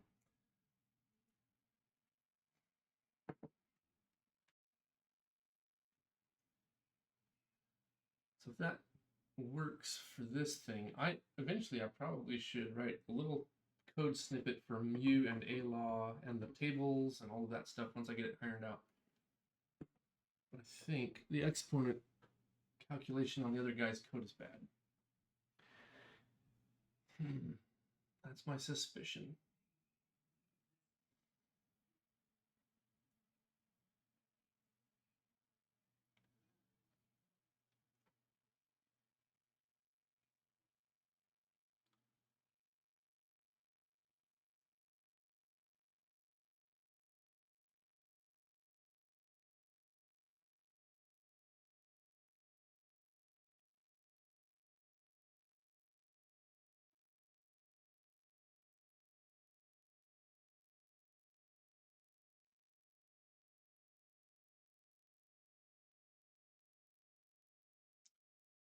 Okay, build's almost complete.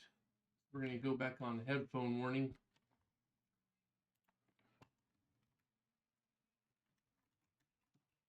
All right. Check your headphones. We're going to go live in 1, 2, 3.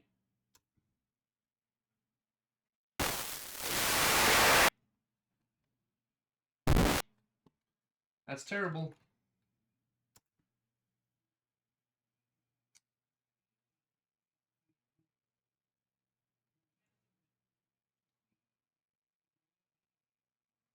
But if the other guy's mu law decompression table is wrong, then maybe we need to go back to the dystopian code, find the mu law decompression.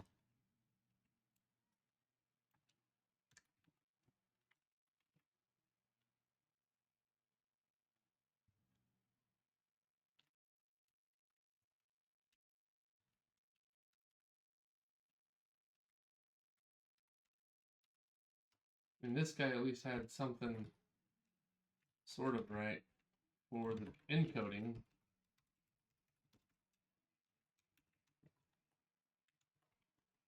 But he says I take in an integer 8, assigned 8-bit.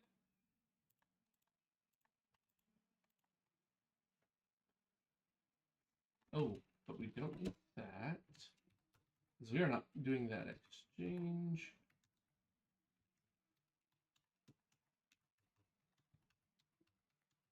Position, decode, let's see.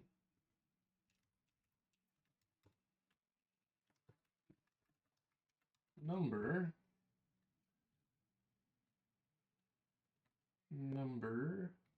yeah, so these could be this and be fine. Mu law decodes. Instead of the mu law decompress,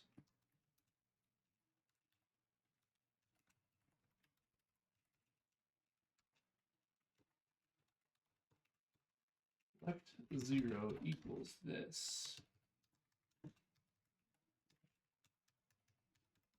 Of that.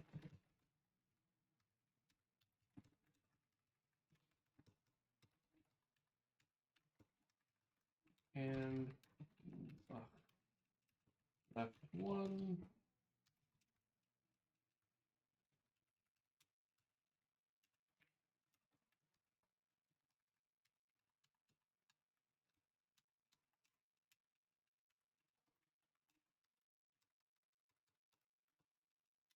Mu law decoded of that value.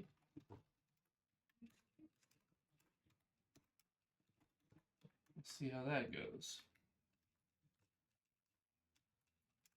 What do you mean mu law decoded wasn't declared? It's right. Ludi. Here. We declared it right here. This is where we declared it. It's here. It exists.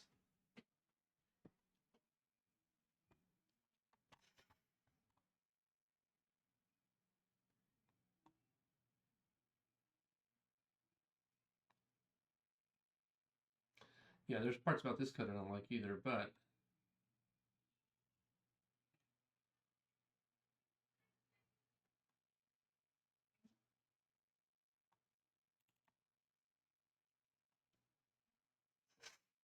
mu law decoded. Oh, decode. All right. That's the problem there. Oh.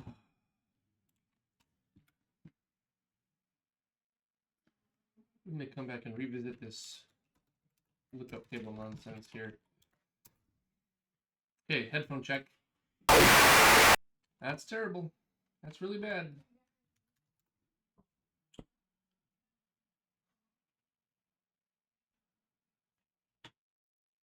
Oh.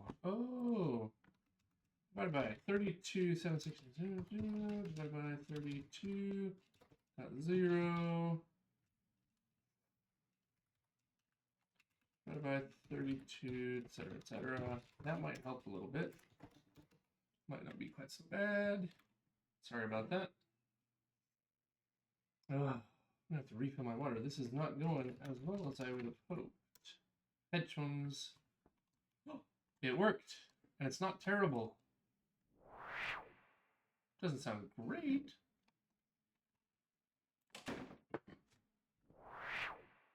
There's a little bit of noise in there. The music sounds okay. That doesn't sound good. Prime launch toads.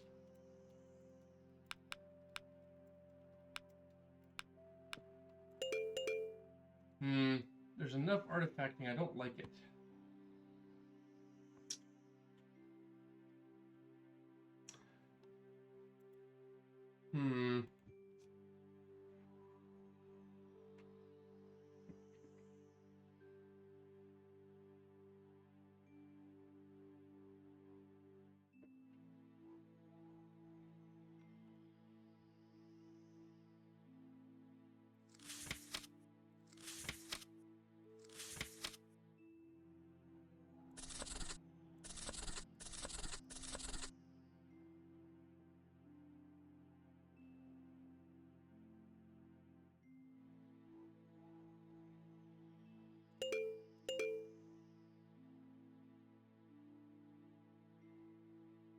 I wonder.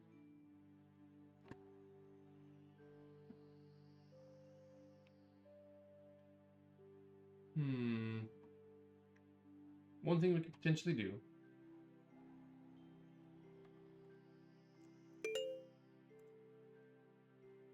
is mark which sounds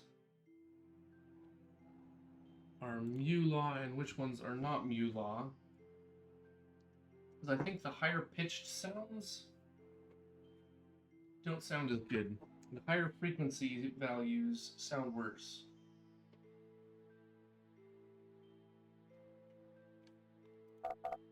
Like that one, there's a marked and the whoosh.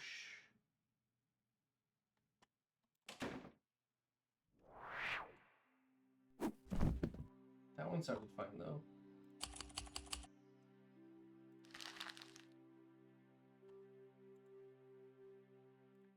How about this bouncy ball? Sounds terrible. It does.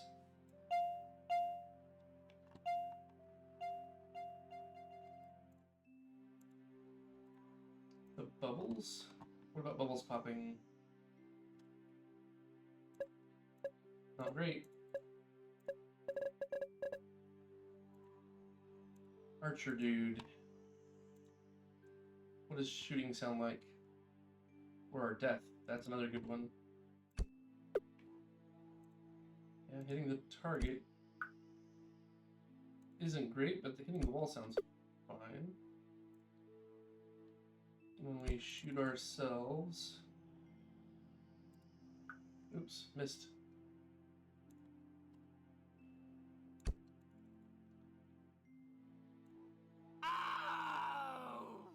That one actually doesn't sound very good. Okay. Rocket ship.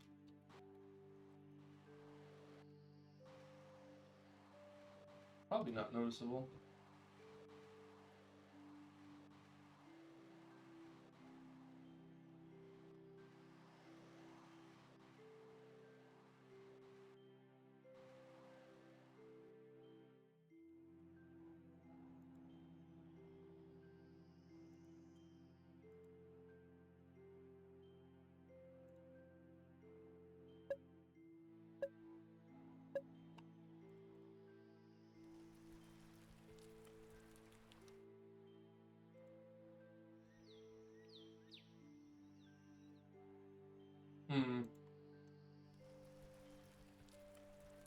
There are definitely a few sounds that sound way worse with Mula encoding, and it's the higher pitched ones. That bird doesn't sound too bad though.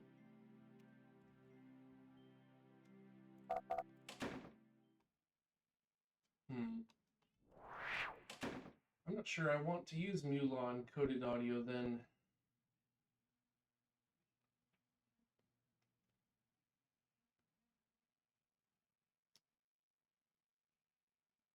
Shoot.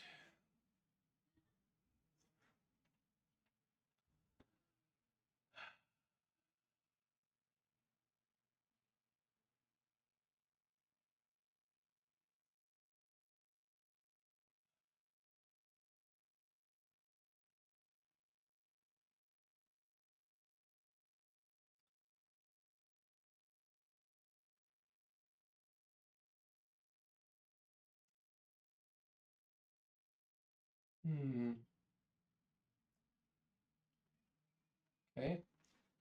I have a question. Maybe we can do a lossless compression? I'm just trying to think. Mula is not, it loses too much. It loses too much.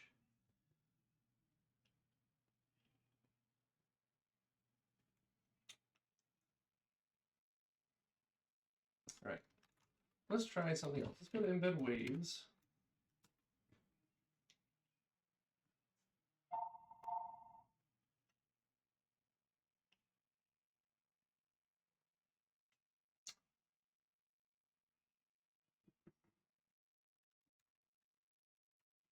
We do this, but we're going to ignore most of this here for a bit. Just blah, blah, blah. Here we go. Process data.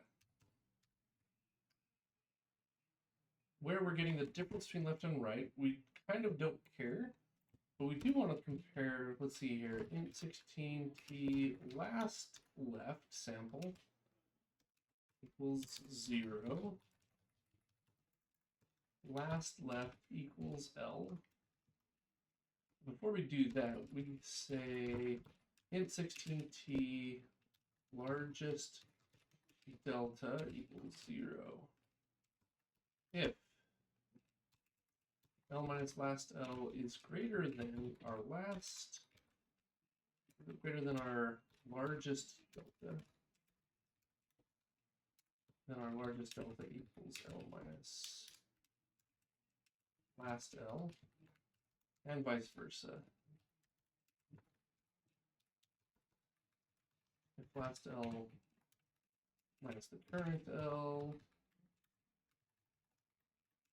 blah, blah, blah. Long note, largest delta.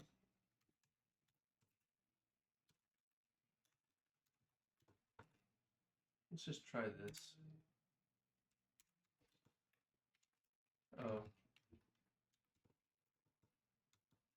Build target equals EmbedWAVs.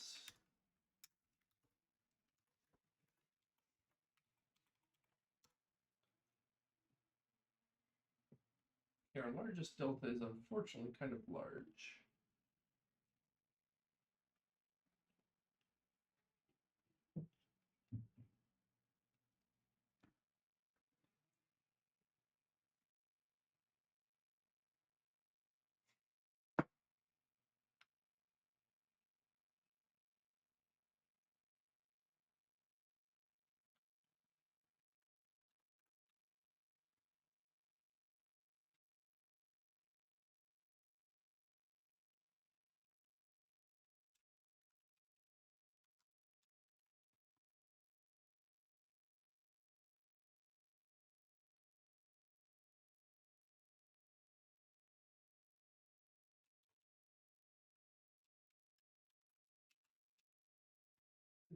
T, because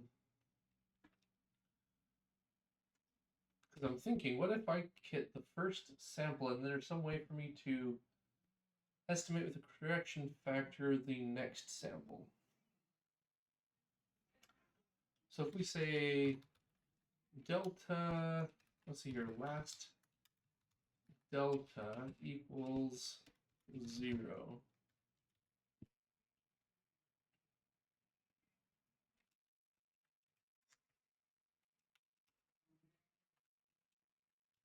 N16T delta equals L minus last L. N16T last delta equals delta. Fine.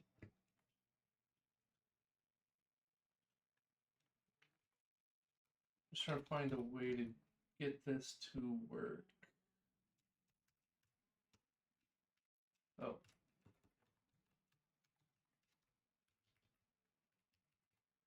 So if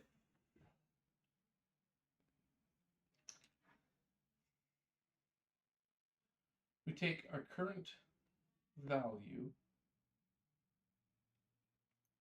our current amplitude, N16T amplitude equals 0. All right, here's what we're going to do. We're going to say amplitude, let's see, we get our amplitude plus our last left value, N16T estimated. We do that. Then we say, what's our error? N16T equals our estimate minus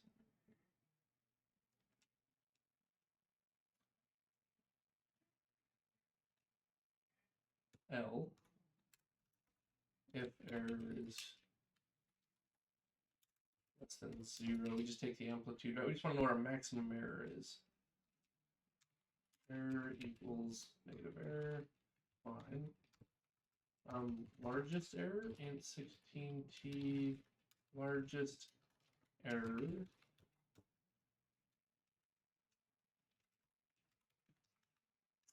You know, we can do max error, min error.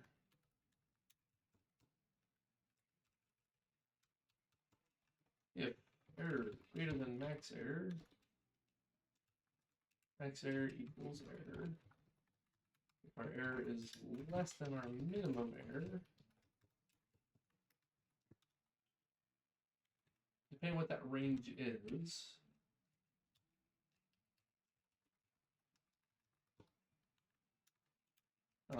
estimate error, it's going to be from here to there, which is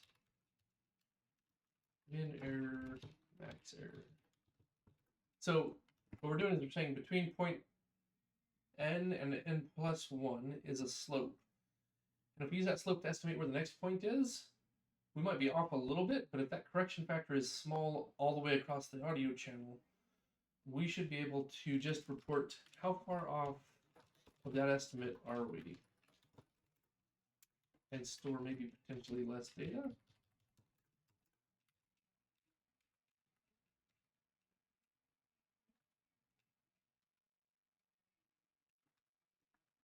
L minus estimate doesn't really matter. Conflicting declaration enter. Oh, we have that error. So let's see your estimate error. Estimate error. Estimate error. This is a different error than the one above.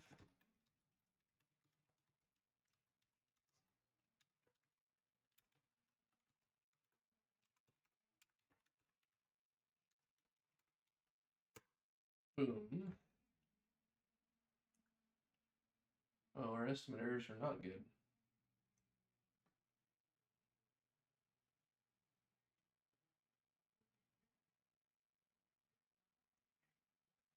So this audio is not smooth at all.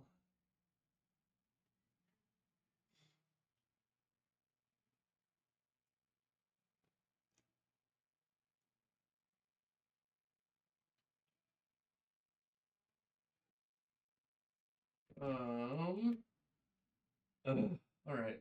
We may have to get serious about audio compression. This is not promising.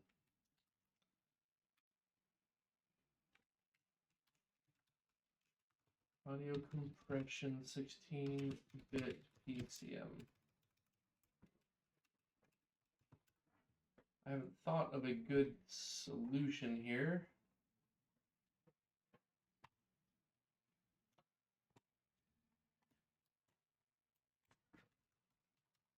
I want lossless audio compression.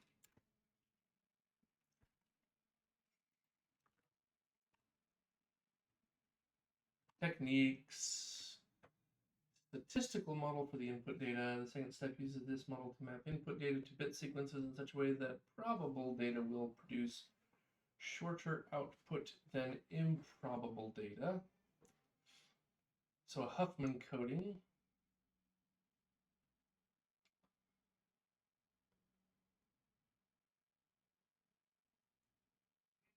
Two primary ways: statistical, historical, legal issues, methods. General purpose audio, adaptive transform acoustic coding, Apple lossless audio, lossless MPEG 4 ALS, direct stream transfer. There's always the free lossless audio codec.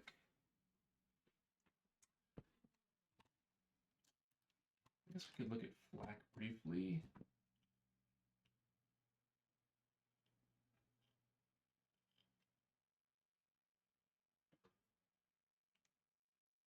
To between 50 and 70% of its original size, which is kind of the goal. File structure, I kind of don't care about. A data block, a CRC16 checksum, we don't need any of that. Encoding and decoding. Okay, the encoder tries to find a good mathematical approximation of the block, either by fitting a polynomial or through general linear predictive coding.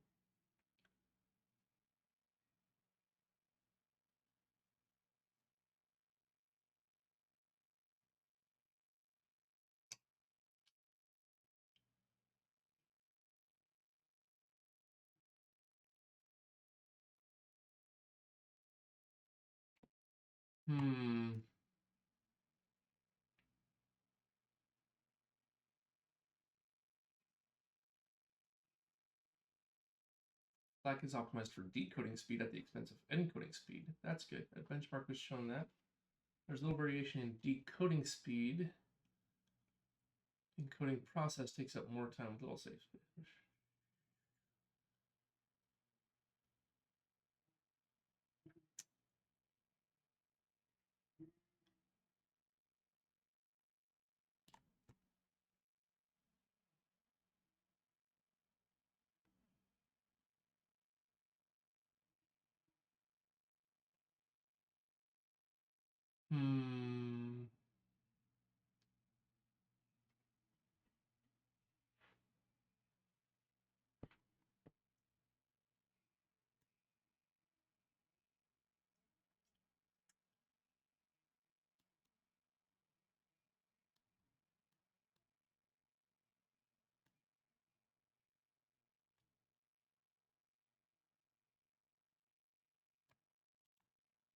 Linear predictive coding.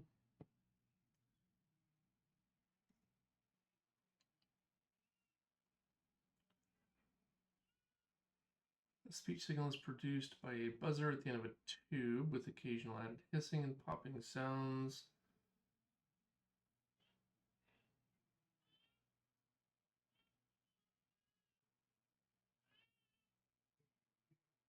Hmm.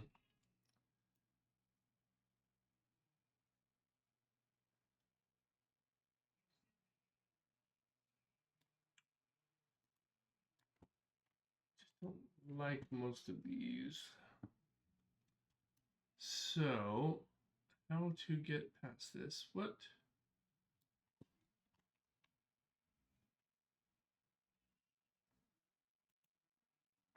Hmm.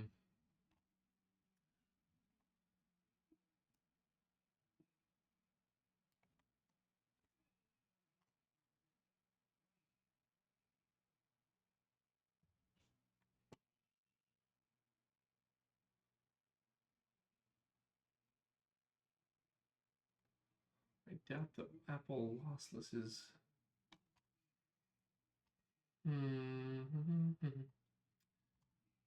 Well, I'm a little disappointed at how bad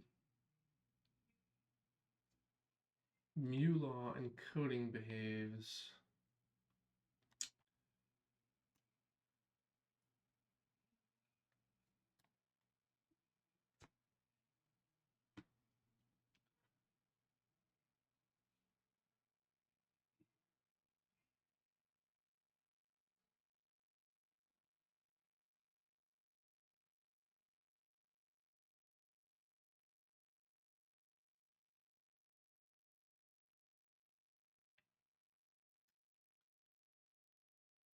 Run length encoding.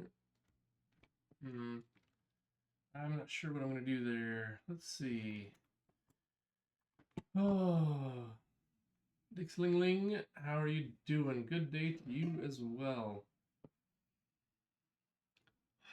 We have audio compression, but I don't like the way it sounds. So we're trying to figure out a better way to do this. We were looking at some properties of our audio, like the largest delta, the estimated error, and they're just not going to work for us that I can see. Well, welcome to the channel. What do you have any questions about? Or, yeah, we're building a game with no game engine, so we're trying to compress our physical data on disk and in memory. We've got the easy 50% done. What we're cooking today. Yep. We're trying to compress our audio, as well as how you're doing naturally. I'm doing great. How are you doing? I'm sad about the mu-law encoding, but that's neither here nor there. So let's talk about audio real quick. I guess that was as good a time as any to. Wow, long mouse. There we go. Okay. So audio. We are starting with a 16-bit PCM. That means it's a signed 16-bit integer per sample. We are running all of our audio at 44,100 hertz sample rate. All of our audio up to now has been 2 channels, so it is 2 left, so a left and a right channel per frame. So it'll play a different sound in the left and the right ear every pair of values is a left and right channel sample of 16-bit data, which means our audio is taking up a lot of our space. If we look at our shell, where is it? Here we are. Our audio uncompressed takes up over 100 megabytes, right? So one of the things we measured is how much variation is there between the left and the right channel, and it turns out it's tiny. So we're just dropping the right channel. We're only storing in our executable the left channel because there's not enough difference between the two for that to be human noticeable. What language are we coding the game in? It's all in C, C++. I would say it's probably more C than C++ in some ways. I just wrapped everything in classes, but otherwise my coding style tends to be a little bit on the C side. So a lot of standard library stuff I'm not using, but that's where we're at. So our first compression was drop the right channel, and we're just playing everything mono. And this is other data I'm looking at to see if I can find a pattern. Where's the range? I'm not logging that range out. Where's, oh, it's down below here. The other thing we're looking at is, can we estimate the next value given the previous value and compute the largest amount of error? And if that was a small value, we could just store errors instead of the actual values, but that's not going to work either. OpenGL. We are using OpenGL. So here's my list of dependencies. Let's see here, OpenGL. This is our complete list of dependencies here. We're using the OpenGL extension wrangler and function wrangler, which I kind of group in my head as the same thing because that's where all three of these come in, is off of a single library import. So there's one dependency. Then we're using GL math, which I want to get rid of. We're using free type. I want to replace it or do it myself. Unclear which way we'll go in the future. And then we have port audio, with which I'm completely happy. Port audio is great. That's it. That's our dependencies list. And so that I don't get bogged down in learning OpenGL, I limited myself to 3.3 with no extensions. So that should keep us very, very clean run across everybody's system. And I'm not goofing around with OpenGL learning all the bells and whistles for the first game. And our game is getting pretty good.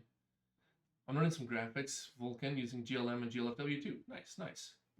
Yeah, well, and you don't start off building your magnum opus game, right? You start off building small games, which is what this one is. You know, it's 30,000 lines of code. And it's a simple game. 2D, no camera work. It's literally just the space of the screen, and it's all 2D. That's it. So just to get things done. The next game will have a lot of code to leverage, and we'll go a little bit crazier. And then by about the third game, we should have a pretty decent code base to start from. So yeah. But I'm still just not happy with MuLA encoding. So MuLA encoding, so what that does is you have these 16 bits, but the human ear doesn't respond to these values the same way. So if you take these 16 bits and spread them out logarithmically, instead of linearly, you can store 16 bits of data in 8 bits of data, and it's noticeable more than I remembered. Like the last time I touched this stuff was, gosh, early 2000s, and I don't remember MuLA encoded audio sounding so bad. Basically, you take this 16-bit integer and you encode it as an 8-bit float. So you have a 1 sign bit, you have 3 bits of exponent, and then 5 bits of data of mantissa. But it just doesn't sound good enough to use, I think, in an actual product. Let's see. Mostly started doing it because I hated all the GUI libraries in Java. Nice. I agree with you. Actually, I hate Java in general, but that's a different issue. Mostly did Java before, though not the usual OOP standards. Yeah. So I'm building it myself. That way I can remove the game library I was using. Nice. Which also removes the need for the Gradle build tool, which has been miserable. Yeah. No, I'm on basic make. Like, this is a simple make file. There's nothing fancy here. In fact, all the fancy is that's trying to get it all statically linked so it outputs a single standalone executable with no external dependencies. That was the biggest pain in the keister. Modern world does not want you to statically link everything. So yeah, cool. I applaud your attempt to strip away all the extra garbage and gobbledygook and to make something simple. That's good. That's great.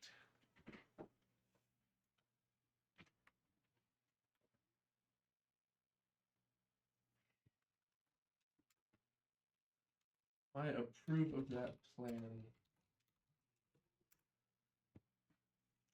frustrated. I really like this audio size, but I don't like the way that the MuLaw encoded audio sounds.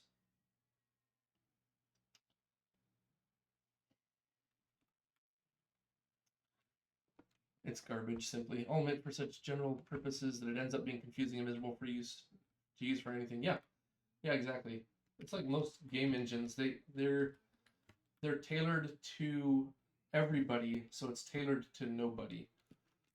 Unless your game is exactly what they envisioned, you end up writing your own handlers all over the place for masking and hiding away their choices. Oh man, so this audio data, that's really bumming me out here. I like that size. This was over 100. It's like 100 and something before. Let's see, do we have larger samples here? Let's go back far enough in the history. It was 111 megabytes. Yeah, so it was 111 megabytes before, and we've got it down to 27 megabytes, but it just doesn't sound good. Ugh. And that's like towards the end of my task list too. I saved the optimizations for last. Ugh. MuLaw encoding sounds garbage.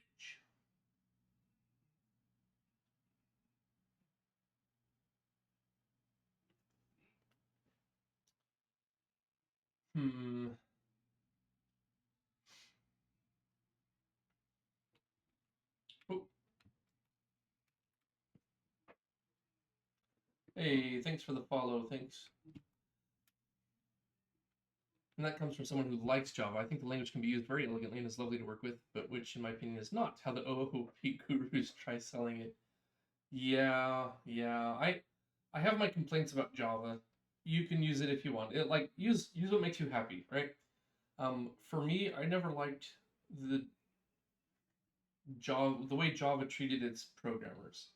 I think it put the bumpers in the bowling lane and said, we know that some programmers are idiots, therefore nobody can use these things. Like operator overloading. Like if I wanted to write a math library, why can't I overload operators? I know somebody will abuse it, but that's not my problem.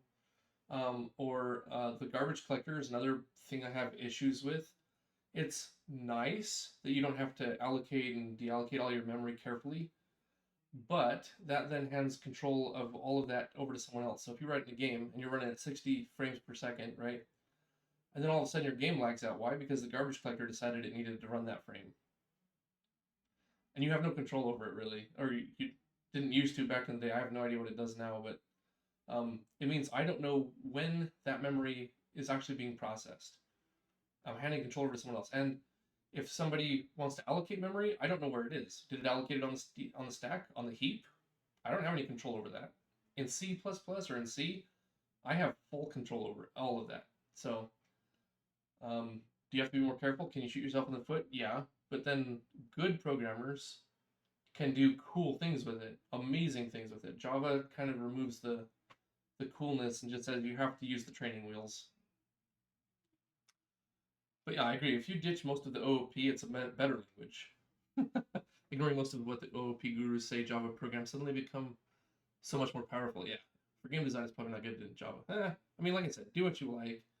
Although I will say after Java 8, it's gotten a lot more elegant to use. Has it? Gosh, when was the last Java I used? I don't remember. Streams, pattern matching, etc. made it nice. Okay, well, I'm probably never going to go back and look and see what's come down the pipe because it's most of the things I complain about are fundamental to Java. So, like I said, no operator overloading, the garbage collector. But yeah, I mean, now don't get me wrong. I use Python for, prototyping and glue code or like little scripts because then I don't have to think about a lot of things. Like the number of symbols I have to type to get something to work, I use Python. And if I'm going to write something performant, I do not use Python. You always had to use it in university. Yeah. Luckily, my university hadn't switched off of C++ yet, so that was somewhat better. And actually, I had one really good professor for compilers who was like, I'm going to just tell you all right now, The people who do this in just plain C tend to pass the class, and the people who do it in C++ can't finish. So even then, it was like C++ is enough complicated that the students that tried to use it just couldn't finish it. So yeah, no. I mean, again, use what makes you happy, use what makes you productive. But I think if you really care about writing good code, you should learn C. Even if you never use it again, you should learn C, because you have to know, you have to understand what the machine is doing to your code. You have to understand what your code is doing to the machine. There's a clear understanding of what's on the stack, what's on the heap. When is it freed, when is it not freed? Like, you have to pay attention to all of that. And then, if you go use Java, you can be like, oh, my performance is bad. I can guess that it's because of this allocation and deallocation here. Maybe I should pre-allocate a buffer and pass it around, maybe. Or, there are things you understand that Java has to be doing underneath that it's hiding from you. So, I will say one thing, I'm not good at C++. Yep. But I did use it for a while with Vulkan. I didn't like the language that much. I don't like C++ either, trust me. I didn't like the language that much, so I swapped to C, a lot more enjoyable. Yeah, I have my complaints about C as well. One of those being no operator overloading, right? And actually no function overloading. That made me very sad. Like, if it just had function overloading, it would be darn near perfect language. There's a couple other complaints, but I just haven't found that perfect language yet. Once I finish this game, I'm probably going to try out Odin and Zig and see if I can get on the Jai beta test list. Try those out, but that all has to. I have to finish this project first. I can't get distracted too much. But yeah, sounds like you're working on something cool. What's your game? You need a really good mix of C and some OOP does the job for me now. Sounds good. Sounds good. So, yeah, what's your game? Let's see here. Dun dun dun dun. You're learning graphics with Vulkan. Okay, so maybe you aren't up to game yet. Just renderer. Okay. Yeah. No, sounds good. Sounds good. I think you're moving in the right direction. Stripping away layers, learning what's underneath. That's what I'm doing. I approve. Now, if you need to ship something, this is not the way to do it. You won't get kudos at work for writing code this way, stripping away everything that you can, and doing the rest yourself. That will probably not win many friends at work, but for learning, it's good. The game started in Java using a library, small-scale RPG with some NPCs and stuff. Nice. It's screw the library, screw the build tool. Yeah. Yes. Get mad.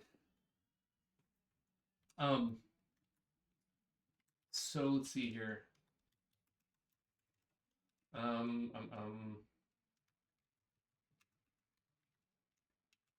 to find the quote here. Dun, dun, dun, dun. Oh, come on.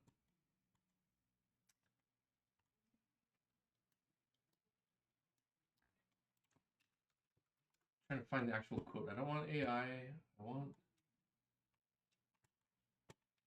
There we go. It's this guy. I was remembering the wrong name with it. Here we go. Boom. I'm gonna put that in here. 2D RPG, nothing fancy yet. Yep. Well, so if you look at something like Blizzard, right, back in the day when they were awesome, they didn't start off with World of Warcraft or StarCraft, right? They started with very simple games and got more complicated as they built out from there. But then you look at a game studio like Amazon, and what did they do? Like, we're going to kill World of Warcraft with our first game. And they completely flopped because they were way out of their depth. They hadn't built one yet. So you start small, learn the skills, crawl, walk, run. Don't jump straight into the deep end. So I like it. Vulkan's wordy. Yeah, I've not jumped to Vulkan yet. I might after 2 or 3 games, but I'm not there yet.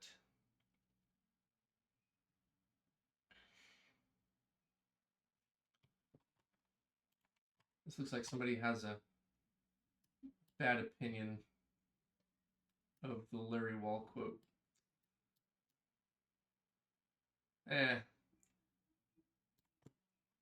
Yeah, this guy doesn't understand what he's talking about. This one. This is a better quote, maybe. Wayback Machine. Virtue seem about right. Yeah. So the person who's bad mouthing that quote, which here's the original quote. I'll put that. No, stop it. Stop it. Stop it. Stop it. That's not what I want. Wrong window. This one. Writing code that no one complains about is impossible, though. Yep, it is. It is. But people who don't try to will never get better at it. But yeah, laziness. Why do I keep fighting my build system? Oh my gosh. Impatience. Yeah, it just makes me mad that somebody else makes me jump through these stupid hoops. Every time I have to touch something like Ansible or whatever, it just makes me angrier and angrier. I can write code. I can write Python code that does exactly what this does, but instead I get a half-baked, broken piece of crap that doesn't have the abstractions I need. Ugh. But yeah, laziness, impatience, and I know I can do it better for most things. I've met a few programmers that I think are better than me, but not very many. And I guarantee you the people writing those libraries are no smarter than you are. In fact, they're probably stupider, right? Half the people in the world are probably stupider than the average, so. So I just write code that makes me happy. That's the way to go. Or happier. Like if you look at my to-do list, I've got this whole let's see, dun, dun, dun. These ones, I want to get to them. These things annoy me or would make my world better. But you also have to determine some scope, right? So I'm not getting to everything I want to either, but I get to pick.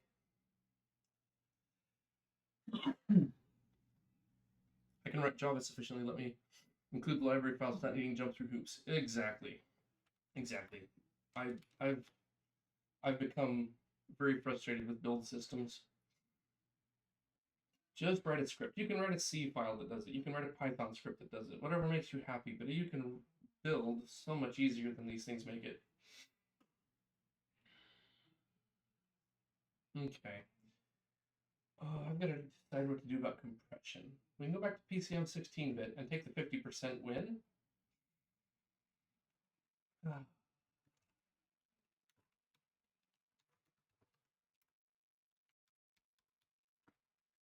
it doesn't mean that I'm happy about it.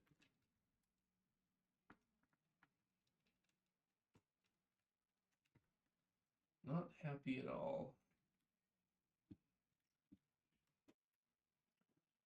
I try to write code that makes me happy in happy 6 months in the future, exactly. If I come back to look at it, I'm like, I don't know what that means. You're often your own worst enemy that way. Okay, so process data. These numbers just don't help me much.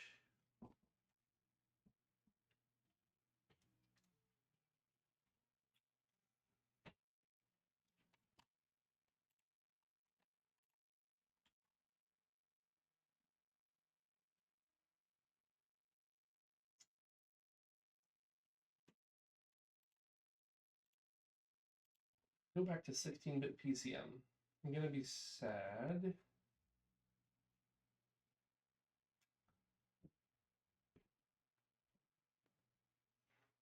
I could rescale the volume. Actually, that's an interesting question. What about this? Max sample, min sample.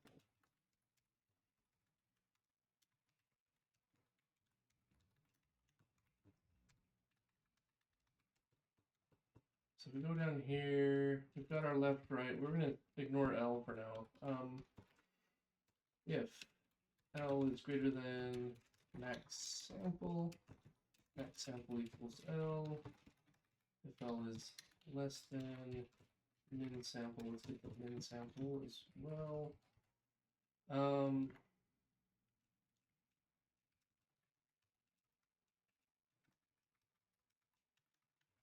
Sample range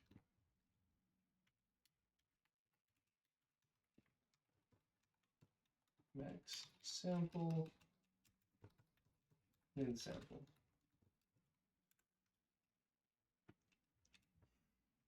I'd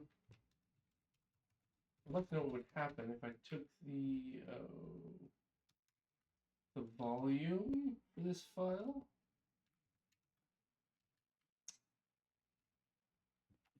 Because it might be. I've had to deal with teammates in projects who introduced visitors and factories and listeners and proxies for no reason in a small scale project. It is. I agree. It's terrible.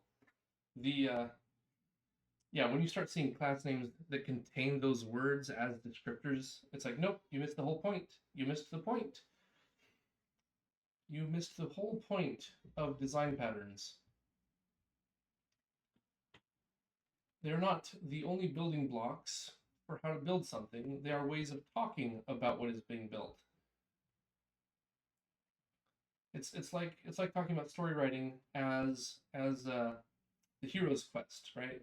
The hero's journey. You don't use that as your formula for writing the story. You use it as a way to talk about the structures of stories. It's not the same thing. It's not a recipe. It's a communication medium. It's a shorthand for ways of talking about complicated ideas. Oh, I'm sorry. Yep, no, I've done that too. I've been in projects where it's like, oh my gosh. Process data. So where's this? Process data. Where's the volume? Volume is in sound definitions. Where's the sound definition?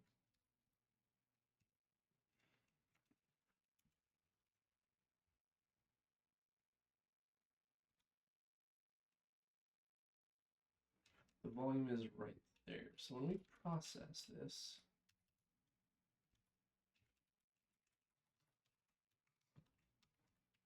we can actually pass in the volume.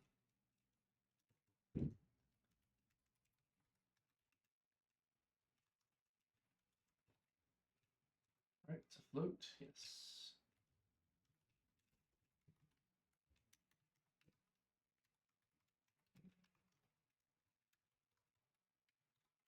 And that's always between 0 and 1, therefore.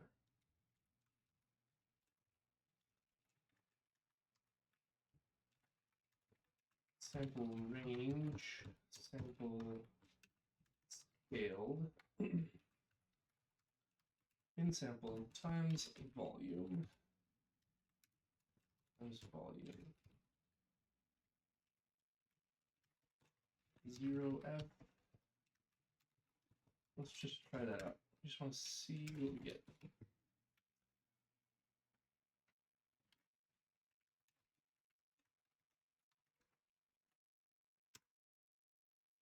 Okay. Sample range is actually considerably smaller.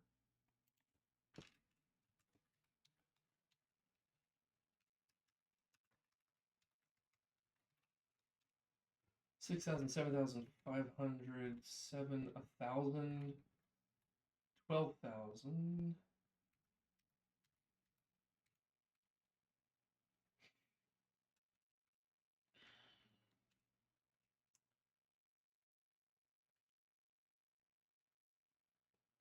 For the pen click, interestingly,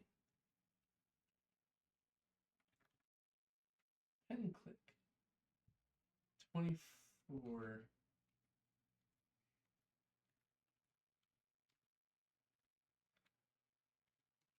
$18, 9, 7, 26, 29, yeah, 26, 26.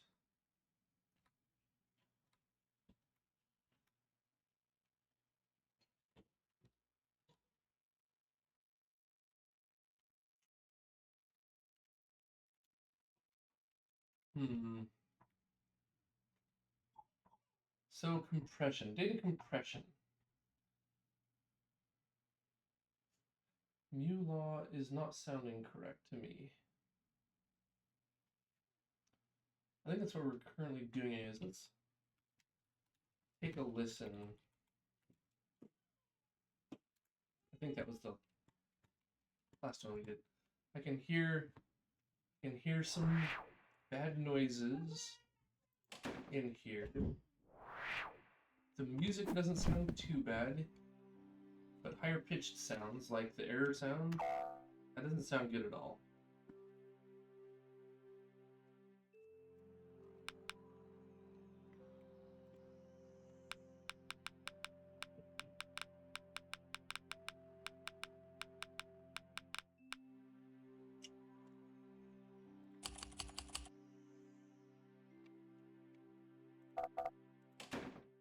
Yeah, some of the sounds just don't sound good with Mule encoding. Quite a few of them, actually. But we're not using the entire range of our audio amplitudes.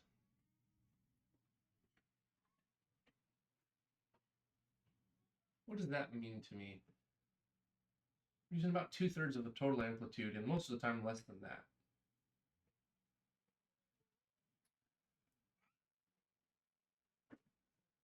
Can I leverage that? Instead of storing 16 bits, we could store 12 bits. 12 bits would get me out to 1024. Nope, we'd still have to go out too far. It's only really a bit's worth of difference. What if we took the full range and histogrammed it?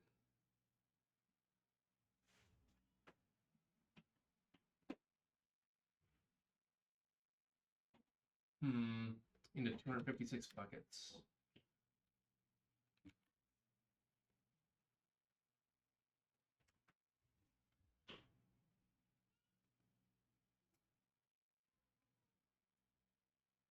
It's not the worst.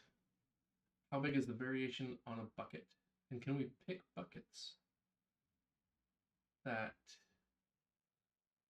can we eliminate buckets that are too small? This might bear some fruit. All right, here's the deal. I'm gonna go use a restroom. Although we're almost done end of stream anyway, so we're gonna take a think here. Yeah, I'm gonna think about this for a minute. Be right back.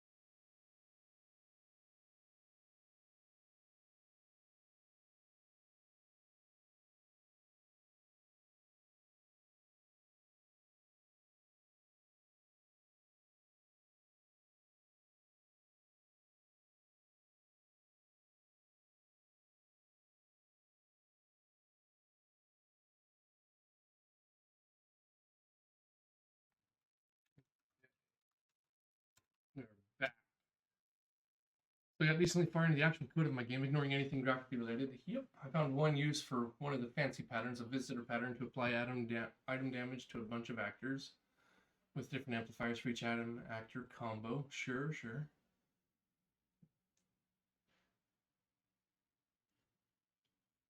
Even then, all that really means is we're gonna walk through an array and get the values off that. But yep, exactly. Lookup tables are great. We love lookup tables. Visitors, yeah, lookup table is probably going to be your best friend for like 90%. Remember, I was listening to this one developer talk, and he was like, back in the day, I was fresh out of college and was working on something, one of the old games like I don't know, Dune or something. He's like, there's a whole lookup table that what the old devs were doing was they built up an array and they just iterated over it every frame and checked all the values. And his thing was, oh, well, it would be so much more efficient if we did a hash dictionary lookup, right? So he implemented it, and it was slower than just blazing through the whole array once each frame. So he's like, oh, well, shoot. Turns out sometimes the theory of how things work is not matched with reality or has not been measured against a real game. So you found one decent use, decent at best. Yeah. Yep. Keep it simple. You add complexity when you have to. All right. So let's do a little histogram. Let's do a little histogram. Let's go to EmbedWAVs.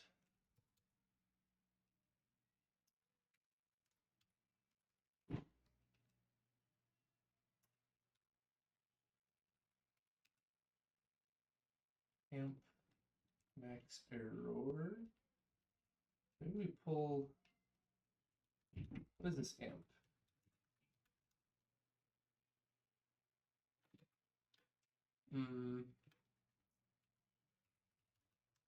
Yeah, it sounds like you're about ready to make the switch over to C all the way here. Scaled.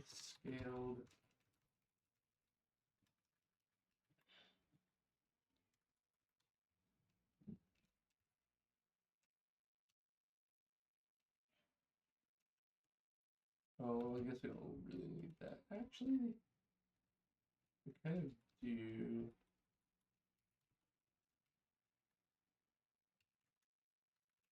Scaled equals max sample times our volume min. There we go.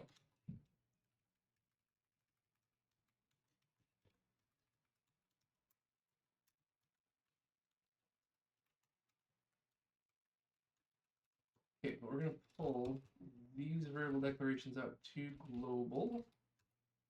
Not largest delta. I was looking for amp. What are we doing with amp? As a way of estimating. All right, max error, largest delta, all this. Jump, putting it up here.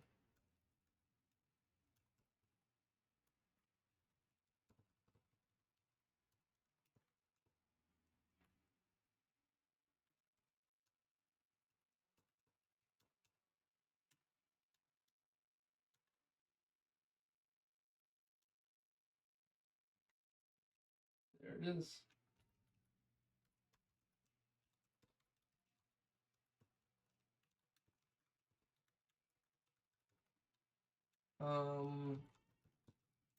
Signal data, I don't know, signal stats.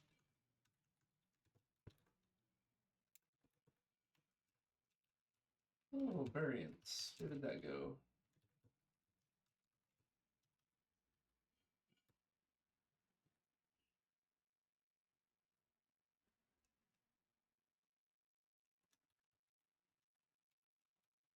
That one.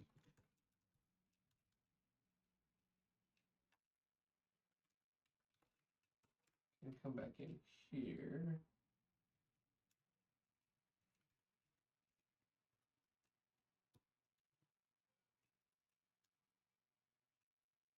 left right variance, blah. Let's get a max variance, double.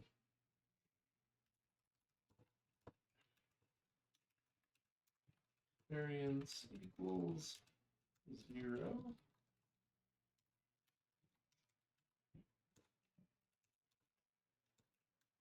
If variance is greater than max variance.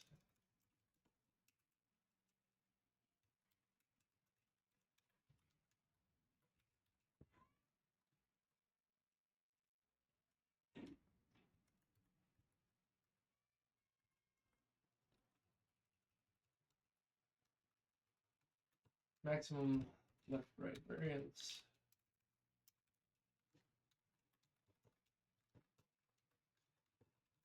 Blah blah blah. Okay.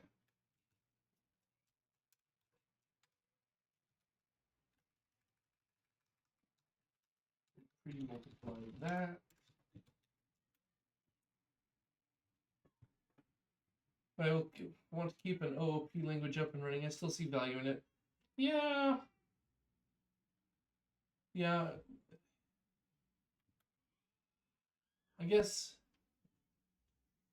there's a mentality that OOP wants you to have, which is fine most of the time, but there are times when you need to split up your objects in ways that you don't think about, right?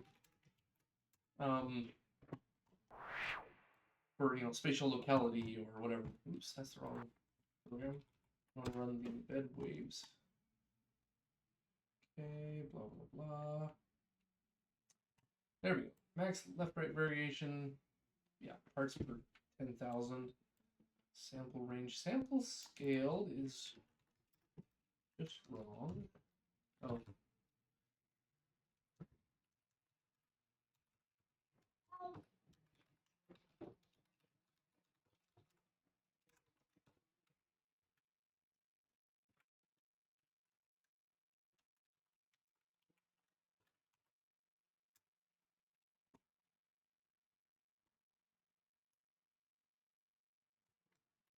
That's a little bit better.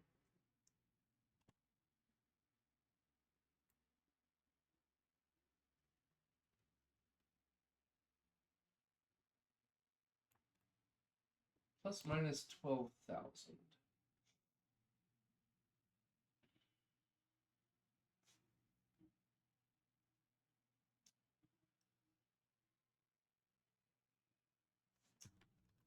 All right, let's go get a histogram. Uint 64T histogram will be 256 slots.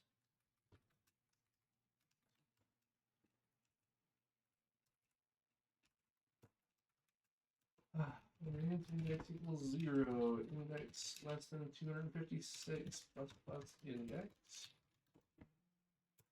Histogram at index equals 0. There we go.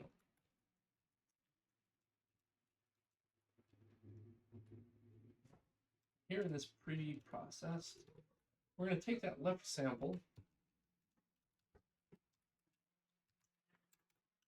We're going to say int32t value equals L plus 32,767. So basically it moves it from negative 32,000 plus 32,000 up to 0 to 65,000, which is a little bit easier to deal with. We want a bucket, so int histogram index equals our value divided by 256. Our value times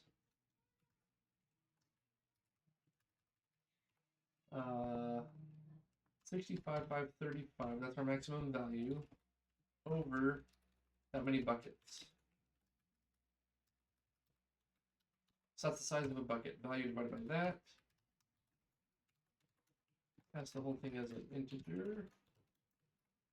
Then histogram at histogram index gets incremented.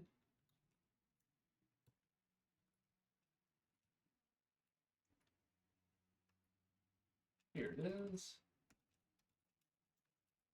Let's put a blank line in here for clarity.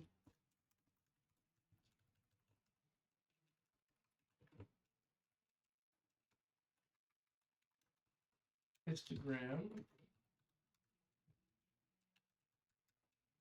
456 buckets from up to of size something.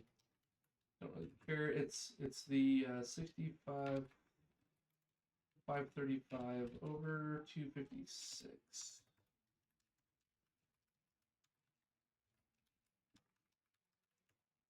Okay.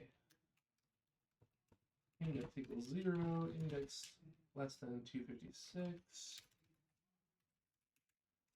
Equal our index.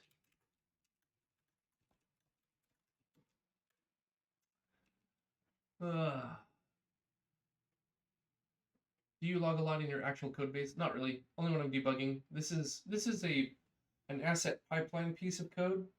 So this is where I take an image in PNG file. I get all of, well, not an image. This is a WAV file. I get a WAV file. I read out all of its data into 16-bit PCM and I embed it into my actual code. So I'm not going to open that file, but a similar file is my fonts file. This code here dumps binary data into my executable. So if we go to the font warehouse, this is probably a safer place to look. Here's raw font data embedded in my image, in my executable, right? I have an array. I can look them up by name, Francois, true type font. Here's the binary data. So this is a tool to do that, but for audio. The audio file is like a million lines of code, so I'm not opening that right now. A lot more logging in these such things. Same with invalid input. Do you check it or not? Some. So for example, but mostly in the form of asserts, right? So a lot of my code has just asserts. Because if you write your engine right, the user inputs are already limited, and you're basically checking to say, are all of my assumptions correct? If not, crash, and crash hard, so that I have to deal with it. Not like, oh, by the way, here's a warning, and I look and I'm like, I don't know what that means, so I'm not dealing with it. So an assert is probably most of my error checking in terms of errors. Warnings, I'll throw a warning. I'm like, oh, I don't know what to do with this. I'm going to use the default. You know, there's a safe fallback. Those things I don't. I'll put a log statement in. A lot of things I don't do. You know, I'll log it if it's not an every frame kind of thing. So yeah, it depends a little bit on each case, each circumstance.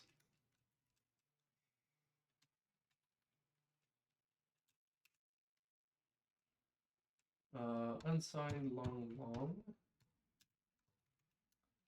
index and histogram at that index. I just want to see what we get. This might not even be that useful. What we would expect.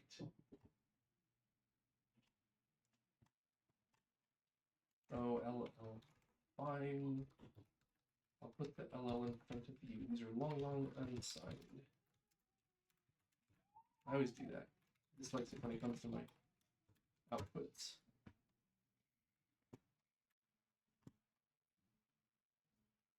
I've been torn between adding a logger. I can enable debugger mode or not. It does clutter. It does.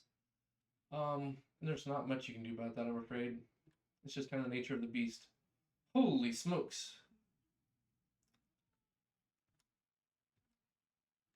There are definitely some of these that are much more used. Wow. Holy smokes, I did not expect audio. Should that be surprising to me? Let me think about this. Audio near the center of the range is more frequent. I guess that makes sense.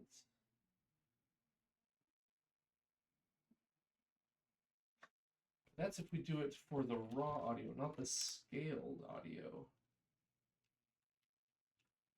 If we scale it, I bet it gets even worse. Let's see here. Right sound header, where's the scale?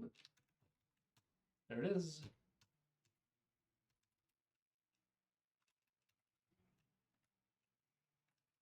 Instead of value, we're going to use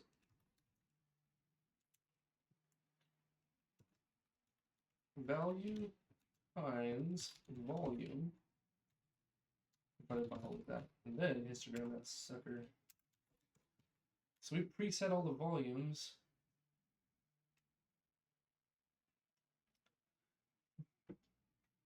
For me, I feel like that's some paradigm I got from my OOP classes too. The insane input checking as well as the overuse of unit testing on the most arbitrary stuff.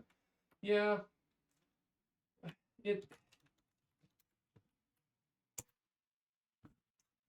logging is good. Like, you can't find bugs or know where the problems are without some logging.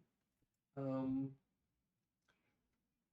can't leave out all the logging. Oh, interesting. There's kind of a binodal distribution here, run 128. And again at 95. Oh, this is interesting. It's compressed.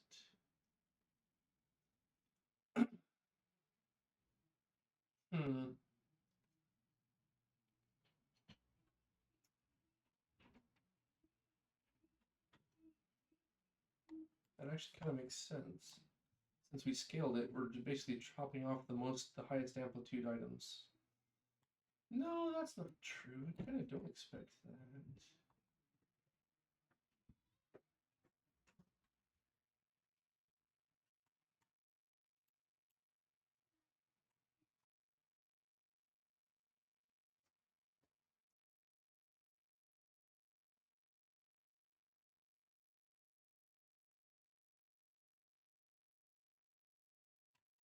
I'd expect more zero data down here at the bottom as well.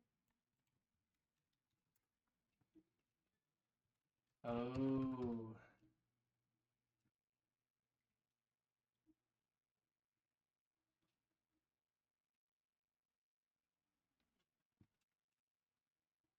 Okay. Here's the deal. We're going to take L divided by 65 by 35, no. 32,767.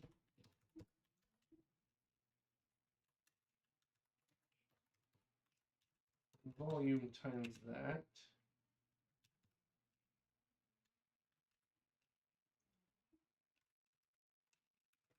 Plus 1/2 to move it up to the 0 to 1 range.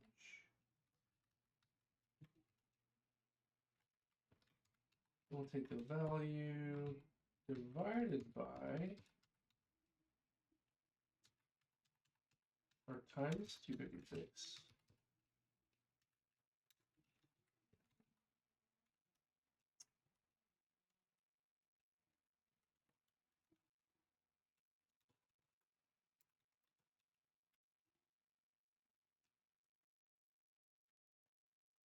I thought about overwriting assert such that it holds an error message too, but then again, the previous statements usually say exactly what should have happened.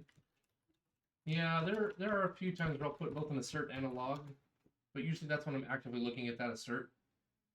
I'm like, I know the assert failed. What value am I actually getting? But then when I'm done debugging it, I remove that. So that's not good.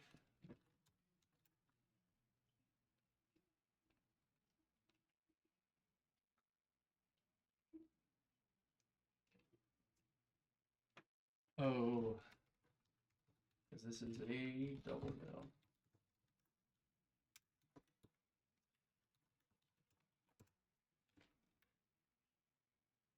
I remove it too after debugging. Yep. And it's not working. What's going on here? And click just crashes.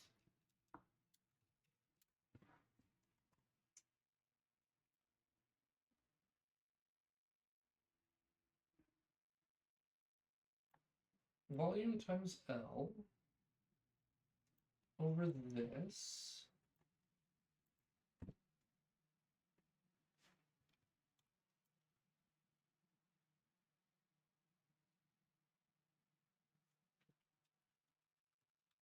255 maybe.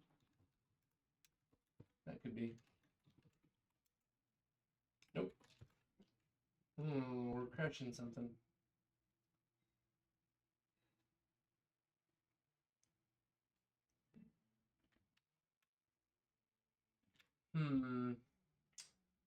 I don't know, lads. I'm starting to lose.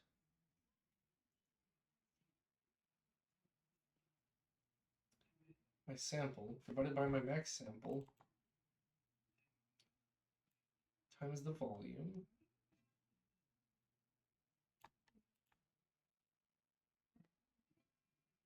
Should put me in a 0 to 1, well, negative. Oh, nope, nope. I know what's going on. 65, 5, 35. That should put me in the negative 0.5 to 0.5 range. That's what we meant. That should help. That's better. Then our histogram. That's more like what I would expect. Okay. Okay, so our histogram is a little bit interesting.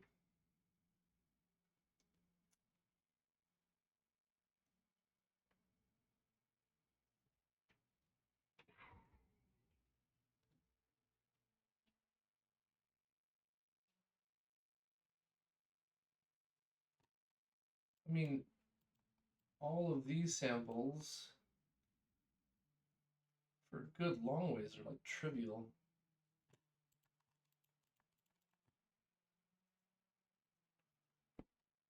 Even like up to out here. So from what, 68? 68 to like 191? 191 minus 68. That's like 123. Really only 123 meaningful buckets.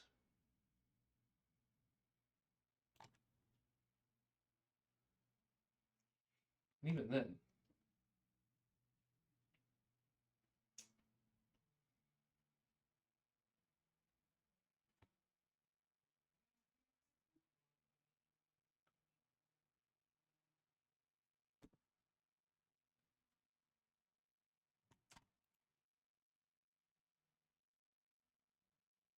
Can I just take this value as a byte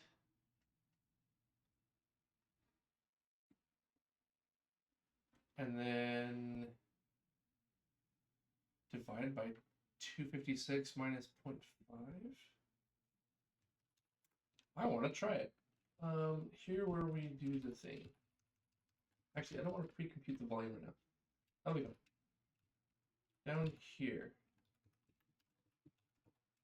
Result at our frame index equals,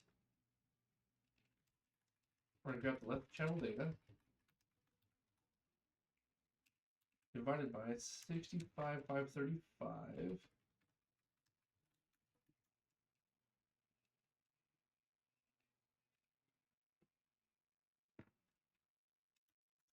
times, or plus 0.5. I'm going to take that. We're going to multiply all of that by 255. So this puts me in the 0 to 1 range. This puts me in the byte range.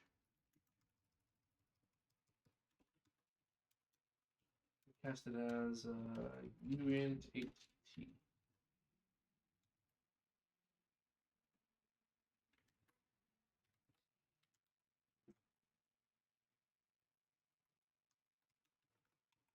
I just want to see what we get here.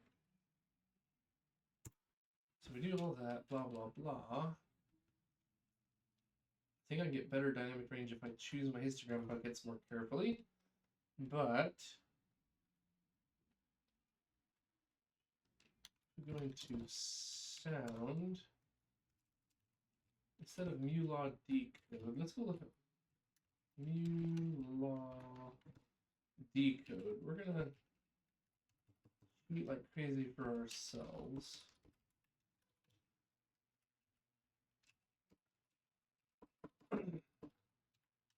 Float. Histogram decode. We're gonna get a number. We're gonna take that number divided by 255 and return it.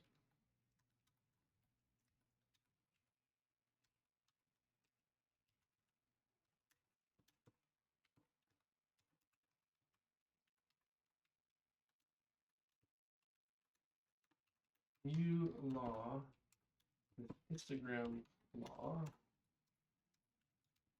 This is probably going to sound terrible.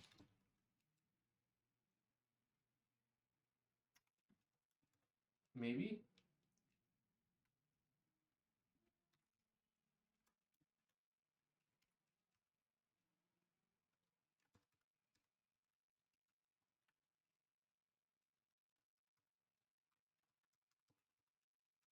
Does not get that divide.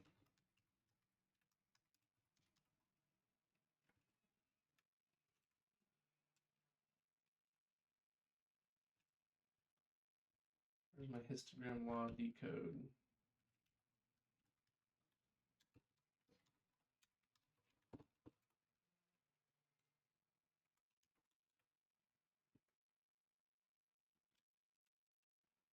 I doubt that has the kind of precision we need.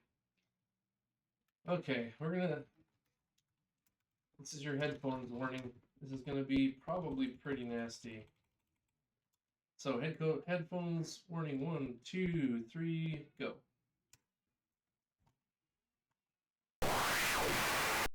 Yep, that's pretty nasty.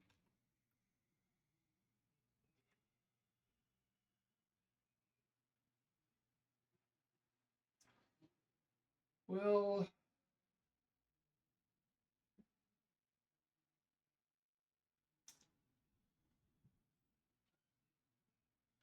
that histogram tells me things. We're working also in the amplitude domain, or range, instead of the frequency domain. We're working in the time domain instead of the frequency domain. I wonder if compression in the frequency domain would be better. If we did an FFT, I don't know. We're gonna have to revisit this tomorrow. I think I'm gonna call it there for tonight. We'll revisit sound compression tomorrow. I want to think about this. Because there are some amplitudes, quite a few amplitudes that just aren't even used. Amplitude ranges, I should say.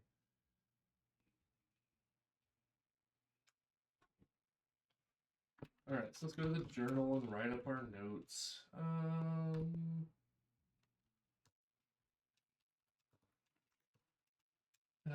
Mu law encoding doesn't sound good enough.